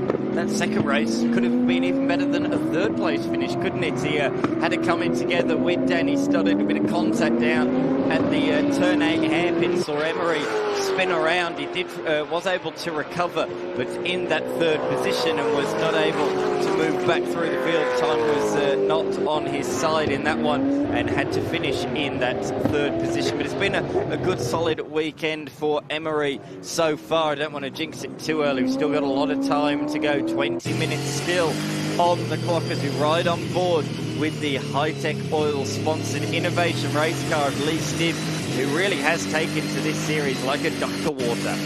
And just note that a 108.5 to go the fastest lap of this race so far. We have seen him down in the 107 zone. He did a 106 in qualifying. So he'll be nurturing this car. The tyres won't be as green as they were at the start of the weekend, which we have seen a lot of tyre degradation across the categories. Probably more of our radial style categories like the Legend cars don't notice it as much, but anyone running a race tyre, we have seen that. And it's caused by a lot of the brake. I mean, I know the surface here is obviously got a little bit of age and character to it, but there's a lot of braking. We're going to have another look at this one. I think Race Control are probably asking for this. And have a look at the green machine there. And Donaldson's orange and white. There is a slight touch there. And it's whether they're going to call that a racing incident, obviously with the cars going too wide through what is a narrow part of the track, or whether that's going to be deemed as something that could cause a penalty there potentially for Donaldson. We'll have to wait and find out later on in the race. It's unfortunate. And it's going to be awkward cleaning up the shed after this race. Yeah, Donaldson himself was on the wrong end of the stick yesterday when John Hollinger, who happens to be the person that's behind him right now, the two made contact down at the turn 6 hairpin, and it resulted in the Mark Mustang facing backwards down there at turn number 6. So the Axel's earth-moving machine will not want that again. He'll want to try and keep the Hollinger Engineering IRC car directly behind. Great to see Brian Finn. He looks like he's found a bit of performance in this final race. He set his PB lap last time by, or PB sectors anyway. He is right on the tail of these two, which is fantastic to see him really take the fight after he was locked in combat with Danny Studdard in the race earlier on today. Donaldson there running a bit wide at turn number 3 in a bit deep. And that's opened the door here for Hollinger as they head down the back strip, the fast strip, down the Smithy Straight, as it's called here at Mallala Smithy Straight. Up the inside, late on the brakes for Hollinger. Oh, he had a real good look there, but to no avail on that occasion. He certainly sent it up there, but Donaldson closed the door. Yeah, I was worried that was going to be a replay of yesterday's race number 2. We were holding our breath for a moment here in commentary and hoping that wasn't going to happen. They've had some great racing, but John Hollinger just trying to go up one position at the moment. Take a look at one car at a time. As Goodacre looks like he might have caught up to the Mark 1 car of John Crossing and moved into 7th position now as the Green Machine. Not at the back of the pack anymore. Finn has picked up a little bit of pace there, though. Some strong 110s. He just dropped back to a 111 moppy because he's behind the pack, and potentially that could have been the same issue with Danny Studdard. With the control inside the car, which is a great feature on these, where they've got numerous amounts of settings for traction control as well as ABS, and they're having to turn a lot of that dial it right back, because with the little bumps and how these cars are set up, goes over a bump that spins the wheels, it brings the torque of the motor down, so it's actually slowing the cars down. So over the weekend, they're just fine-tuning that as they go around. There's some great shots here of this wonderful track that we've come back to. Mallala, great to see national level racing back here after over a decade, and they've got plenty more action coming away later this year. It's a track starting to get used more and more. As we've got a car going off in the background, and it's Donaldson and the 111, and Finn's going to take advantage of this one as well. Oh, he'll be kicking himself with that one. That was an unforced error. Hollinger wasn't actually that close, didn't have a look up the inside on that occasion, but Donaldson outbroke himself down into the turn 6 hairpin. Here is a replay in ultra deep, far too deep as it turned out, and he just dribbled off the side of the road. It's one of those real awful feelings in a race car when you just dribble off the road like that. So he'll be kicking himself in his Mark II Mustang. And now look, he has John Goodacre right up his behind as they hit the backstretch and head towards turn number 3. I'm not going to say I didn't have a smile on my face when I saw John Goodacre coming up there. I thought, oh, we can put this battle back together. A couple of mates. I'm sure there'll be a little bit of banter going on if they can. Even though they're at the back of the field now and they're probably not going to catch Lee Stibbs or Jeff Emery, they will still enjoy this if they can reignite this little battle that they've had there, John Goodacre and Axel Donaldson. Not too much in it now. That's down to less than 1 second. Lee Stibbs is just rolling off the throttle a little bit and letting that car go a couple of tenths slower than what we have previously seen him. He's already 5.8 seconds out in front, and I think he's just going to try and manage that time at the moment, because so are some of the other cars. Jeff Emery going almost a second slower that lap alone. At least Stibbs has backed off quite a bit. Danny Studdard, well, he's in the box seat now because he has gone almost a second faster than Emery. So can he close that gap up? It was out to 5 seconds.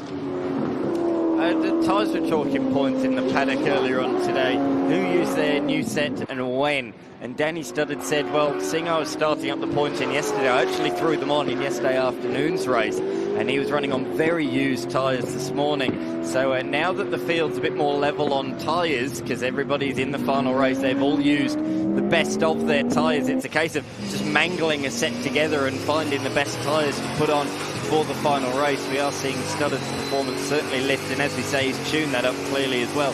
Got rid of all that wheel spin, but he is still 5 seconds behind Emery, a man that he fought vigorously with for the victory yesterday. Mel, down to you.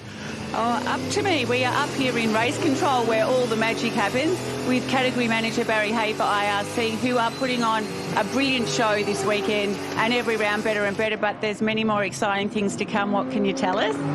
Well, it's pretty exciting because we've had a good growth spurt as we started off from the start of the year to now.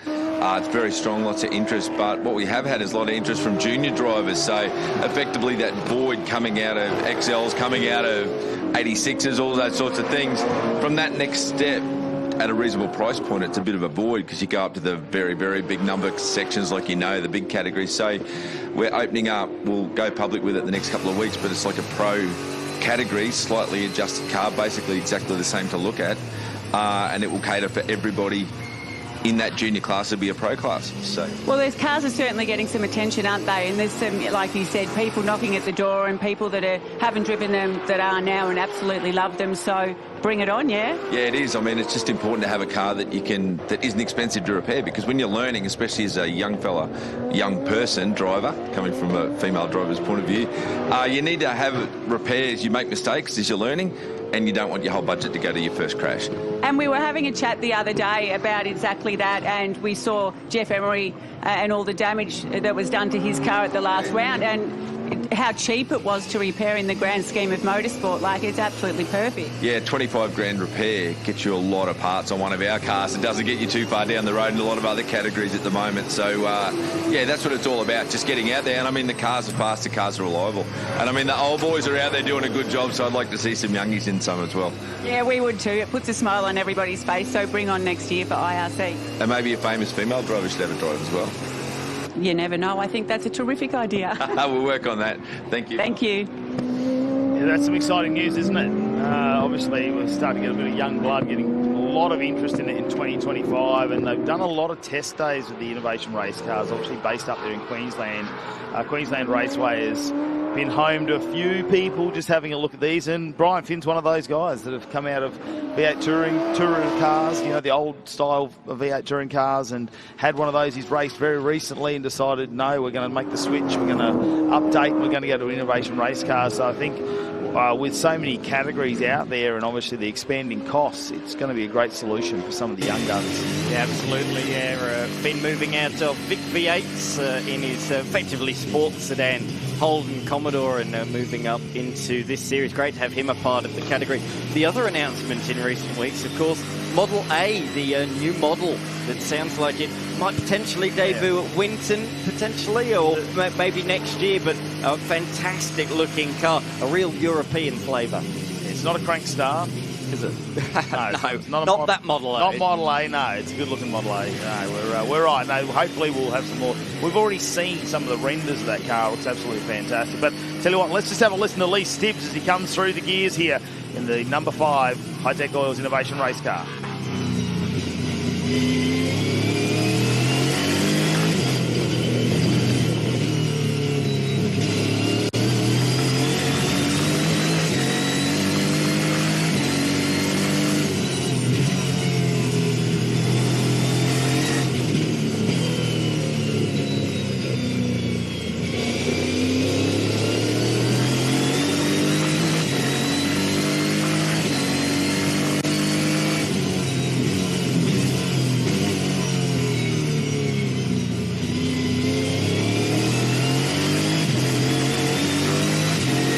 Just heard that moment of traction control, didn't we, as he comes out of turn number 3 and gets on the gas, and they are a powerful engine too. 550 horsepower coming out of this LS3 based in the innovation race cars. Obviously the Mark II Mustangs and the Mark I cars, another V8 iteration as well, but plenty of horsepower to get around, but it's the aero and I suppose the balance of the car that is really the difference in how fast they are. This appeals to the Aussie market, doesn't it? V8s in a sedan-style body shape, it certainly does appeal in that sense. A 6.2-litre V8 engine, while many categories around the world are going hybrid or even fully electric. The innovation race cars, the Aussie-built innovation race cars, let's not forget, are full V8s, and they certainly roar around this circuit. Got a couple of different engine configurations depending on whether you got an IRC car, a Mark II car, or Mark I car. There's talk as well in the off-season. We're expecting quite a few more of the Mark IIs and Mark Is to come out of the garage, dusting off the cobwebs and joining our series, and potentially even being a separate class within the Innovation Race Car Series. Yeah, definitely loving that we're seeing so many drivers. And if I have a look at some of my records here this weekend, I reckon we've probably had 13. Well, actually, I'm going to say that we've had 23 different drivers in here this year. So that's across. Obviously, we've got our sprint rounds, we've got our enduro rounds. In the enduro rounds, you can actually run two race car drivers. So you might have a race each, and then you might do a big 50 minutes enduro where you swap drivers halfway. So to have over 20 drivers sort of take part in this season, we have seen 12 cars, 13 cars, I think was our biggest field out on track. Yes, absolutely. Yeah, it was 13 cars. How many was it you said in total? 23 different names. 23, and of those 23, we've had 13 different people finish on the podium. That shows how competitive and how close this racing series is to have that many different podium finishes, and also the race victors as well. We've had 7 different race winners across the course of the season. Jeff Taunton's taken the most. I'm sure he's watching on from home. We wish you a speedy recovery, mate. Hope to see you back here in the Innovation Race Car Series in the near future. Jeff Emery has taken 5 race wins, and Lee Stibbs, of course, he's moving up the ranks in terms of IRC victors with his 2 so far this weekend. And you can see he's on board in the top left-hand side of the screen. Into the corner goes Brian Finn. He was in position number 5, so Goodacre is going to be latching onto his tail. There's still 7 minutes to go. Goodacre has moved past Donaldson. He did that several laps ago. The margin, though, to these two is 3.5 seconds. You'll see there it is, the bright green machine, the Gap Solutions entry, just at the tail of the shot. But this is a really good performance again from Brian Finn, trying to get another 4th place finish. I spoke about the podium finishes. He's not on there. He's got a few 4th place finishes, but yet to get a podium. He's only just joined the ranks of Innovation Race Car. It was halfway through the season as well, but look how close he is getting to John Hollinger. We'll wait and see what happens there. John Cross will get around one of the Mark 1 cars, the Ford Focus, which doesn't look like it's got as much pace as the later model Innovation Race Cars, but it's still moving around very fast. When you consider a 110 around here, which we don't see too many race cars do around Mallala as well, so that's a great time from them. But there are different tracks which have suited these style cars. We've seen some of the enduros like Queensland Raceway, where we saw the Donaldsons be really competitive there as well, and the Mark II Mustang. So it really comes down to the track layout really for the balance of the vehicle. Actually spoke to the man in position number 7, Axel Donaldson, in the Mark II machine about that very subject. I said, where is it that you're weaker compared to the Innovation Race Cars, and where is it that you're stronger? And he says the sort of mid-corner rotation in the Mark II car isn't quite as good. The IRC car is very, very pointy. He has raced overseas in Innovation Race Cars, so he's got a great comparison between the two. And he says this track is, whoa, we're big off, and there he is actually off the circuit. Just as I'm talking about him, he has gone off at a vast rate of knots down into the sand trap, and he is buried deep in there in the axle earth-moving machine. Unfortunately, he can't move the earth away from the tyres and get out there. Do you think we can get a machine in to get him out? Do you reckon he could bring a machine that we could potentially dig him out of that? That is deep in there. Have a look at the dirt in the rims. Now, is that some mid-corner over-rotation? Possibly. Possibly. That is unfortunate. Let's have a look at the replay right now. He's on his own, and is that the same where he missed the brakes last time? It's almost like they weren't there. There's lucky to pull that car up. That was very fast. It was, wasn't it? Very, very fast off down there. That looked way more violent. Yeah, I don't think he's missed his braking point. I'm not sure what exactly has gone on there, but the one thing we do know is that car is very much beached in the gravel trap, so no overtaking down there at the turn 6 hairpin. There he is in the background. One of the real key overtaking opportunities in the Innovation Race Car Series on this track has been is now not an option. So that is not good news if you are the likes of Brian Finn. You've got to find another place to try and make you move. Yeah, pretty strong cars, but that front splitter wouldn't have liked hitting that dirt at such a pace that he went in there. John Hollinger now in 4th position up on our screens. Finney not too far behind him. It's only 1.1 seconds the difference as we've got 3.5 minutes just over that remaining in this IRC 25-minute race here this afternoon to round out their weekend of competition. They will go into the final race. The door is open now for Axel Donaldson though, but they will have one more round of racing. Their enduro round, something is snapped, judging by the looks of it. Is that what the symbol? Maybe a brake pedal failure? Not sure. Really, I don't want to speculate at this point in time. We'll find out for you at the end of this race. Post-race, we'll get the news to you in the future and let you know at Winton Motor Raceway. But out in front, this man continues to roll out those laps consistently. The margin now out to 8.5 seconds. He's a late addition to the Innovation Race Cars this weekend. He was going to be in his traditional TA2, but a late swap with Blake Tracy has turned out to be a masterstroke on both parties because both have had very, very good weekends, taking race victories in their categories. So Lee Stibbs out in front at the moment. He didn't take the victory in race 1, but since then it has been all about him. 2nd place for Jeff Emery at the moment, and 3rd place for this man on the screen. It's been one of his more challenging weekends, this one. He's shown good pace at times, but he doesn't necessarily have the results that you would expect come the end of this weekend. He's got 1 podium, but it could have been a couple more potentially had he not had an incident with Jeff Emery, and the setup was a little bit better in the race earlier on today, but I think he's cruising now and is not full speed, I don't think, going out of that corner. Just looking at his times, I think he's buttoned off just a little bit, a few tenths in the various different sectors, so he's not quite pushing at 100%. He just knows there's 8 seconds ahead and 10 seconds behind. I could just cruise from here. Provisionally at the moment, it looks like Jeff Emery's up for a round win. That's just Lee Stibbs missing out on that race 1 where he would have got no points for a DNF in that one. So we'll follow that on as we go, but at the moment it looks like Lee Stibbs likely to come in 2nd for the round, which is not bad considering he only made it out for 3 races. I don't want to jinx it. He said all weekend, don't jinx me, don't jinx me. I want 4 solid races with no problems. He hasn't won a round this year, despite leading the championship.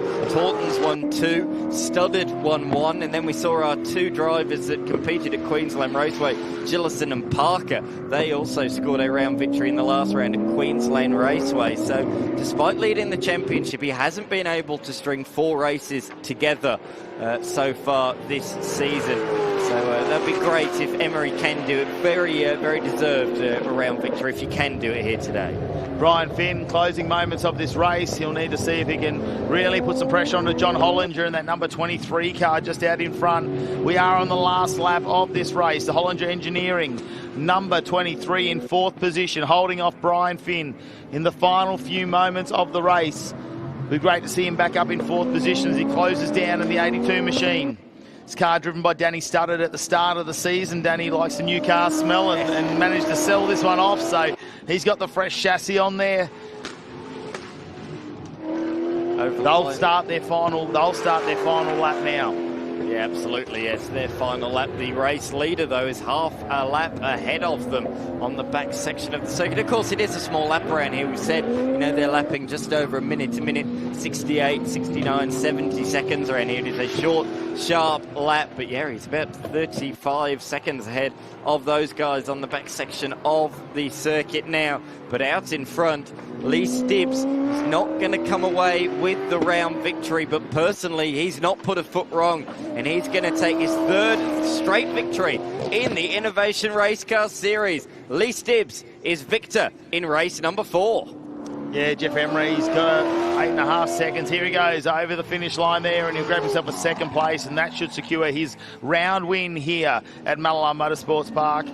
Danny Studdard coming through, and I'm going to think that Danny Studdard may end up with some good points there. We'll have to wait and do some maths on that one to see where he ends up for the weekend, but he's had a couple of races that haven't quite gone his way, but John Hollinger will come across, and he might end up third. Oh no, John Goodacre could end up third here for the weekend as well. So he'll come across the line in 6th position. That's a bit of a comeback after obviously that little bit of bump and grind going into turn number 1 there with Axel Donaldson, who ended up deep in the gravel trap. He was never able to close in on Hollinger and Finn. I said at one point it was 3 seconds, and if anything, the gap grew. It did in the end out to 7 seconds. But our winner, Lee Stibbs, by near on 9 seconds ahead of Jeff Emery, who wins his first round in the Innovation Race Car Series. Danny Studdard, category manager, or category founder, I should say, coming home in 3rd ahead of John Hollinger and Brian Finn. John Goodacre finishing in 6th ahead of the Mark 1 Focus of John Crossing. And of course, the story of that race, Axel Donaldson getting buried in the sand trap down there, and we can see it right in the foreground of the shot. And after the final Innovation Race Car race for the weekend here at Mallala, that'll put Jeff Emery with a 16-point lead in the championship over John Hollinger. So the fight is going to go into the final round of the Hi-Tec Oil Super Series at Winton Motor Raceway in about 4 weeks' time. It's in the first weekend of November, the Saturday and Sunday. Great to have people joining us back here at Mallala. How is the crowd? If you get to walk around now, everyone wants to have a chat with you, talk about the old days, how things are going. Check out some of the race highlights, though, from race number 4 of the Innovation Race Cars. Lee Stibbs very fast on the start once again, but it was the bump and grind a little bit further down the pack, and Alex Donaldson, I don't think that was him moving over. That's just the car sliding a little bit, and John Goodacre, unfortunately, on the outside, got a little bit of a tap and turned around in turn number 1, which put him back down into the field. He managed to rejoin the race. Donaldson then had Danny Studdard all over the back of him. John Hollinger was in front of Brian Finn as well, and then we saw John Crossing just rounding out this little pack at the start of the race. Axel Donaldson, well, he had a couple of moments under brakes, and this was one where he just went a little bit wide, and later on we could see that really amplify, I suppose, and we'll check that out. It looks like it's coming up very shortly. This was the move. John Goodacre recovering after that spin at turn 1 up the inside to take 6th place just before Axel Donaldson speared off into the sand trap, and that was at a fast speed. He got well buried in there, miles off the racing circuit. But out in front, the Hi-Tec Oil sponsored car, Lee Stibbs, on debut in the series, took his 3rd race victory of the weekend to round out a fantastic weekend for him. But Emery is our round winner. Well, it's great scenes here at Mallala Motorsport Park. Have a look at how green it is. That rain this morning, well, it's had a little bit of effect as well, but they're doing a fantastic job. All the crew here that are at the track making it look absolutely fantastic as we bring national motorsport back here to this iconic track in South Australia, which is about an hour out of town. And you can see all the farmlands around in this small town of Mallala in the background. We're not too far away from Gawler as well. So there's plenty happening around the place, but Victory Lane's looking very busy down there. Is a little bit of a debrief going on between Daniel Gillison and Danny Studdard there in the looking at the 702 car. Let's go down to Victory Lane with J-Mac. Danny Studdard has had an up and down weekend, but a great recovery on the bottom step of the podium for the final race of the weekend. Mate, a handy swag of points for the championship. Yeah, quite handy. Finished the last race off nicely. It's been an up and down weekend, as you said, so pretty much tyre related around here, but yeah, happy to finish this way. Well done. Thank you. And our round win goes to this man, Jeff Emery. Congratulations. Yeah, thanks, guys. Obviously, all the hard work from the team, putting the car together from last round and coming out this round, and obviously starting off at the pointy end of the grid makes life a lot easier, because it sort of get tangled up in the rear-end drama. So, yeah, no, very happy with the result, and obviously thanks to all the boys for all the hard work, and thanks to Ross McGregor for lending me his car for the weekend. So, awesome job, boys. Great stuff. Thanks. Thanks, guys. Cheers. Lee Stibbs, congratulations on a fantastic first outing for the car, the team, and of course the driver, but not enough to clinch the round win. How are you feeling? Yeah, feel good. Warm. I probably need to get a little bit fitter if I'm going to start driving these cars a little bit hard. So, but no, mate, had a fantastic weekend. Car went faultless, probably due to Hi-Tec oils, but yeah, no, went real smooth. Again, thanks to George, thanks to the boys. I had Chris Pither in the corner. I had Schultze in the corner. Yeah, it's a pleasure to have the weekends like this. An A-grade team, an A-grade driver, but let's bring it home next time. Done. Thank you. Yeah, it's a bit of a model team down there for the Hi-Tec Oils Motorsports crew in the Innovation Race Cars. Our Formula Vs will hit the track very shortly at Mallala to round out their weekend and their Australian Championship as well. The action's still to come. We'll see you soon.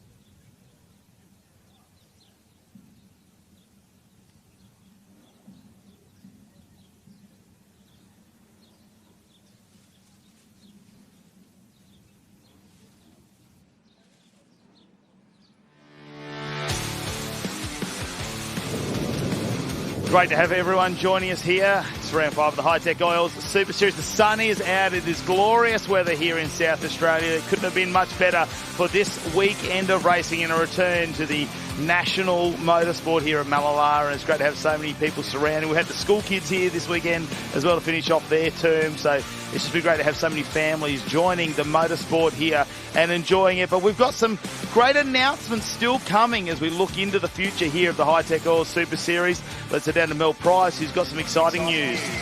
Here with two of the people that make this series happen, George Gambino from Hi-Tec Oils. It's been a great weekend on track for your team, but also off track. Everybody's loved Mallala. How good? Yeah, it's great to come to Mallala. It's been about 15 years since I've been here with the Shannons in the old days, but they put it on. The staff here have done a great job. The track looks good. Yeah, the amenities are okay. They're great. smiles all round. The people that have been here before feel the history. Other drivers that haven't get the opportunity to drive a new racetrack, which doesn't happen very often. Yeah, well, like I say, we haven't been here, and a lot of people haven't driven this track for a long time, so it's good to come back to this grassroots type of tracks, and they're really good. It's a credit to what they've done here. Yeah, everybody's enjoyed our time in South Australia this year. And on that note, Kaz, our series manager, has an exciting announcement about 2026. Yes, we're coming back to South Australia, Mal. We're super excited. We'll be at the sister track at the Bend, or Shelby Motorsports Park, as they call it. So we're really, really super excited. So our first round, opening round, will be March 13 to 15. So get ready for it. Put that in your calendars, a sneak peek at next year's calendar, and more to come soon. What a great announcement there from our series manager, and of course a great sponsor in George Gambino from Hi-Tec Oils. The Bend, there you hear it, for 2026, the 13th to the 15th of March next year. We get not as early as we did this year in February, but March will be great. And Dan, you can give us a lowdown on the weather. It's going to be great around March, won't it? It certainly will be warm, I can tell you that much. That was around the time, of course, where the Adelaide 500 used to be the traditional opener. Of course, now it's the traditional end of the Supercars Championship. So right around that time, it is going to be warm, but it's a great place to start the season. The Bend Motorsport Park, it always produces really good racing. It's a very fast, flowing circuit. Very different to this track we're at here this weekend. 5 kilometres, that's very, very different. But let's have a look at some of the race highlights from your Formula Vs earlier today. They put on an exciting one, of course. It was all about Daniel Reynolds and Alex McDonald, though, at the lead. And Reynolds still leading this Australian Championship, but take nothing away. There was plenty more going on further down the pack. Hedeman, Ogden back today after some mechanical issues yesterday. Absolutely. Out in front, though, it really was a tale of two. Reynolds versus McDonald, as we have seen all weekend long. They exchanged positions on multiple occasions. It felt at one stage like it was lap after lap, but the intensity rose as the race went on. Ogden came from the back of the field to finish in position number 4, and he gave us a good show while doing it. Yeah, didn't they jostle for position for a lot of the time here? And McDonald was looking and just testing Reynolds throughout this race and seeing where potentially he could apply some pressure. And for a couple of laps there, he led the race just for a few corners, but Reynolds was so aggressive and just kept fighting back and taking that position back. And as the race went on, there was a few back markers to get through as well. And we saw a couple of cars spin around there, and that was very unfortunate. But this was them going through a little bit of lap traffic just as we went to the checkered flag. And I didn't play too much in the end. I think it just made that track a little bit narrow, so McDonald couldn't take that risk in the final couple of corners of the race. As blue skies grace us here at Mallala at the moment. Conditions perfect for the racing. We can hear the wind just picking up a fraction out there. It was very breezy this morning with a nice cool breeze, as we've already got a car out on the grass. Yeah, absolutely, and coming to a stop as well. It's an orange machine, that's about all we can tell you from the very high aerial cam, the drone cam there, just showing us exactly the venue that we are at here at Mallala Motorsport Park. Cannot wait for this one. Question is it Reynolds or is it going to be McDonald? There is the car that's come to a stop. Is that Hugh East, I think, on the outside of the circuit? I believe it is the P-plater. Well, we caught up with the president of the Formula Vs out of Western Australia. Mel caught up with him earlier this weekend. So we are in the Formula V pits with Formula V Australia President Rod Lisson. You have made the trek from WA again over to sunny Mallala. We have indeed. Second trek across the Nullarbor this year. Yeah, we've had a good time so far.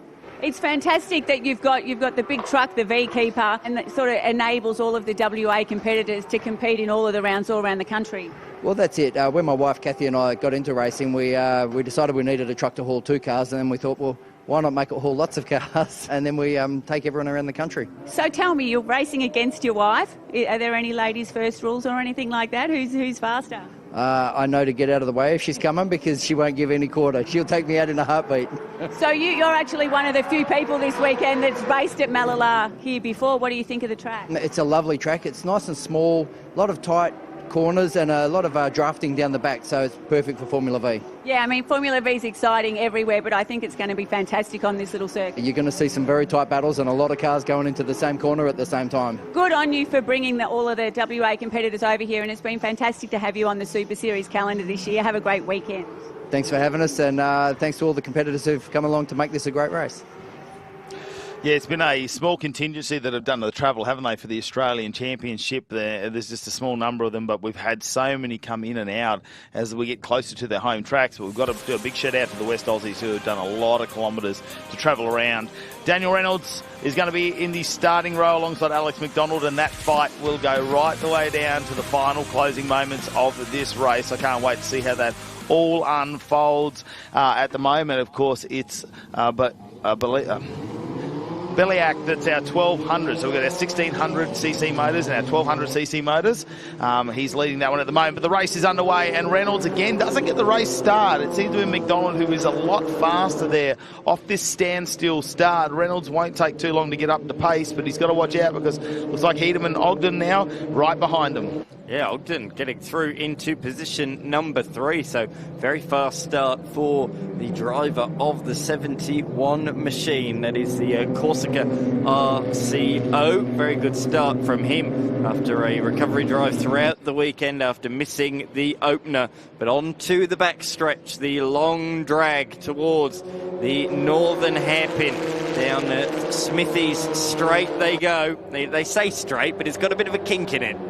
Is that a corner, Dan? Is that what you would call it? It is a corner. It is classified as a corner, yes. No doubt about that one. No matter what track map you look at, that's a corner. No, there's been a lot of debate here this weekend about the corners, getting around at Mallala, but no debate about the racing because it's been spectacular, especially in the Formula Vs. These two out in front, Ogden and Hedeman. It's such a shame Ogden had those issues yesterday because we would have seen him really in the fight as well, which would have been even more exciting this weekend.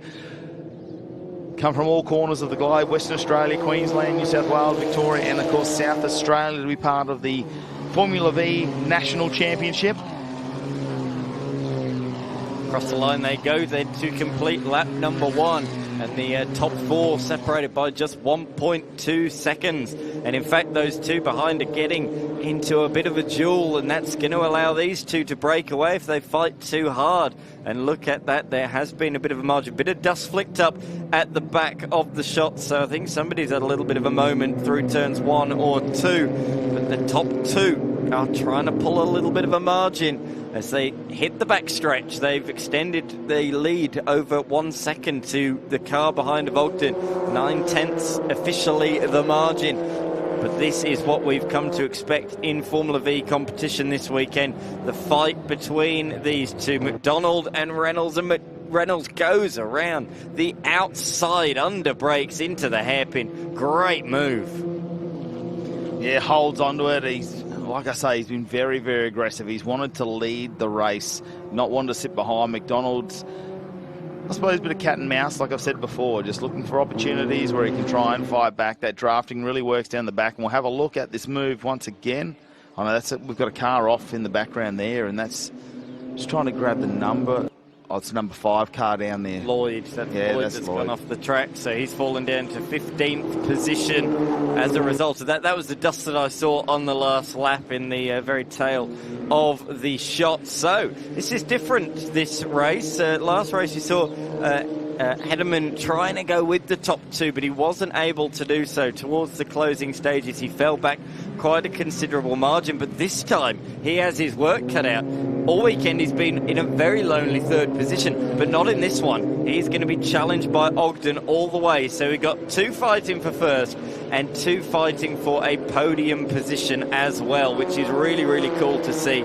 And then beyond that, as they have been all weekend, best of the rest, it's Harriet and Clifton rounding out the top 6 as Hedeman goes on the attack, but he's been forced to go the long way in his Rapier chassis, so he slots back in behind the 71 of Gary Ogden. But look at this, side by side. Is room going to be left on the outside of turn number 7? The answer is absolutely yes, because Hedeman is all the way alongside and has the inside line for the hairpin. A bit of a lockup, quite a big lockup actually. You could see the car move about as that happened. Ogden tried the cutback but was not able to do so. Oh, big clobber of the curb. Got a bit of air there on two wheels. I could feel it. Yeah. It was a bit like driving here today sometimes as we came through a lot of road works, and that really hurt as he went through there and copped a lot of inside curb.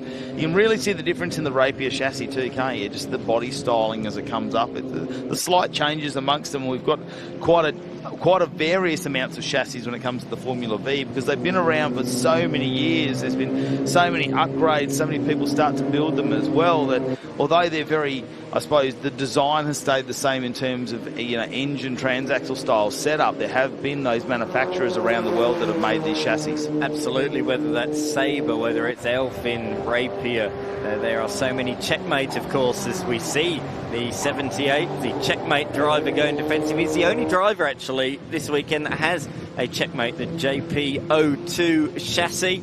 As the exit of the corner, McDonald just gets his nose alongside, but as he's on the outside around that long left-hander, he's not able to stick around there, but as he gets the side draft, he looks back up the inside into the final sequence of corners. But this is what we've seen so far this weekend, haven't we? They just sort of build up to it. They really do. It gets the intensity, lifts, rises, and it really does build to a crescendo on the final lap of the race. And it's always a curtain-raising finish, that is for certain. They've definitely been the focus of this weekend's racing, haven't they, with the show that they've been putting on. It's been a masterclass. Apart from a couple of moments throughout the race, and we haven't seen them be more than a second apart, and it's always gone down to the final corner of each race. McDonald, well, he managed to get that in race one yesterday, but it's been all Reynolds since then, and we'll have to wait and see if Daniel Reynolds can continue that on. I wouldn't say all Reynolds. Let's say, they've changed positions a lot of times. In terms of wins? In terms of wins, yes. McDonald got the first one, but Reynolds now got a couple up his sleeve. It's been so tight, though, hasn't it? It could have gone either way, and we're seeing that again in this race. Reynolds has just been on the better side of it on more than the one occasion, and McDonald really has had the pace to go with him. They've been very, very equally matched this weekend. The only race where they really got separated was that second encounter where McDonald confessed he made a couple of mistakes, fell out of the toe, out of the slipstream, and once that 1.5 second buffer had been made, he didn't have the pace to then catch back up again. So that's the only time we've really seen them be separated at any point in this weekend. If you look at every single shot, photo of the weekend in Formula V's, those two have been together. You can't take a single photo of them without the other one being in the background. As we can see further back down the field, a fight for a top 10 position. Yeah, Westerhout, that is, in the number 69 here this weekend out of Queensland, all thanks to My School Childcare and Kindergarten. And having a good chat with him actually while we had the school kids going around. He goes, I really love, getting the kids in the car and taking it on, obviously coming from a childcare background as well. But great to have the Queensland. So we've come down for a couple of weekends, obviously, with their title at the Bend last weekend as well. So it's been great for a few people to hang around and really make, I suppose, a holiday out of what is a couple of weekends away.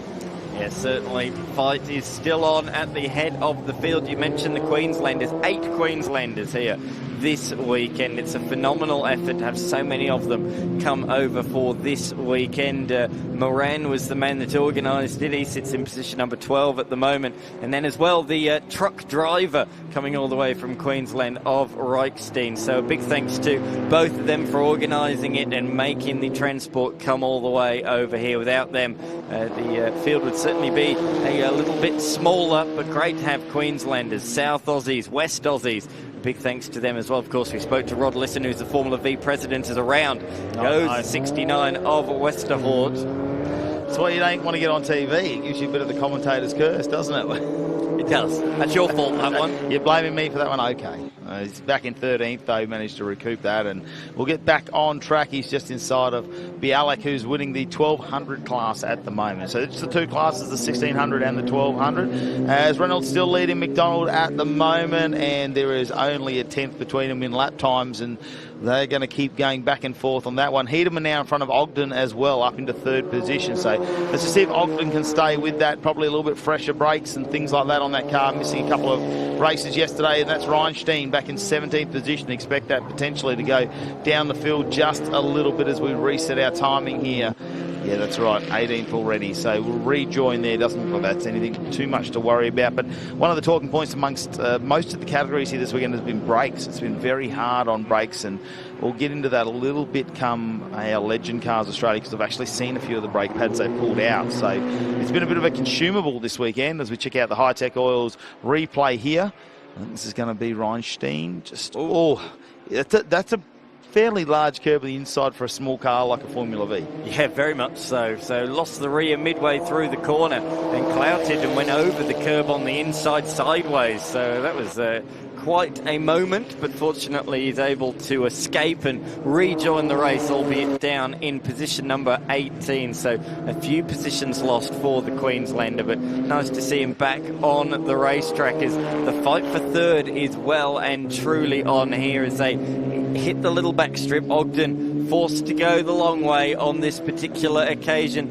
Headiman late on the brakes in car number 44. Just running a little bit wide on the exit of the corner, and they tangle wheels. They somehow managed to get away with that. I will never know how. They touched wheels, but without really mounting or getting airborne. That was quite a hit. Hopefully there's no damage to either of those vehicles, but just the two cars with very different lines going into the corner came together on the exit. I also noticed, as we go back to our race leaders, if you have a look on the, I suppose, the left-hand side of the driver, on the nose cone there, he's got a couple of wheel marks as well. But let's have a look at this replay.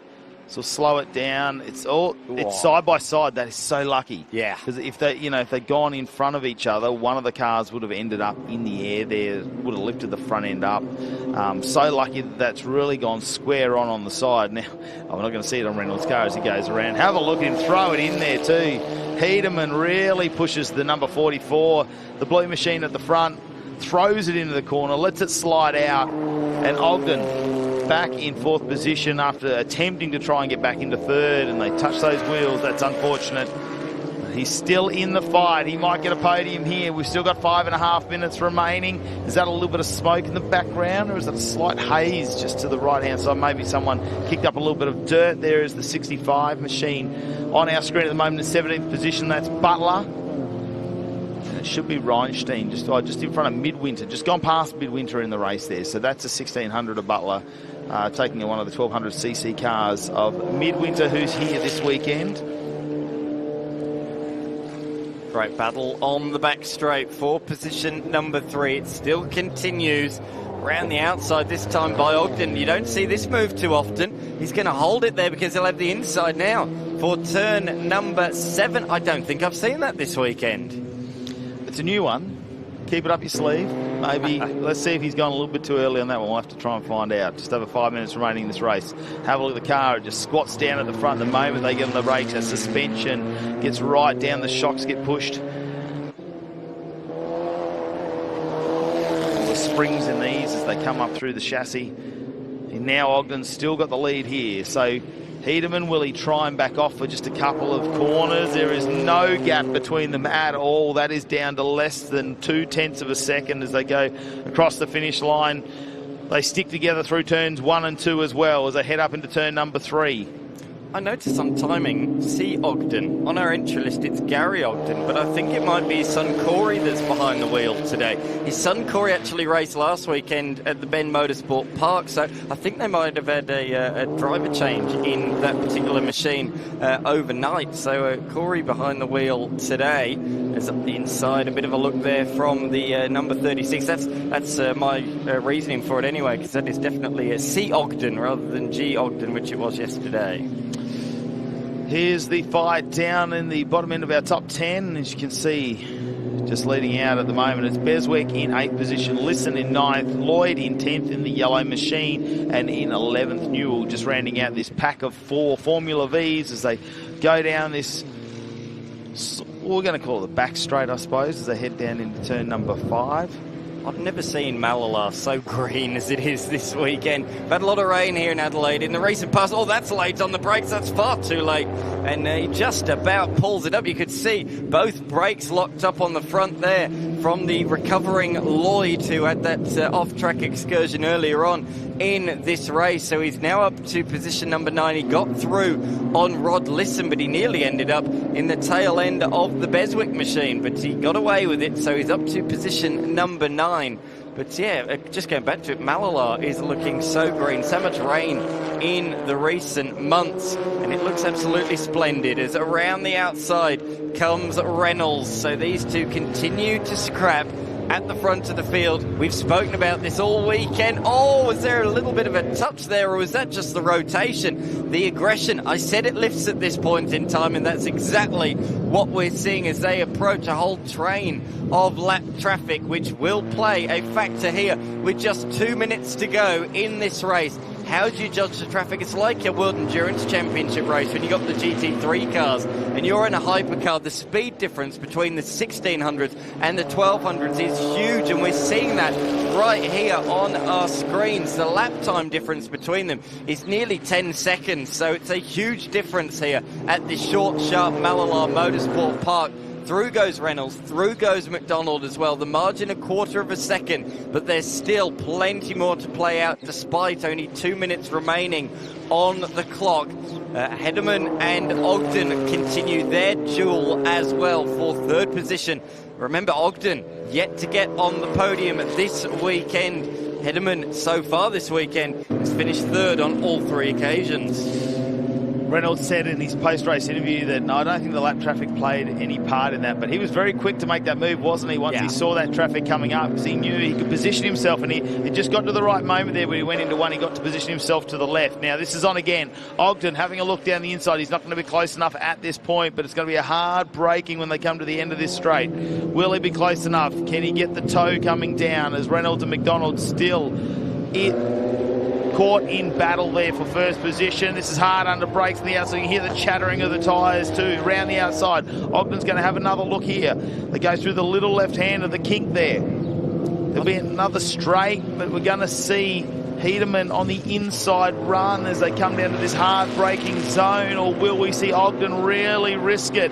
Go late? No, they brake at a very similar time, and it's chattering. Still stays on the outside. They're too wide through turn number 7. The little left and right hander onto the main straight, still side by side, and it looks like Hedderman may be in front. What a fantastic battle. They've been side by side now for half of the lap, and they're still side by side as they flick it into turn number 1. That must have been 1.5 Ks, I reckon, that they were side by side. That was absolutely awesome. We've seen a lot of slipstreaming duels. We haven't seen a wheel-to-wheel battle like that one so far this weekend. And straight away, they only spent 1 corner in line. They're straight back side by side once again. Ogden going the long way, looking for a nice run out of the corner to build the momentum on the Smithy's straight with a big kink in the middle as they fire through the flat-out right-hander. That outside run has worked an absolute treat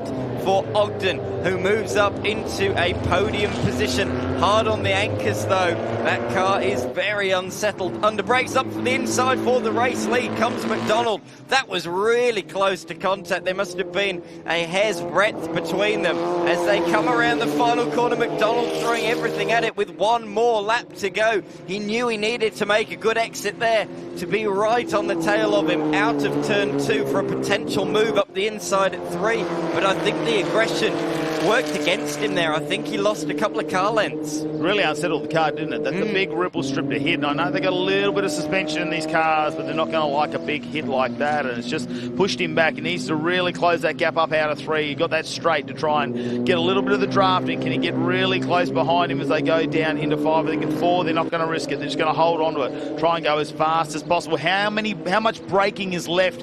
How hot is the brake fluid in the car? How much disc pad do they have left to try and pull these cars up? That is a great question at this point in the final lap. As he has a look, McDonald goes around the outside. Reynolds covers him off. He's very defensive, and a slide there for McDonald, but it might have worked in his favour. He's on the inside now as they run down into turn 7. They'll have a little left-hander, but if he can get the side draft, maybe he can stay with him. Great shots here. Oh, he pushed him to the outside, almost puts him on the grass. It could have been a bit of wheel-to-wheel contact. It's going to be a tussle into 7, but he can't do it. McDonald, Reynolds closes him off. McDonald just locks up a little bit of a wheel. You just saw that puff of tyre smoke, and here's the final corner. Certainly is. McDonald throws everything at it once again, but it is going to be the round victory for Daniel Reynolds. A brilliant performance. Boy, oh boy, did he have to have his wits about him on that final lap. The fight for third is on as well. Ogden trying around the outside, but Haderman comes back through, so a change of position once again. So it's going to be Haderman who is going to take position number 3 ahead of Ogden. A brilliant battle between those guys for third place, a final spot on the podium. Ogden just a 10th shy of his first podium this weekend. That was very, very close. 3/10 between Reynolds and McDonald's, but they're coming across the line now. Oh no, is there an insert there? Because it looks like the front nose cone may be dragging on the ground. We'll try and get some updates on that one as well.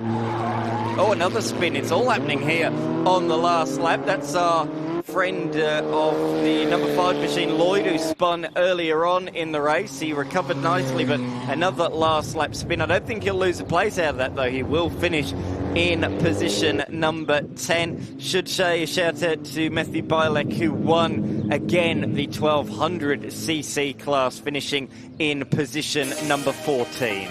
Daniel Reynolds ends up with 3 race wins from 4 races here this weekend with Alex McDonald.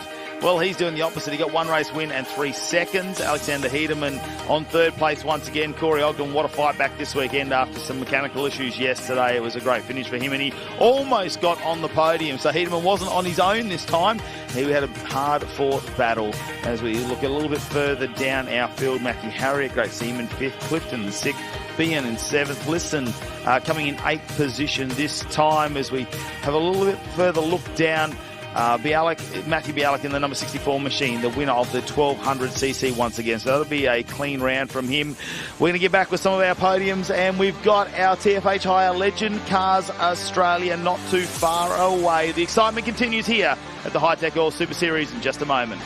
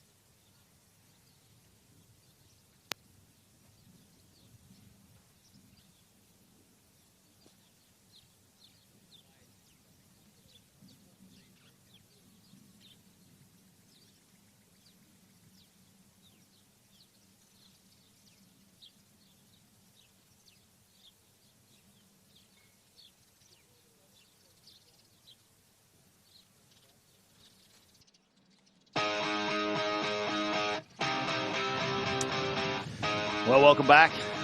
It's great scenes here at Mallala as we get into probably the second half of our racing here this afternoon. We're well and truly into the thick of things here at Mallala. The sun is shining, and let's head down to J-Mac. Third place, Alex Hedderman, and a fantastic weekend for yourself. Thank you very much. It was a little quiet at the beginning, but that last race was full on. It was really good. Clean racing. Excellent. If I could, I'd just like to thank John, Tim and Matt from Volks Engineering for building this car and helping me get it set up. I wouldn't be here without them. Fantastic. We can't wait to see you at a future round. Great. Thank you very much. So P2 again, Alex McDonald, for that race, for the round, as close as ever, but wow, that last lap. Yes, that was a stunner of a race. I was throwing the kitchen sink at it. So this is my last race in V's, so I tried to make it a good one. And I didn't get the win, but I think that was a great race. So.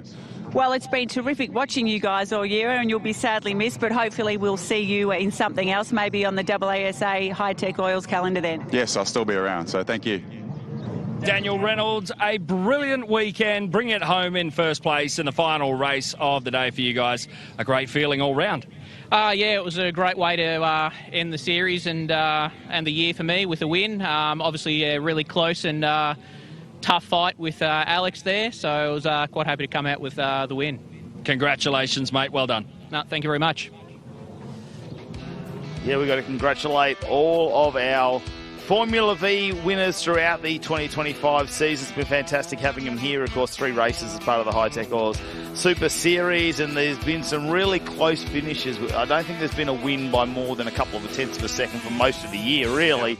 We'll move on to some more little legends, which they basically are. The TFHI Legend Cars Australia lined up behind our Hyundai safety car as they're getting ready for their 5th and final race of the weekend. What I love about the Legend Cars is our top 10, where they switch them around in race number 3, really jumbles up the order. So this is how our final race is going to start. Ruben Dan being super dominant in the CXC machine, while he's going to start out of 1. Aidan Williams now leading the championship alongside of him. Chase Tippett, who got on the podium in the last race, with Shane Tate on the second row. Dylan Thomas, who had a big moment there on the third row alongside the Australian champion Ryan Pring. So there's a couple of names there in the third row that could potentially, if they get their act together, really shuffle up that top 4. Yeah, absolutely. Certainly many talking points in that one, of course. Maverick Kemenveri fell off the road. He was in a top 5 position when he speared off at turn number 6. He'll be coming out of position number 14. We had a standing start for the Australian Formula Vs, but back to a rolling start for Legend Cars Australia. They're the busiest category here this weekend, the only category with 5 races, 5 short, sharp, 15-minute sprints, and this is no exception. Here they come then, around the final sequence of corners. We're waiting for that green flag to fall. Listen to the most of them, all 3 cylinders now as they take off. I think there's 1 4-cylinder left in the pack. And have a look at this. They go bumper to bumper. The Morse code already happening as they go down the main straight. 3 wide as they turn it in. Watch out for Maverick to fire off the back. They've got a brand new set of brake pads on that after a failure in the last round, which sent him off. So watch for him to move up the field, and he's up a number of positions already. Have a look at this on board with Shane Tate, though, who's a former Australian champion. The budget rentals entry has a shot down the outside, but Dylan Thomas trying to cover him off. Ryan Pring not too far away as well, just back there in 5th position. Ruben Dan, they've let him go already. He's opened up a couple of tenths, and watch him try and put the pedal to the metal and drive away with this one. Looking at the back of Tate's car, we just saw Ryan Pring alongside, and you can see the green wheels now on the front. Pring with a nose in front, and the cars move around quite a bit. You can see the wheel movement there, especially under brakes. Aidan Williams needs to watch out. Dylan Thomas now, the number 68, trying to recoup some points in the championship. He had the lead coming into this round. Now he's got the work to do. Absolutely. He said about Dylan Thomas, he made a blinding start from the 3rd row, and he went straight around the outside of the 2 ahead of him on row number 2 and took position number 3 as a result. Brilliant start from him, and he is now going to try and catch these 2 who really have been the class of the field. They've taken all the victories between them. 3 race wins for Dan, the inverted grid race victory for Aidan Williams. But Thomas has had the pace this weekend, but just not the results to go with it. We saw that big off-track excursion in the race earlier on today. He locked up, made an unforced error and ran off by himself. Great race so far for Pring.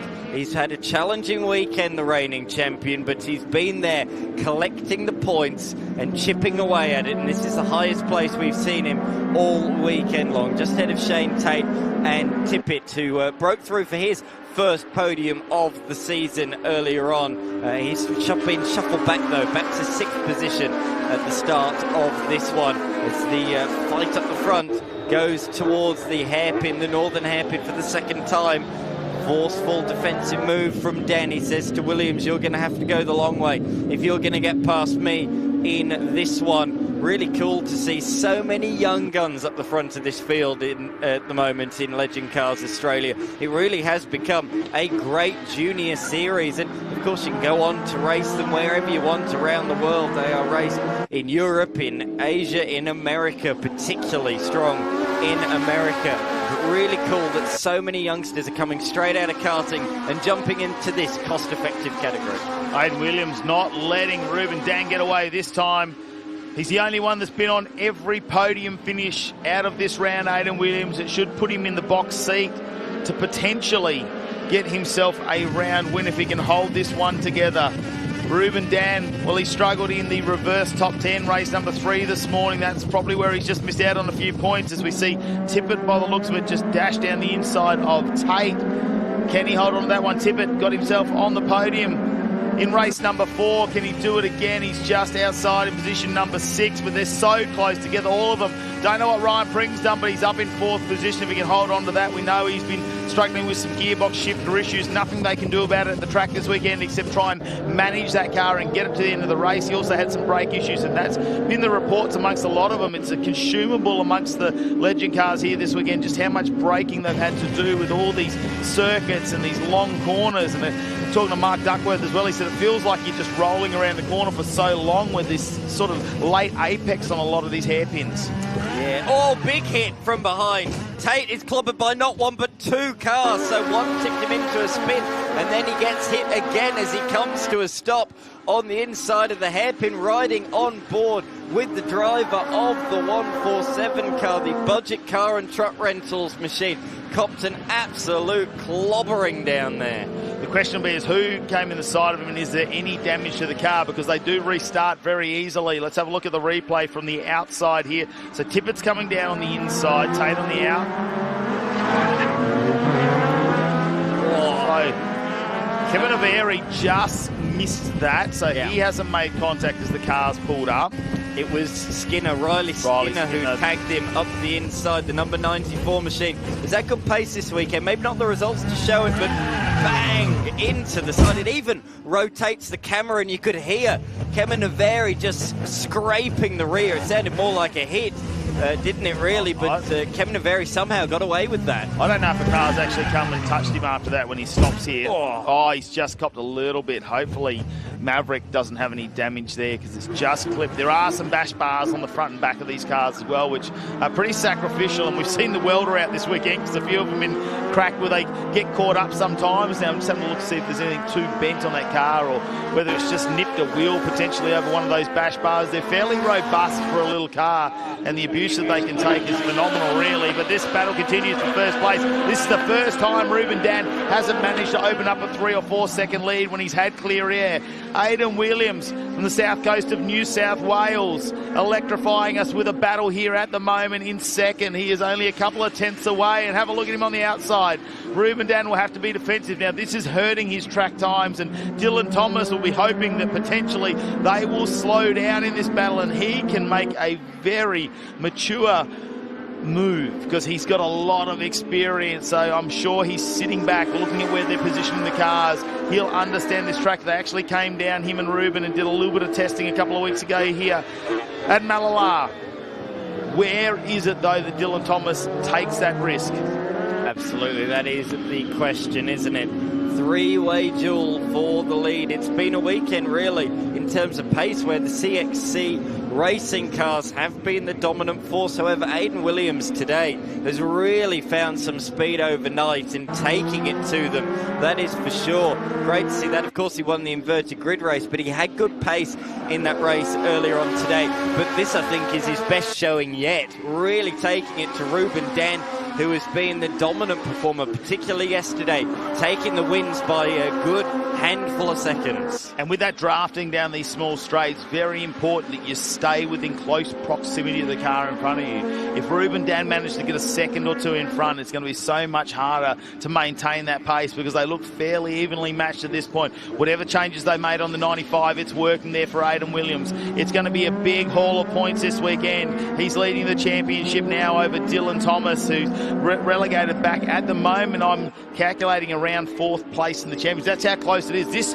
This race will change all of that once again, but there's going to be 6 or 7 potential contenders going into the final round in the Winton Wrap in 4 weeks' time.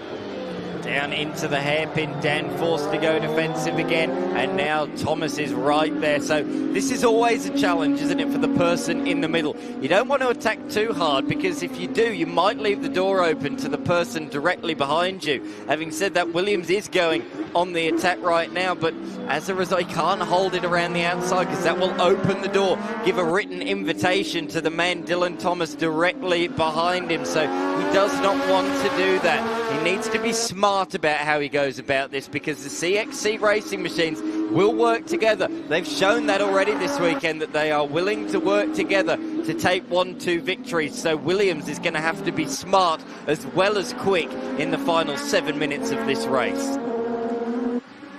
Yeah, it's probably been the weekend Dylan Thomas didn't want coming into this one. Of course, race number 1, he got 0 points there after he had a tail shaft issue and didn't finish that race. He's had to watch his teammate Ruben do fantastic.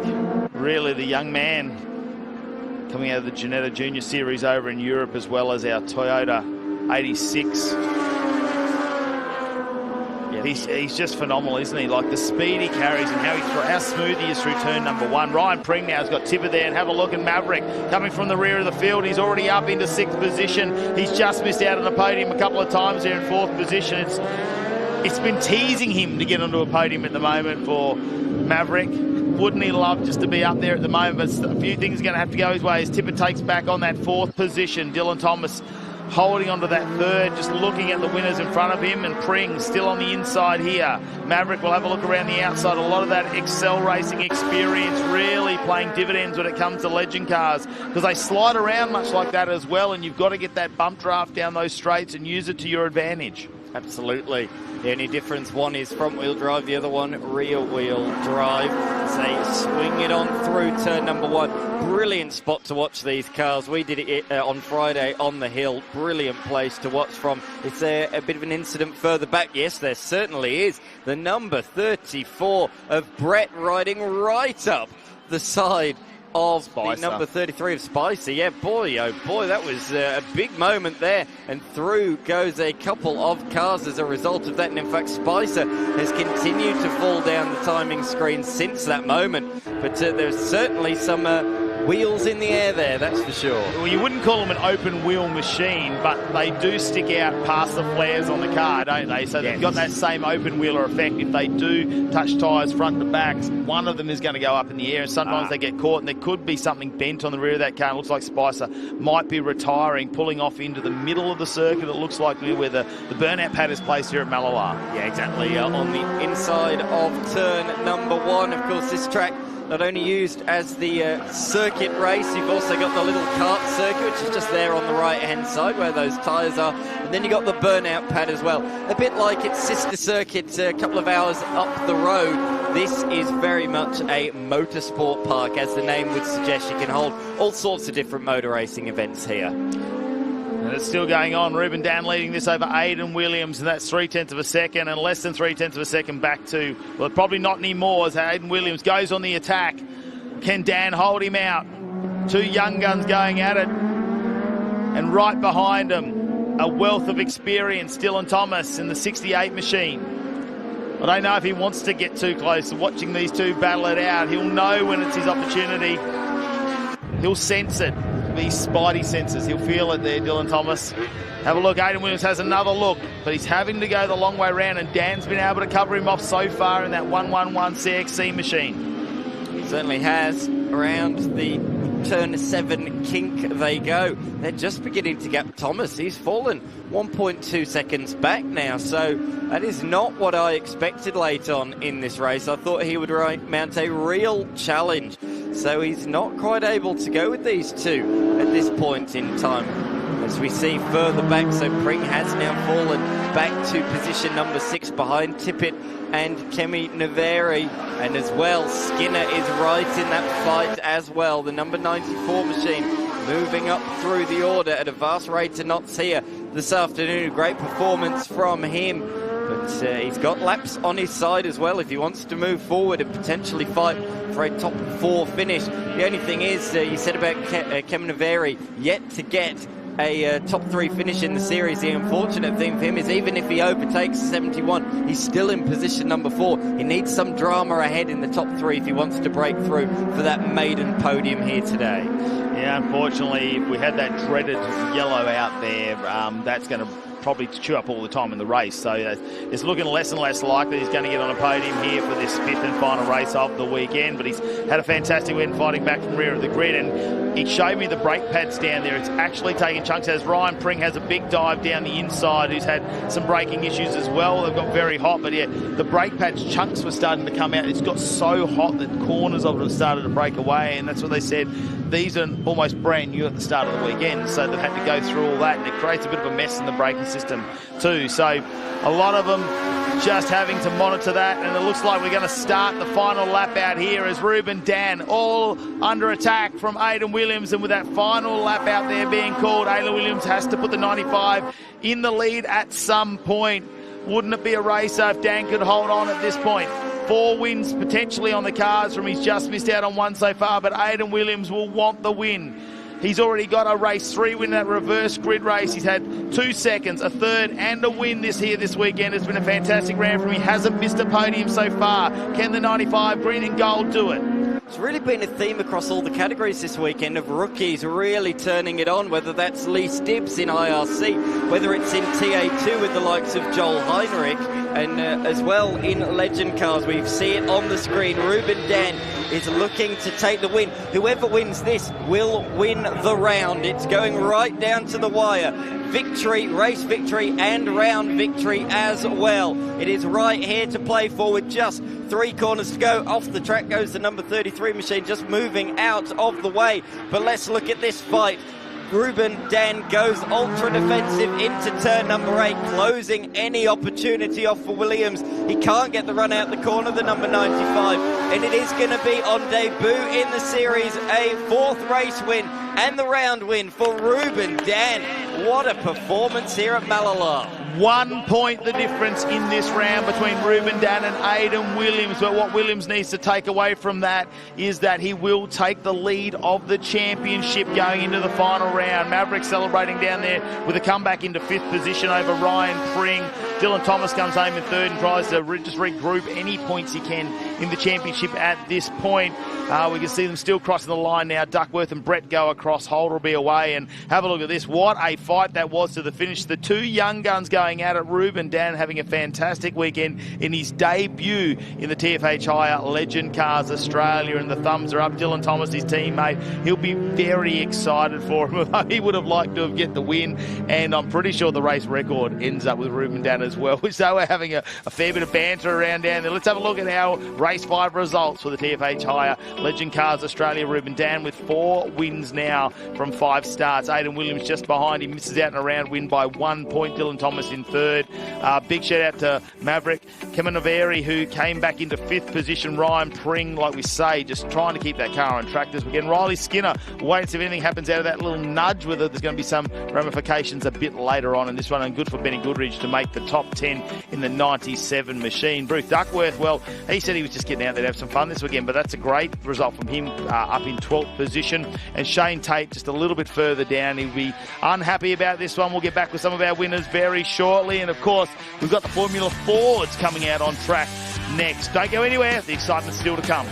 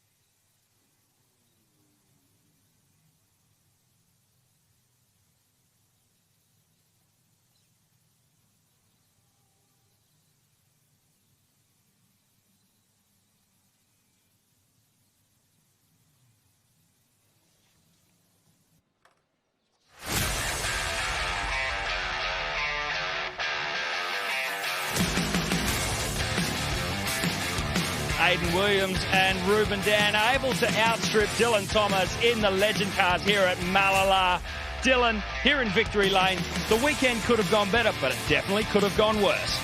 Yeah, we certainly had our challenges this weekend. We snapped brake rotors on Friday, drive shafts on Saturday, and still got some braking issues where it sort of sticks a little bit. But to be fair, Ruben down in the other CXC racing car has been hot all weekend, and no one's been able to touch him. So super stoked for Ruben and for the team. CXC Racing provided me a pretty fast car. I guess the old guys got a little bit of polish to do because we didn't do the greatest job on our side of the garage. Congratulations to Aidan, taking the championship lead off us this weekend. And, those two guys, super fast. I was just hanging in there. Congratulations, mate. Thanks.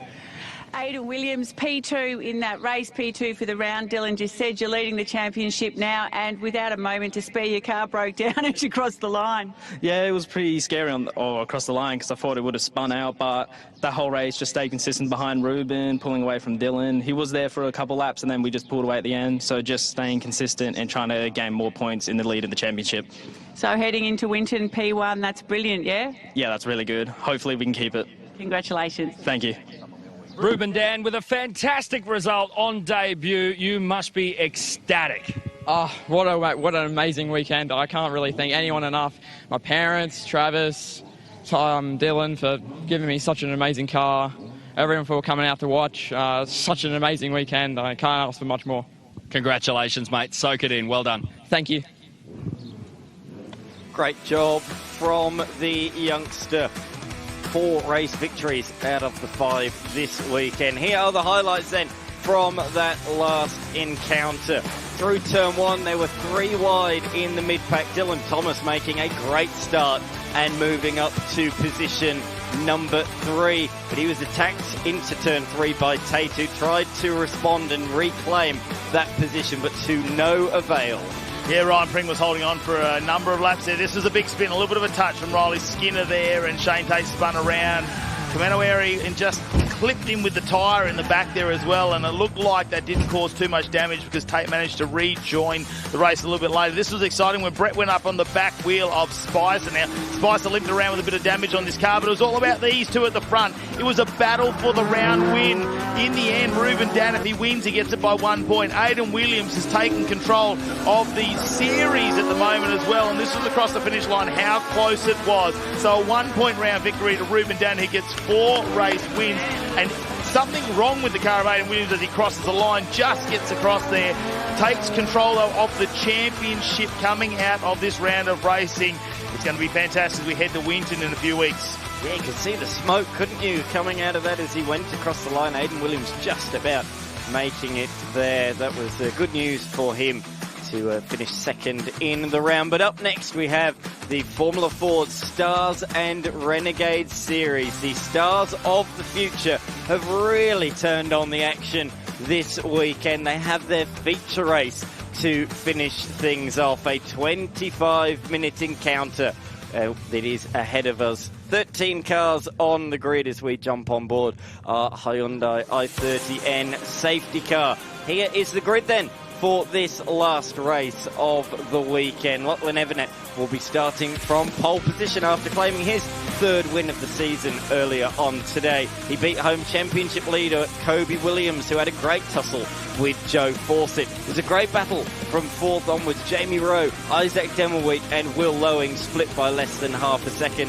And then beyond that, just outside top 10, we have Brad James, Caleb Bellack and Tabitha Ambrose as they come around the final couple of corners. Rolling start in the Formula Ford Stars Series. Very unique to this championship. It was a little bit of a balk as some drivers keen to get going there. They have now gone. Green flag flies and we roar towards turn number 1. Brad James in the dirt there on the outside towards the tail of the field. But out in front, Kobe Williams has managed to sneak his way past. Gets past Lachlan Everett, and Will Lowing has done the same on Joe Fawcett. And in fact, Fawcett might lose out to another competitor on the run towards turn number 3. Yes, Will Lowing does go through up the inside, so Fawcett drops down to position number 5 as Matt Nolte joins myself, Dan McCarthy, back in the box. Great start, wasn't it, from those front two, and even tightly bunched through the middle we go.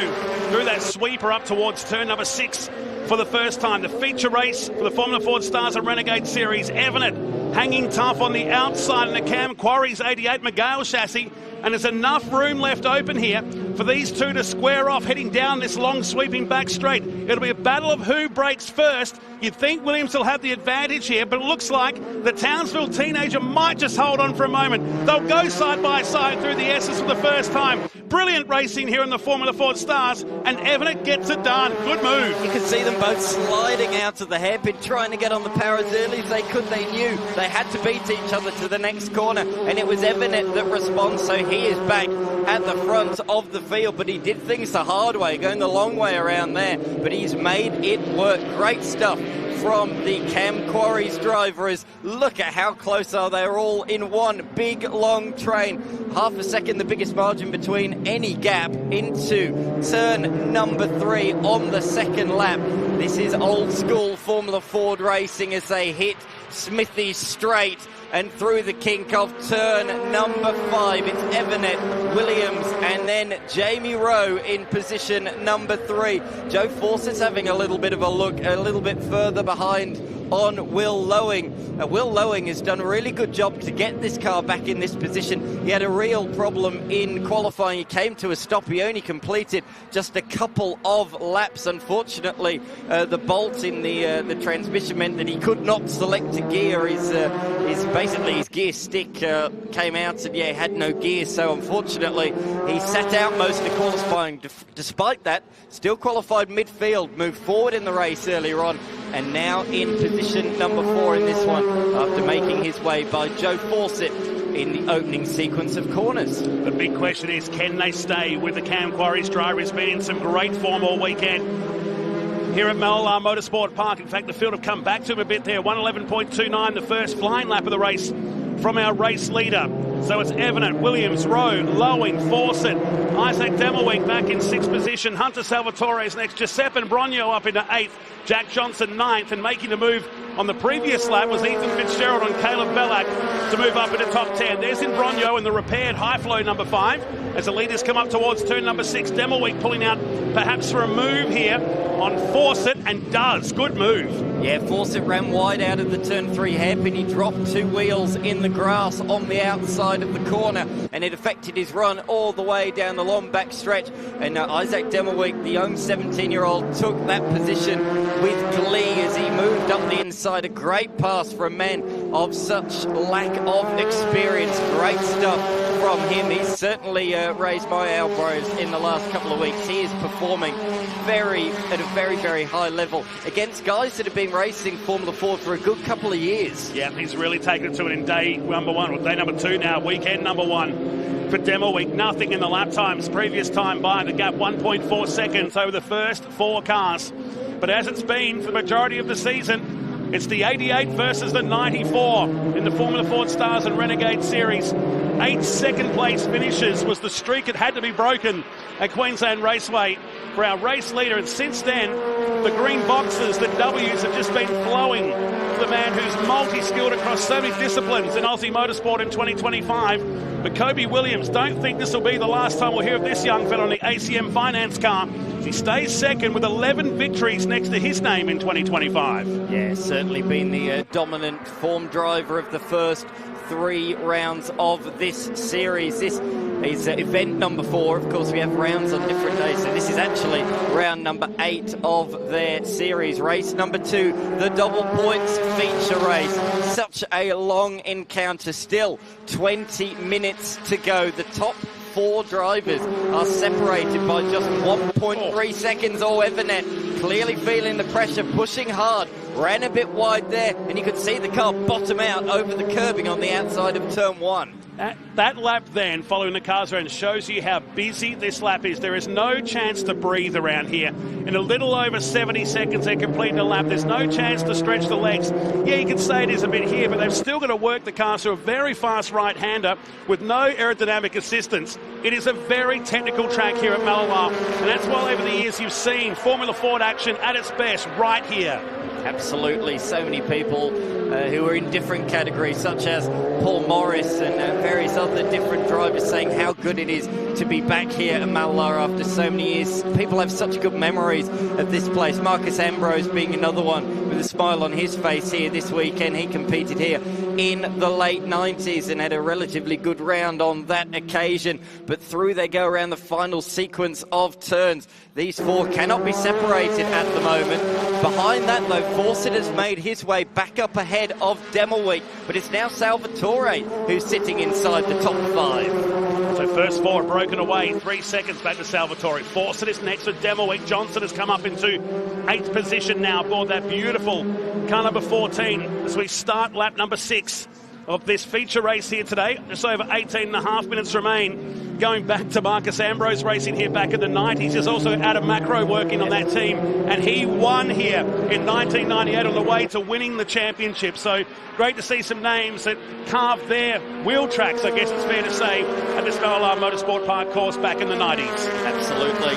On the back strip, Joe Fawcett, he said earlier on today when he finished on the podium, I certainly felt more comfortable. He said to me yesterday, just a general lack of grip and instability in the car. They clearly ironed that out for the race earlier on today, and to be fair, I think the car looks quite stable in this one, but he's just been on the wrong rub of the green. He's just been in the wrong place at the wrong time and has lost places as a result of that. He still sits in position number 7. He's in a big scrap with our race leader for second in the series at the moment, and this is not going to be a good race for him in terms of the points, with Evernet looking at 60 points for a potential race victory.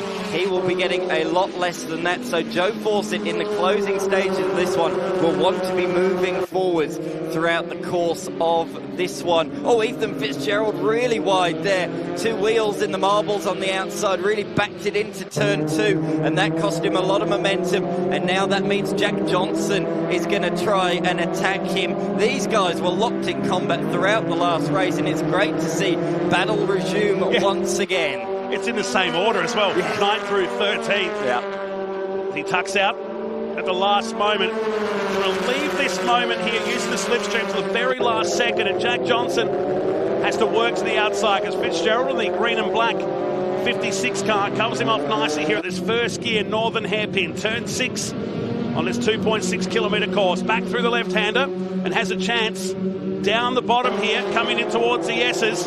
Be forced to the outside, which makes it very, very long, but doesn't want to leave the door open for the cars behind. He's staying there as Johnson has to tuck back in behind, but look how quick the other cars have wrapped him up, and a little bit of contact midway through has cost him a position. Yeah, the young 15-year-old Caleb Bellack makes his way past as a result of that one in the Pioneer DJ's Spectrum. A great pass from him, very, very opportunistic. There was a little carrot that was dangling, and he more than took a big chunk out of it. He ate the whole entire thing in one gulp. He moves up into position number 9 as a result of that one, and that was a big lock up there I saw from Lockie Evernet, a problem he's been suffering with all weekend. Despite a few lockups earlier on today, he did manage to get away with it and took the race victory. But once again, Kobe Williams is right on his rear gearbox, and he is going to be smiling behind the visor of that one, seeing his rival lock up with a significant moment down at turn number 3. That bodes well for Kobe Williams. Not only have brakes have been an issue, I should say, throughout this weekend. Yesterday, we saw both Fitzgerald and Tabitha Ambrose retire, and that's because they both lost brakes late on in the race, so that could be a factor at the end of this 25-minute race. Big braking zones here, turn 2, turn 3, turn 5, turn 7, and turn 9. It is a hard track on brake. Spearing off the road at a vast rate, and Knots couldn't quite see who that was. And Bronio maybe at the back in 12th position. No, it's the 16th. It's Salvatore. It's a shame. He just lost the place back to Demmelweek, and he was trying to get back through, I think, into the top 5. So Demmelweek has recovered after briefly falling back to 7th. The youngster back up inside the top 5. So good job from him. But that's a real shame. Oh, we've lost a rear sort of engine mount there on the back section of the circuit. Could that be from the Imbrogno car, or potentially from the car that we just saw off the circuit as well. So that's a big piece of debris anyway, but it's found a resting point on the grass, so out of harm's way. We'll soon find out who it is. I mean, car's exposed engine somewhere out there at Mallala with this beautiful sunshine we've had over the last couple of days. A little bit of breeze out there, and the flag comfort conditions just spectacular as we go into another lap. The first four, it hasn't been like this all weekend. We've had two-car scraps, but now the top four covered by nothing. Here it is on the replay, and just straight on for Salvatore. I mean, that car didn't even look like it was going to turn, and he's decided to go straight on. So this is where the cover has come off, perhaps. Yep. Ah, yes, there it goes. And he's also set lap record last lap as a result. Under a minute that last lap time. So he's found a nice little joker. Got a joker lap, yeah. Oh, it's a shame. But I wonder whether that's a brakes issue. I wonder, it's not really a corner you'd have a mistake. So there's something more to it. The fact he dragged it on across the infield and decided to rejoin the track at the back has confused our timekeepers, at least, as we see Tabitha Ambrose up the inside of Imbrogno, the battle for 10th position. Yeah, brakes are being scorched out there at the moment, so they tyres are being tortured, and they are certainly going to play a factor. We're not even halfway through this final Formula Ford race. There is so much time still to go. Great camera shot, that the low-flying drone. We haven't seen a shot from there this weekend. That was awesome. So Johnson on the back of Bellac.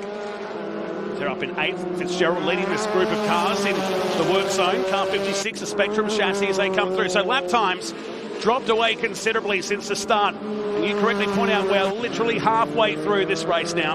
12.5 minutes coming up to in just a few moments. But Fitzgerald, these guys 12 seconds away from Lockie Evanet, who's controlling the race and doing a fine job. But look, he doesn't want to keep an eye on that mirror for too long because they're starting to get closer and queuing up.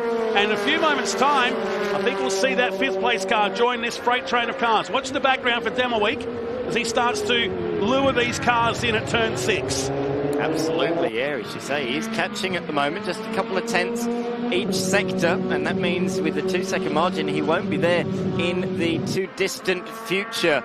But these top four have been the class of the field in this final affair so far, haven't they? They really have pulled a comfortable margin over the rest of them. But this is a real good battle so far this weekend. It's been all about Evanet and Williams, but it's great to see Jamie Rowe going with them, and Will Lowing directly behind him in position number 4. Both of those two drivers I spoke to during the lunch break, and they both said, yes, we didn't qualify well, but I feel I have good race pace. They both said that to me, and that is very much proving to be the case at the moment. Jamie Rowe was very optimistic about his chances of fighting for a potential podium or victory if he could get himself in this very situation. He's yet to take a victory in the Formula Ford Stars and Renegade Series is Jamie Rowe. But he's doing a cracking job out there at the moment, sitting in position number 3 on the road in the number 48 car, the Spectrum chassis. Final round to come up at Winton at the end of October, where we'll no doubt crown the guy in second place at the moment will be our champion. It's a battle of who's going to finish in second and third in 2025. And that took a good 12 minutes of that race to calm down, didn't it? It was really on then in the early stages. But I fear we're in the eye of the storm right now. Everybody regrouping, everybody trying to stay with our race leader. As they come past the Kateri Capital Wallcam at the end of lap number 12. And just over 10 minutes of racing remaining. The Townsville teenager leads. We go back to Fitzgerald, Bellac, and Jack Johnson. 7th, 8th and 9th on the multi-car scraps that we've got. There's another one brewing behind with Ambrose, Imbrogno, James and Salvatore all battling for 10th position onwards. Absolutely. Cracking battles wherever you look. It's pack racing here. The final race of the Formula Ford Stars Series. Yes, that was the moment, wasn't it? Getting crossed up on the outside curbing. Really rattles the teeth, the curbing out there, and he just certainly felt that. The local man, Ethan Fitzgerald. Great to see Fitzgerald and Bellac fighting inside the top 10. Two guys that run the team, you know, it's a father and son type operation. Really cool to see. Fitzgerald has brought his good mate from France over for this weekend, a gun engineer over in Europe. and it's paying dividends for him this weekend, sitting in position number 7, and the same for young Belak in the Pioneer DJ machine. He's having a really good weekend, got his best result of the season yesterday, and now he's trying to launch an attack on Fitzgerald, but Fitzgerald defending that one into the hairpin, turn number 8, one of the great overtaking points here at Mallala. Can't take your eyes off this, can you?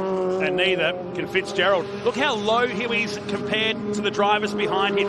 You can barely see that visor compared to the drivers around. And why I'm saying that is, above him is that fresh air intake. The more space that's got, the more oxygen it feeds the engines, and that 1 or 2 horsepower can make a big difference. Absolutely, but on the counter side of it, you want to be in there to get that slipstream, the best toe possible on the back straight as they head on down the back straight. Big twitch again from Fitzgerald. I tell you what, he is having to drive that car really hard to stay in that position at the moment. Belak looks a bit more comfortable out there. Imbrogno, Ambrose and James nose to tail. Imbrogno's moved up ahead of Tabitha Ambrose in the last couple of laps out of our view. So that was a move made for position number 10. Brad James, he's really recovering after that little excursion. He got forced out wide at the start of the race, and that's what put him to the tail of the field. We saw that moment for Hunter Salvatore, the off-track excursion at 2, and then of course the engine cover coming off as well on the back section of the circuit. Unfortunately, he has brought that car into the pits and brought it into an early retirement, so I think that probably is what you were speculating on. Brakes, I think, went in that car. It's a shame. At least he caught it at a slower point for the Mallala course. We go back to our leaders. We haven't forgotten about them. They just disappeared away from the 6th, 7th, 8th and 9th battle. Some 10 seconds now to build towards the closing stages of this race. Evident with maximum pressure. And you would think that Williams, with so many race victories and a fairly handy lead in the series, wouldn't want to put himself in a risky position here. But this shows you the determination of these drivers at such a young age. They want every single victory possible. Absolutely. And Evanet looking to go for victory number 4. He's had a fantastic weekend. 2 victories so far.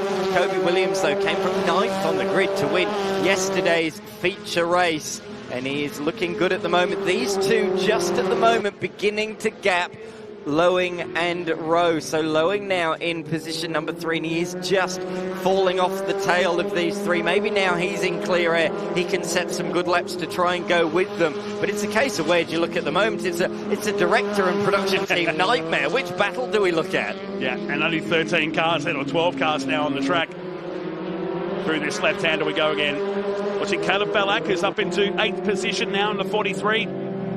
After starting from 12th to this final race, scored his best result of the season yesterday in race number 1 of round 7. And Fitzgerald, can he hold the pressure from these cars behind? That is the big question. 3 decent battle packs that we're watching here in the final race. Round 8 of the Formula Ford Stars and Renegade Series. The TA2 muscle cars by Maritimo will follow. Got plenty to talk about in the lead up to that race before they get set for the final round at Winton Motor Raceway at the end of October. But still, 6 minutes remain in the Formula Ford Stars and Renegade Series. I just get the sense Kobe Williams is biding his time. I don't think he's shown his true pace at this point in time. He's just sitting there in the draft, just conserving everything from tyres to brakes so he can go for an all-out assault late on in this one. I think the rear wheels kicked into the air there as he caught the outside curb of the final corner awkwardly there. That was Fitzgerald again, as I say. He's really fighting this car. It looks uncomfortable, and there at turn 2, he bowls another wide, and that draws Caleb Belak alongside, but Belak is on the wrong side for the turn number 3 hairpin. He's going to try the cutback, the switcheroo, back up the inside on the exit of the corner, but Fitzgerald, the oldest driver in the series this weekend, is wise to that one. He's been around this game long enough. Belak waving his hands, he's not happy.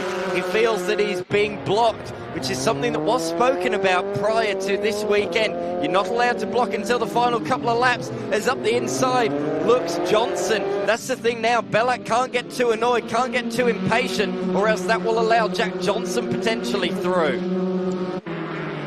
So it's starting to heat up.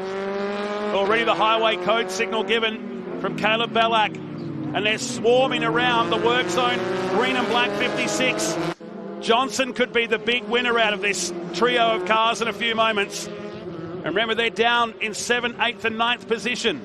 So it's not a battle for the win, but anyone thinks there's $1 million carrot being waved in front of him right now. It's clearly gone off the carrot. It's bright green, not orange, as he goes through turn number 2. He is defending hard, and Jeff Gretsch did say to them, who's one of the men behind the series, he did say you can block on lap 1 and the final lap, as somebody's gone off here at the turn 3 hairpin. Lots of dust kicked up. That's more than 2 wheels. I think somebody has gone all the way off the road. I'm looking to see who's falling down on the timing screen. The replay may give us an answer. Is it lowing? It is lowing. Just caught the top of the blue machine, or the white and blue at the top machine, running wide. An unforced error throws away a top 4 finish. And they've been surfing that curb all weekend, and eventually I think that car just bottomed out across the top. He had no way to steer it back on until he cleared the curb. By then he'd lost 2 positions and now finds himself back in 5th. So we stay with Jamie Rowe. Isaac de Melwick is now in 4th position. That car was heavily damaged yesterday in that race 1 incident. They missed race 2 by a matter of minutes, but it is a completely different beast here on day number 2. Certainly is. Although, let's be honest, his racecraft yesterday was really good. He was just the wrong place at the wrong time yesterday, riding up the tail of Salvatore, just as Salvatore lost 3rd gear. And that was a real shame for him. He scored his first point in the championship as a result when he qualified 3rd on the grid for today's first race. That was his first championship point in the series, and he's gone from strength to strength since then. And now he is fighting for an outright top 3 finish in the final race of the weekend. And in fact, he's moved on through at the hairpin. He's moved up to position number 3. I'm sure he was ahead down in towards the final sequence of corners. We will see at the back of the shot. It's a great battle, though, for position number 3, and he has moved on through. My eyes did not deceive me, Matt Nolte. Well done, good pickup. That slots him up in a 3rd, but they won't catch these 2 further down the road. It's 2 seconds now. Demelwick set the fastest lap of the race back on lap 17 with a 1 minute 10.8. And look how quick Evident and Williams have gone away. Here they are with 2 minutes remaining. They were so similar in their lap times. Williams has decided this is it. We need to go for it now. Set himself up for that last lap lunge. Either down at 3, the top of 6, or on the way down to the S's. 3 genuine chances here at Mallala. The question is his championship on his mind. Does he think, I'll go for second? The answer is no. He slings it up the inside, ultra late on the brakes. It's Kobe Williams side by side. They leave each other just enough room on the exit of the corner. They're side by side through the sweeper and on the run towards turn number 8. Who's going to be last of the late breakers? Evernet forcing Williams to the inside of the circuit all the way to the white line. Williams back up the inside there, but Evernet is still there. He's got the inside for 9, but Williams on the switchback through the S's takes up the race lead. What a fight! Worked hard for the gravy then, didn't he? That set up at a turn 3 and spent the next 3/4 of a lap trying to get the pass done. And now the pressure is on Evernet. Can he retake the lead? Check it out on the replay. This is further down the field with Bellack, Fitzgerald and Jack Johnson. And contact, hand up from Johnson, and puts Fitzgerald to the back of that group. In fact, he's dropped down to 12th position. No doubt nursing a wounded number 56. That was one of the nuances of that double apex corner, really. It's a late apex, sorry, I should say. And they've both gone at apex at a very different time, and that's the result. They collided. Here we go, though, back on for the lead. Lachlan Evernet in the Cam Quarry's car, the McGale chassis against the Spectrum. For years, it's been Holden and Ford in touring cars. In recent times in Formula Sport, Ford, it's Spectrum versus McGale. And it's the Spectrum driver that's leading the way at the moment, but the seconds, the laps are very much counting down now. But look at these two. They've fought so hard that Isaac Demelweek is right on their tail. Look at him. He's just a car length behind. He could spring a real surprise here. If these two aren't careful and they're not looking in their mirrors, they could find themselves losing out here. This is a phenomenal drive from Isaac Demelweek. An incredible performance on debut in the Super Series Formula Ford Championship, doing a sublime job into the turn 3 hairpin. Evernet's looking for a nice run out of there, and I'll tell you what, he judged that to absolute perfection. He nailed the exit of the corner, the long run down the back stretch. And time is running out. A handful of turns remain. Demelweek, the one to watch out. Evernet has to cover him off at the same time. He's trying to make the move on the series leader.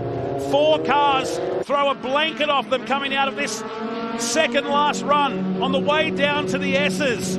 Demelweek has no role in this series. He wants a victory in his first weekend. Down towards the final turn. Williams covers him off. 2 turns remain. Kobe Williams comes around the final corner using the curb, sliding it through there, and he is going to hold on and take yet another race victory, but he hasn't fought that hard in quite some time. What a battle between he and Lachlan Evernet, and in the end the top 3 separated by just half a second. Fawcett backs it in, a challenging race for him, but he did limit the damage. He moved up late on to finish in position number 6. Half a second covered 3 cars to the finish line in the final race of Formula Ford Stars and Renegades in round 8 with 2 remaining. Fantastic. Take a bow, these 3. And Demelweek would have to be best of the round. First time out in one of these cars, he was incredible. And another lap or 2 could have been a different story. 12 wins, counted 12 for the ACM Finance team, and does it by just under 0.2 of a second. Demelweek 3rd, Rowe 4th, Will Lowing 5th. Indeed, yeah, he'll be kicking himself with that mistake that he made at turn 3 late on. He finishes in 5th, as you say, ahead of Joe Fawcett. Caleb Bellac, the youngster, finished in position number 7, beating Giuseppe Imbroglio. Beyond that, Tabitha Ambrose finished in 9th, ahead of her teammate Brad James. Outside of the top 10, it was a bit of a tale of woe. Jack Johnson having a little bit of a collision there with Fitzgerald late on. They finished in position number 11 and 12 as a result. And of course, Hunter Salvatore with his issues, a DNF. The crowd applauding that one, and rightfully so. 25 minutes of racing, 22 laps, and it started like this on the Hyundai highlights, with James almost being forced off the road there at the back of the field in turn number 1. I can't say enough about how well they've performed the starts over the last 2 days here at Mallala. They've really had so few incidents. They've all left each other good, solid racing room. It's been really, really good racing from the youngsters. It was on from the word go between Evernet and Williams, wasn't it? They really were fighting hammer and tongs early on. And to start with, it was a group of 5. Here was the woes for Salvatore. We think his brakes went. That was the reason for the fast off-track excursion. And then off went the engine cover as well, just to make his day that little bit worse. There was the collision late on in the piece between Johnson and Fitzgerald. I'm sure they'll have very different versions of that event. But out in front, these two turned on an absolute clinic. It was a brilliant race. Brilliant duel between them all throughout. That was a great pass from Kobe Williams late on in the piece. And despite throwing everything at it on the final lap, Evernet settled for second. Kobe Williams made it a dozen victories in the Formula Ford Stars Series. That is 12 out of 16 this year. Yeah, pretty good performance. No question about it. The ACM Finance team picking up the victory and almost cementing the series. Before we get to Winton Motor Raceway, Evernet has a bit of a margin now, 2nd to 3rd, but all those official results will be unofficial until the end of the day here at Mallala Motorsport Park. This guy is going to earn a lot of fans as he climbs out of car 36. Isaac Demelweek, who charged up and was only half a second away from winning on his debut weekend. Yeah, debut in the Super Series. Had a couple of goes in the Victorian Formula Ford Series and did a national round last week at Tailem Bend. And I was impressed then, but even more so this weekend. Brilliant performance from him. And Jay, mate, you're down there with our podium finishers. I am indeed, and it's actually quite deceptive how tall the young Isaac Demelweek is when he gets out of the cart. Congratulations on debut. A brilliant weekend for you. Yeah, it was mega. Had a bit of issues through the weekend, dragging a bit of throttle. I ended out that one and the thing was on rails. So yeah, huge thanks to the team for getting the car out after that crash yesterday. Yeah, mega. Well done, mate. Enjoy. Thank you. Well, just to prove how much hard work that was, Lachlan Everett, have a look at this, guys. Him and Kobe comparing blisters. That was a long, tough race, wasn't it? Yeah, it is pretty long. You sort of went to the start of the year, you know, 25, 30 minutes in these cars was really tough. But, yeah, produced good racing. Unfortunately, I couldn't quite grab the win in that one. Kobe's done an amazing job in that and getting past me. I couldn't quite get him back. So, yeah, I was really happy then, much more consistent than yesterday. Yeah, come second, I'm still really happy. You've had a brilliant weekend. Championship's going well. We'll see you at the next round. Yeah, hopefully. Thank you very much. And winning the feature race, Kobe Williams, congratulations. It was a hard-fought fight to the finish, but well done. No, thank you. Yeah, Lachlan was just really, really fast, and I was just having to push as hard as possible and not make any mistakes, and I just got there in the end, which was great. Congratulations, mate. Where to from here? Yeah, we got Phillip Island next week and then Winton in just over a month's time, so looking forward to getting there. Just a big shout out to my sponsors and others possible without them, so thank you. Fantastic. Well, don't go anywhere. We've got TA2 muscle cars coming up right on the other side of this.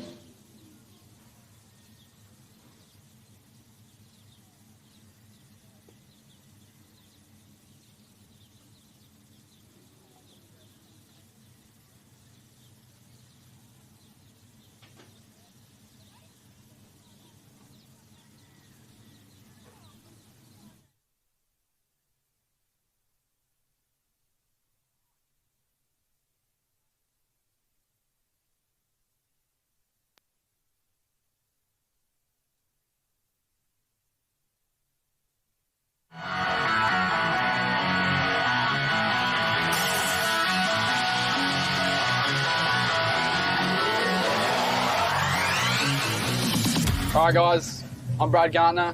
Joe Heinrich. Going to take you for a couple laps around Mallala Motorsport Park prior to the Mallala Masters. Coming on the straight, use all the curb. Yeah. What was that? Get after it. Nah, turn one's a cool There's corner. a lot of, you feel like every apex has a bit of camber, huge bump through here.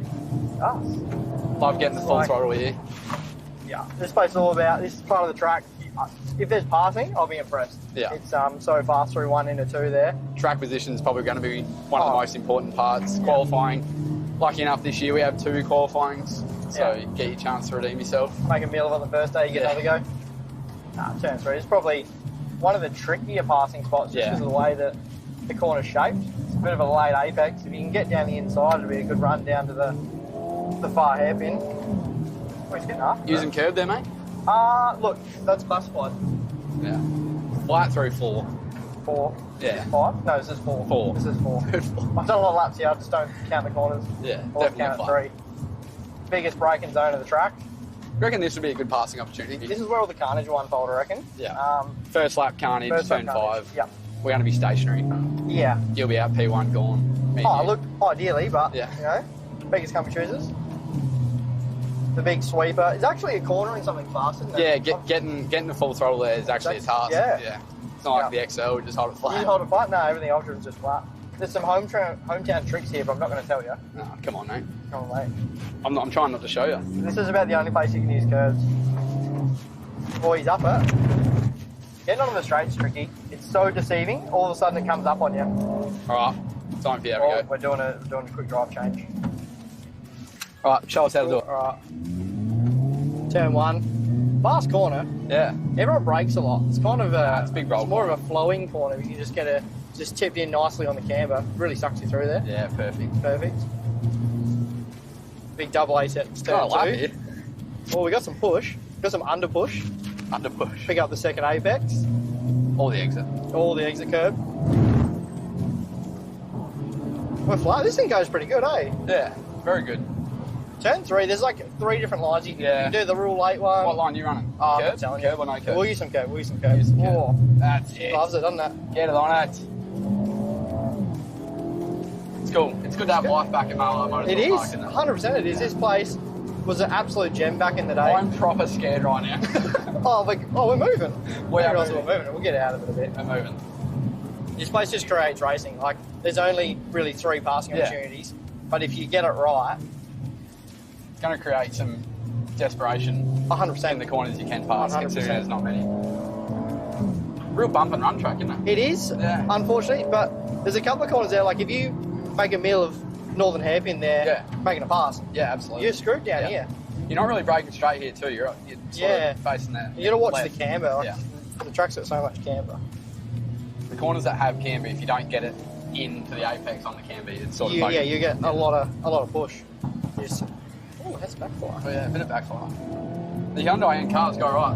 They do. Thanks, guys. Hope you enjoyed your lap of Mallala Motorsport Park with Brad Gardner and Joel Heinrich. Hopefully, the 2 SA boys can put it up the front. And Joel Heinrich is certainly showing him up in this one, his first weekend, alongside Jared Hughes for the final race of the weekend in TA2 muscle cars by Maritimo. And they're ready for a 20-minute wrap-up after a quiet race earlier today. We're set for the final one with the best of the used tyres on every single car. Result of race number 3 set the grid for this one, and we're on towards turn number 1 here for the first lap. They settle in side by side with this rolling start. Jared Hughes, if you missed the coverage yesterday, sat out race number 2. They changed an engine overnight. So we jump in with Diesel Thomas. I think it was Morris on the right-hand side with Brock Payne ahead. And Thomas with plenty of speed here, but the Formula RX8 champion covers him off down here. And there's contact in the middle of the turn. That's Morris in the red and black Mustang. Somehow it all straightened out, Matty Cav. That's exactly what we want to see. I saw Tom Davies in the background trying to come through too. It was very compacted, wasn't it, through turns number 1 and 2, and they're going to go side by side, Diesel Thomas and Paul Morris, probably the youngest and probably one of the most mature drivers in the racing here this weekend, side by side. And Thomas will have to relinquish that position there, and now Paul Morris will have Brock Payne in his sights, who's just in front in 4th position. I'm interested to see how Tracy's going to try and fight Joel Heinrich on this one. Webster, who has been a little bit quiet this weekend, just roaming around the mid-pack now, putting that 200 machine up the inside there of Diesel Thomas, who goes back another position. And I tell you what, pretty happy to see Crutch's car in all yellow this weekend after the abuse that went through at Queensland Raceway, but he's right in the thick of it now. You'd never have thought that was a brand new car at Queensland Raceway. The spare parts truck went home quite light after the tag team enduro event up at Queensland Raceway. One of the TFH cars sweeping across the front of Crutch. It was Diesel Thomas carrying one of the in-car cameras. Down towards turn 3, Crutcher coming in a little bit hot with the rears locked in at number 4 Mustang. But it's Jared Hughes leading from Heinrich. We go back to Blake Tracy. At the moment, is leading the overall by just 2 points over Heinrich on a debut weekend. How's Thomas around the outside? You don't tend to do that and pull it away, but he's on the wrong side for the pass at turn 6. He tries to stay with that number 4 car on the exit now. It's bringing one of the Hi-Tec Oils cars, Brad Gartner. You can see in the mirror from the Diesel Thomas in-car camera as they work their way down towards the S's here on lap 2. Yeah, I noticed Tom Davies just searching for a way through in the background of that too, so he is pushing really hard. Another brake lock up there from Crutcher in the number 4 Crutcher Developments entry. Just pinching a brake, that's going to start hurting some tyres, and this is the end of the weekend where every tyre has been used throughout the weekend. They're coming down on the bare minimum grip at the moment. It's going to slide the cars around, especially when we get to the back half of this race. Keep our eyes focused on Mark Crutcher, who's got in front of Diesel Thomas, but Diesel Thomas has been very quick throughout the season. It just seems like the TFH group just missed the mark this weekend when it comes to the setup of the vehicles, especially after the qualifying session this morning. We saw in the debrief Diesel Thomas just shaking his head a little bit, so they've had a frustrating weekend so far. And for Josh Thomas, he was served up in the earlier race by Robbie Farr. They actually cut down their best tyre, so he's running his worst best tyre, if that makes sense, for this final race, and he's going to run probably outside the top 10 for this race. Farr, in fact, copped a 5-second penalty for that. And same too, Brad Gartner scored 5 seconds, which dropped him 1 position after starting on the wrong side of his grid row in race number 3 earlier today. But out in front, a car that's been plagued with some gremlins all weekend, looks like it's cleared itself right now. I talk of Joel Heinrich in his first weekend in TA2 muscle cars. He's going after Series Elect champion of 2025, Jared Hughes, as they work into lap number 4. Yeah, Hughes and the team, well, they had some very obvious issues, didn't they, after that drive, after they had some driveline failure there. They had to do a motor change overnight, and this is what we wanted to see, the fight in the final race. Now that Jared Hughes has used up a little bit of that tyre, he's not going to have all the grip that he had in race number 3 here earlier today. So Heinrich now can really take it to the local South Aussie. He knows this track back to front. He'll know exactly where to try and extract a couple of hundredths of a second, whereas Jared Hughes hasn't done too many laps around here. In the background, you got Blake Tracy, who's had an incredible start to the TA2 series here. We've seen him in Trans Am, but he hasn't been in a Camaro here. And he's had a couple of wins yesterday, a 3rd position last time out. Can he get on a podium once again? And like you say, this weekend, currently leading Heinrich by 2 points for the weekend. And can he get a round win? Time will tell. They've pulled away 2 seconds to Blake Tracy, who's the fastest car on the track right now, into another lap with 15.5 minutes remaining. The lap times won't be spectacular later in the race, but they're certainly holding right now the 10-0 for Heinrich at the end of lap number 2. Shots from the drone cam as they make their way through this long, ongoing turn number 2. And past the pit lane towards turn 3. So as it stands, Paul Morris looks likely to take out the Masters class win, which is the class within this series today. He's actually 2nd overall for the year with that strong showing up at Queensland Raceway with Brodie Kostecki, who's been helping out on the car over the last couple of days with Ben Grice, who'll be back here for the homecoming event in November. A bit of contact between Thomas on the exit here, on the back of Gartner, who's frustrated with this car today. They were so strong yesterday after being out in the wilderness during practice on Friday afternoon. Felt he had a really good car yesterday, charged up 6 places over 2 races. But that penalty has rattled the confidence, perhaps, of the South Aussie driver.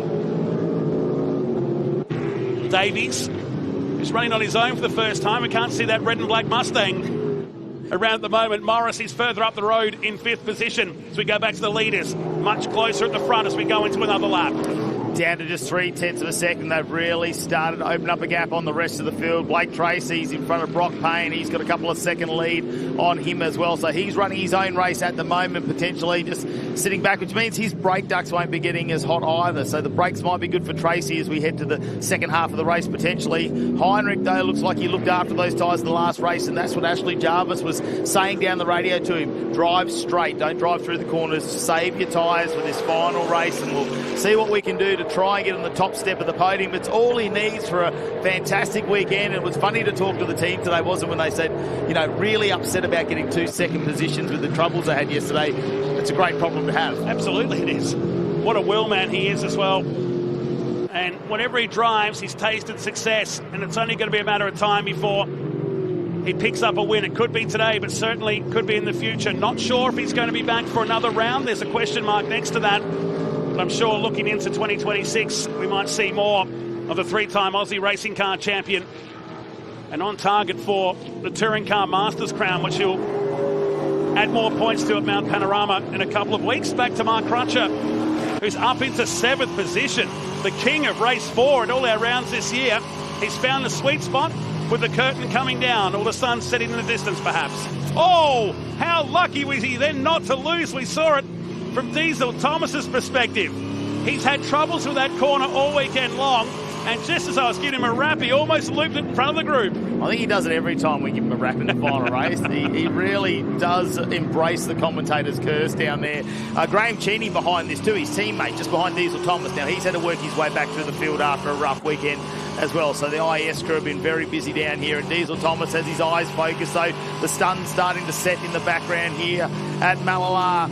And he goes to the outside of Crutcher. And what will Crutcher do under brakes? We don't see the car move around too much. That was pretty smooth, actually. He's got to watch out for Graham Cheney, though, because it might be the IS teammates that sandwich the young competitor Diesel Thomas. Tom Davies in the background as well, so he's going to be pushing Graham Cheney. And Davies, I wonder if he's in tyre dramas as well. In the Ariat Chevy Camaro for Nathan Hearn Racing, he's on Graham Cheney, who's leading the Masters class in 2025. Overall, Crutcher is in fact the defending champion in Masters class, but with the takeover of the 2 categories from the HCC group, he's had a lot to focus on this year. And a whole fleet of new cars arriving in the country for next year's Trans Am Series, and a lot of those cars will find their way down into the TA2 Muscle Car Series. There is a real buzz of excitement in this category right now. I thought you were going to say the fleet arrived for Mark Crutcher for the next season. Maybe. He could just be selling me a dummy. He does like a new car smell, doesn't he? He does. He does. Joined by Jordan Cox in that Enduro. Didn't they beat that brand new car up? Great to see him back out there. They've got the car turned around. They do a great job at HCC. And, well, not a tough weekend for Brad Gardner and the Pitman Trucks entry number 22 as well. In the car just moving around a little bit, really trying to find that setup. Josh Thomas in front too. And he's had a tough weekend, but having a look at the front 3, they're very even when it comes around to the last lap times, and they're definitely standing out from the rest of the field, though. It's our top 3 who have been very, very quick, but Gardner needs to watch out, as we've just seen in the background. Is that Danny Reedy behind him?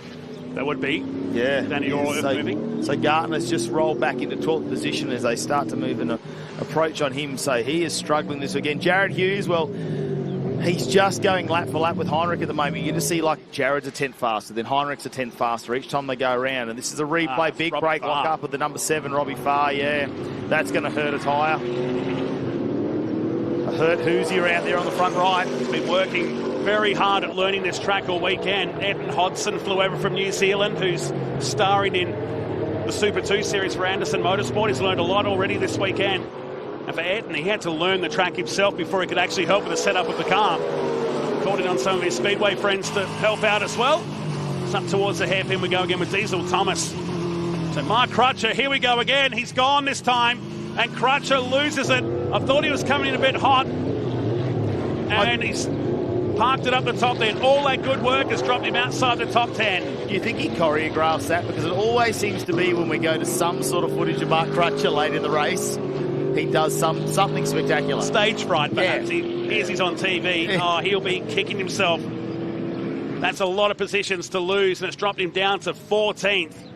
on the track while the leaders are working their way down towards turn 3. So Blake Tracy, even though he's running third at the moment, is on target to win the weekend. If Heinrich gets ahead of Hughes here, he will win the weekend. That's how close it is in the TA2 Muscle Car Series. Morris likely to win not only the Masters class, but finish third for the weekend, the way it stands. Meanwhile, this is what it looked like from outside with Mark Crutcher. And again, it was like yesterday in that qualifying run. The rear starts to chatter, and around went the number 4. We saw it live from Diesel Thomas's car. Don't tell me these cars are easy to drive. The wheel worked through that sweeper. And in the end, an easy position gain for the teenager in the TFH Higher Mustang. Puts him up into position 7. To go back to Davies and Graham Cheney. Had a gearbox drama yesterday aboard the IES entry. The sole IES car with Paul Hadley sitting today's action out after a big engine drama yesterday aboard the number 50, which caused a lengthy safety car period. 6 minutes remain here at Mallala. We've loved our time back here at this historic venue. 6 decades in the making. The track looks amazing. The facilities have been kept really well. And hopefully in the future we'll be back to do some more TA2 muscle car racing at this 2.6 kilometre venue, just 45 minutes north of Adelaide. Tom Davies starting to make his way back through now as he's gone up a position on Graham Cheney, up into 8th position to the Arrowhead entry, number 42. As we go back to our leaders, Jared Hughes still holding out by just over half a second from Joel Heinrich, looking for his opportunity where he is going to try and find those couple of hundredths of a second each time around. They're so evenly matched through the sectors. It seems to me that Jared Hughes really strong in sector number 1. Heinrich catches him in sector number 2, but they're almost even when it comes to the times as Paul Morris now gets up on the back of Brock Payne, so he needs to watch out. Payne under attack in 4th position currently in the Brisbane Builders entry, and Morris slots down the inside. Good move by turn number 7. That is good move there. Set him up nicely for a textbook move at the S's. It moves up now into 4th position. Blake Tracy's a long way down the road though, some 7 seconds. That locks him into a podium position now. Next to the Masters class cars, Graham Cheney back in 9th position, so he's fairly safe there to take out the Masters at this round of the TA2 Muscle Car Series by Maritimo. Hughes just trying to break that gap between himself and Heinrich, who's doing a great job considering the tyre advantage is towards the 118. But Heinrich has done hundreds of laps around here over his career. The HQ Holdens or saloon cars. In saying that, with the 7 cylinders yesterday not having the power coming out of the corners, he may not have torn up the Hoosiers as bad. Very good point. He might not have too bad a tyre bank when it looks at that as well as Heinrich, especially if he knows how to look after them around here. But just have a look at the sector times. In the first sector, there's only 300ths between them. And then we go about a 10th in the second sector. So they are so evenly matched. We wanted this yesterday, didn't we? Unfortunately for Jared Hughes, had issues with the car. Heinrich had issues with his car, so we saw Blake Tracy really step into that spotlight there, and he's just back in 3rd at the moment. These 3 would be incredible if we had them at the start of the weekend. Yeah, we'll see Hughes at the final round. He's got the Bathurst 1000 to contend in a couple of weeks, as well as his Super 2 career as well, with a couple of rounds remaining. That'll finish at Adelaide. At the Adelaide Grand Final at the end of November. So Heinrich stays with him. They're now of 3 seconds up the road from Blake Tracy, who's 8 seconds ahead of Morris, who's in 4th with Payne, Webster, Diesel Thomas in 7th. Back to Davies. Josh Thomas has come up into 9th and proving me wrong about the tyres. He's gone 1:11.5 to set his fastest lap of the race in 9th position. Graham Cheney 10th, Danny Reedy 11th, Brad Gardner in 12th, and Robbie Farr 13th. And Crutcher, after that spin, is now 14th with just under 5 minutes remaining. After 2 sectors, 800ths of a second difference. Absolutely nothing in it between these 2 that are leading this race at the moment. As the time ticks away, we're under 5 minutes remaining. And who will hold on to the tyres at the moment? Who can keep this blistering pace up after 3 races already this weekend as the brakes come on? It's nice and smooth through turn number 2. Can really get unsettled there if you don't get turn number 1 right. Or head down to 3. Heinrich using a little bit more road as he moves out to the right, and Hughes just covers him off a little bit, sticks the car in the middle of the track, the road active suspension entry. It's looking a lot wider, that Camaro, if you're Joel Heinrich. Just he's going, mate, surely just stick to his side. Let me have a look.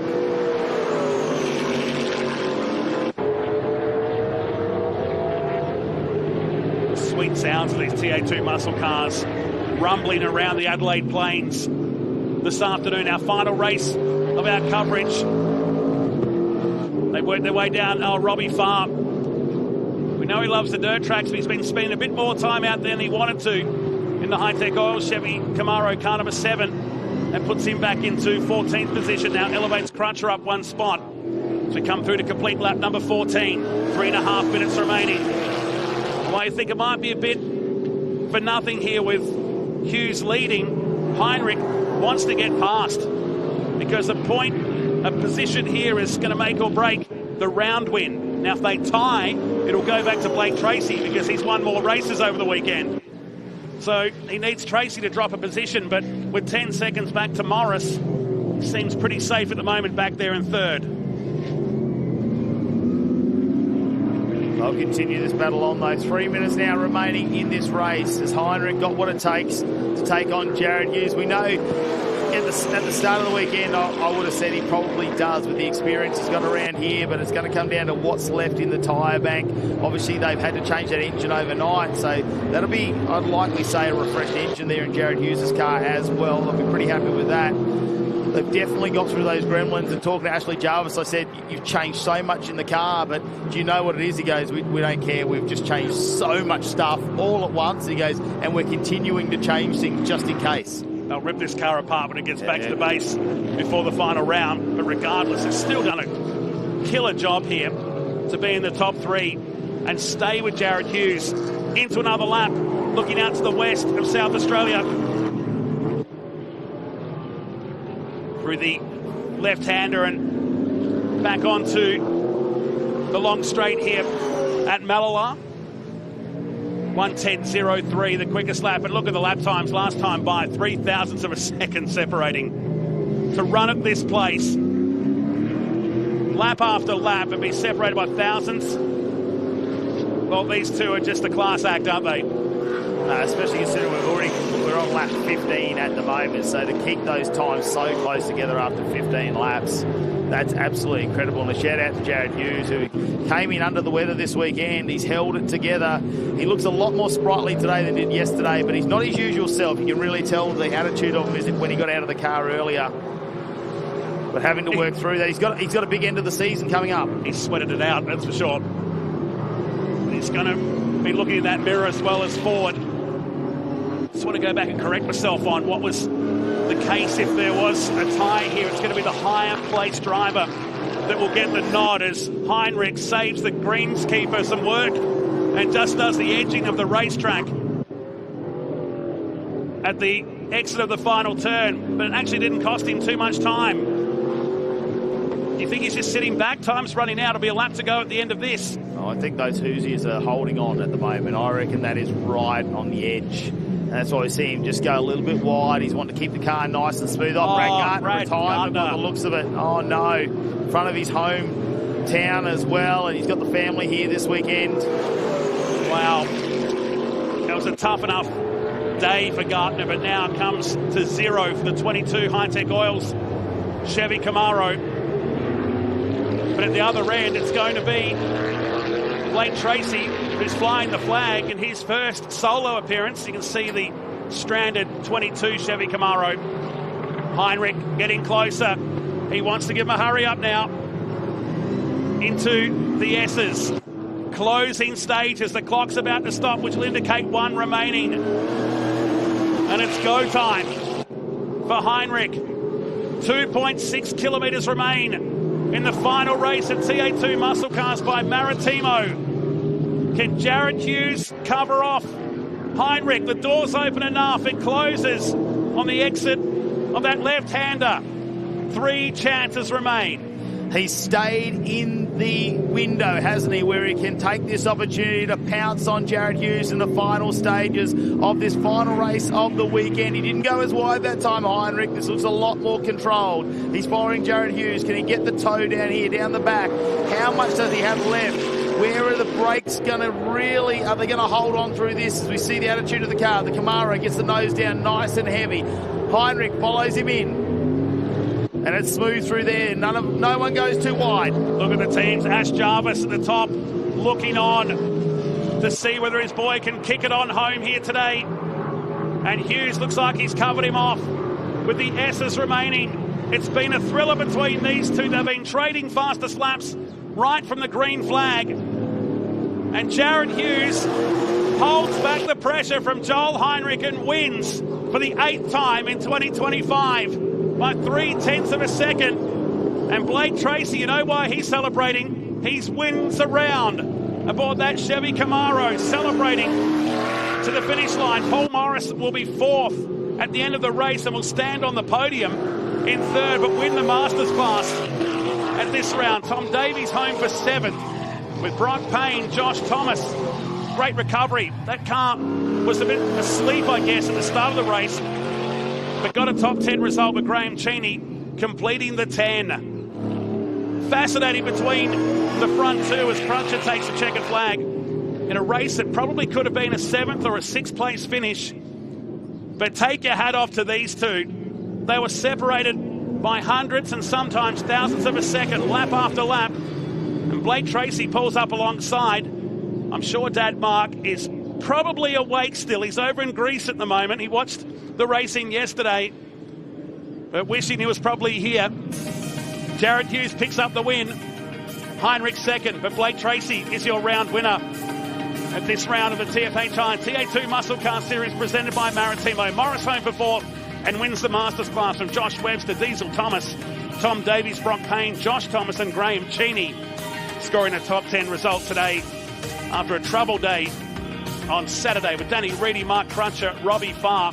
You got a feel for Brad Gartner, who finishes in 14th and on the infield is out. Only DNF in the final race here at Mallala on what's been a fantastic weekend. We'll squeeze a quick break in and we'll come back and talk to our top 3 in the TA2 Muscle Car Series. We'll be back.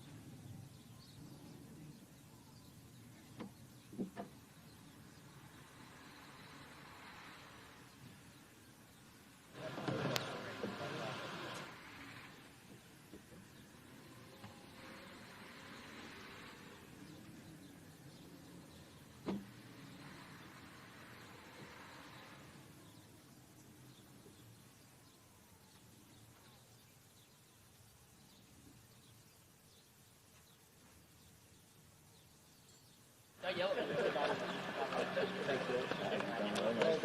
Top job. Thanks, Ralph.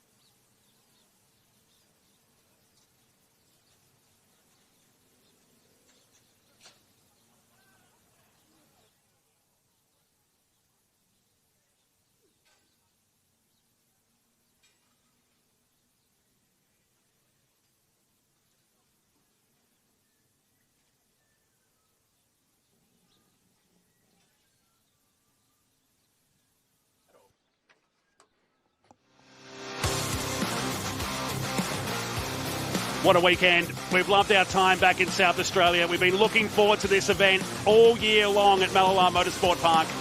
It's delivered some cracking racing. You're looking at the man that's wrapped up this round of the TA2 Muscle Car Series by Maritimo. The top three is downstairs. We're heading that direction now. Here's Jared McLean. Well, Blake Tracy, Matt Nolte's given it away. Congratulations, round win here at Mallala. How does it feel here in the Hi-Tec Oils TA2 muscle car? Yeah, no, it was a great weekend coming into it. It was a big thank you to Lee Stibbs. On the Monday morning, we got the call that Lee was happy to swap. I was meant to be in the IRC car this week, and he put his hand up. And massive thank you to George Gambino and all the Waltech crew. My uncles have come up from Albury, and yeah, we've had a pretty cool weekend, learnt heaps, and yeah, really grateful. Congratulations, mate. Soak it in. Thanks, everyone. And Joel Heinrich, P2 in that race, P2 for the round, challenging the championship leader for the win on the last lap. A pretty impressive debut. Yeah, absolutely. It's a shame yesterday we couldn't show what true pace we had, but well done to Blake on the round win. And he fought me hard yesterday and this morning, so props to him. Hughesy, he was just sort of on another level early in the race then and just chipped away. And when I got to him, it sort of started the starter again that we had yesterday, but nowhere near as bad. So gave him my all, had a crack at Hughesy, and just couldn't quite get there. So well done to him. Huge thanks to Ashley Jarvis Racing, all the crew. They worked tirelessly all weekend. The guys that made this weekend happen, Trevor from Sierra International, Glenn from ACE, Anthony from Creighton Works Co, Dad, those guys. Yeah, without that wouldn't happen. The list is long. Terrific job. Well done. No worries. Thank you. Jared, congratulations. Wrapping up 2 race wins, 2 pole awards. It's about as good as it really could have gone given the weekend. Yeah, I think it's, well, we've definitely made the most of today, come back from how yesterday went. We did a bit of a tune-up to the car for that one. Unfortunately, brakes didn't work. I think we made the car a little bit better, but still just got a bit of a gremlin we need to find in the brakes. But, no, considering how it started, it's an awesome weekend, so I can't thank the whole team enough and the whole crew for everything that they've done. It's been a good last round for me this year. Unfortunately, not going to be at Winton, so very happy. Congratulations. I know Heinrich took it right to you there in the dying stages of that race. How hard was it to fight him off? Yeah, to be honest, through midway, I was like, I might just sit here and try and heat up his brakes and tyres. And then at the end, I'm like, I think I'm just heating mine up and his isn't getting any worse. So it's made it a bit spicy at the end there, but no, it was good. It was good fun. Fantastic. Well done. Thanks, mate. Nail-biting finish there in the TA2 muscle car race number 4 to round out the weekend. Great to see Jared Hughes bounce back from what has been a tough weekend for him. It was super exciting to have all 5 categories here as we return national racing to Mallala. Here is round 5 of the Hi-Tec Oils Super Series. Of course, we've got one round where we're going to decide a whole heap of championships, 8 categories to get through in just a few weeks when we go there October 31 to November 4. It's the Winton Wrap. Make sure you join us for that. Check out all our socials at Super Series. So hated.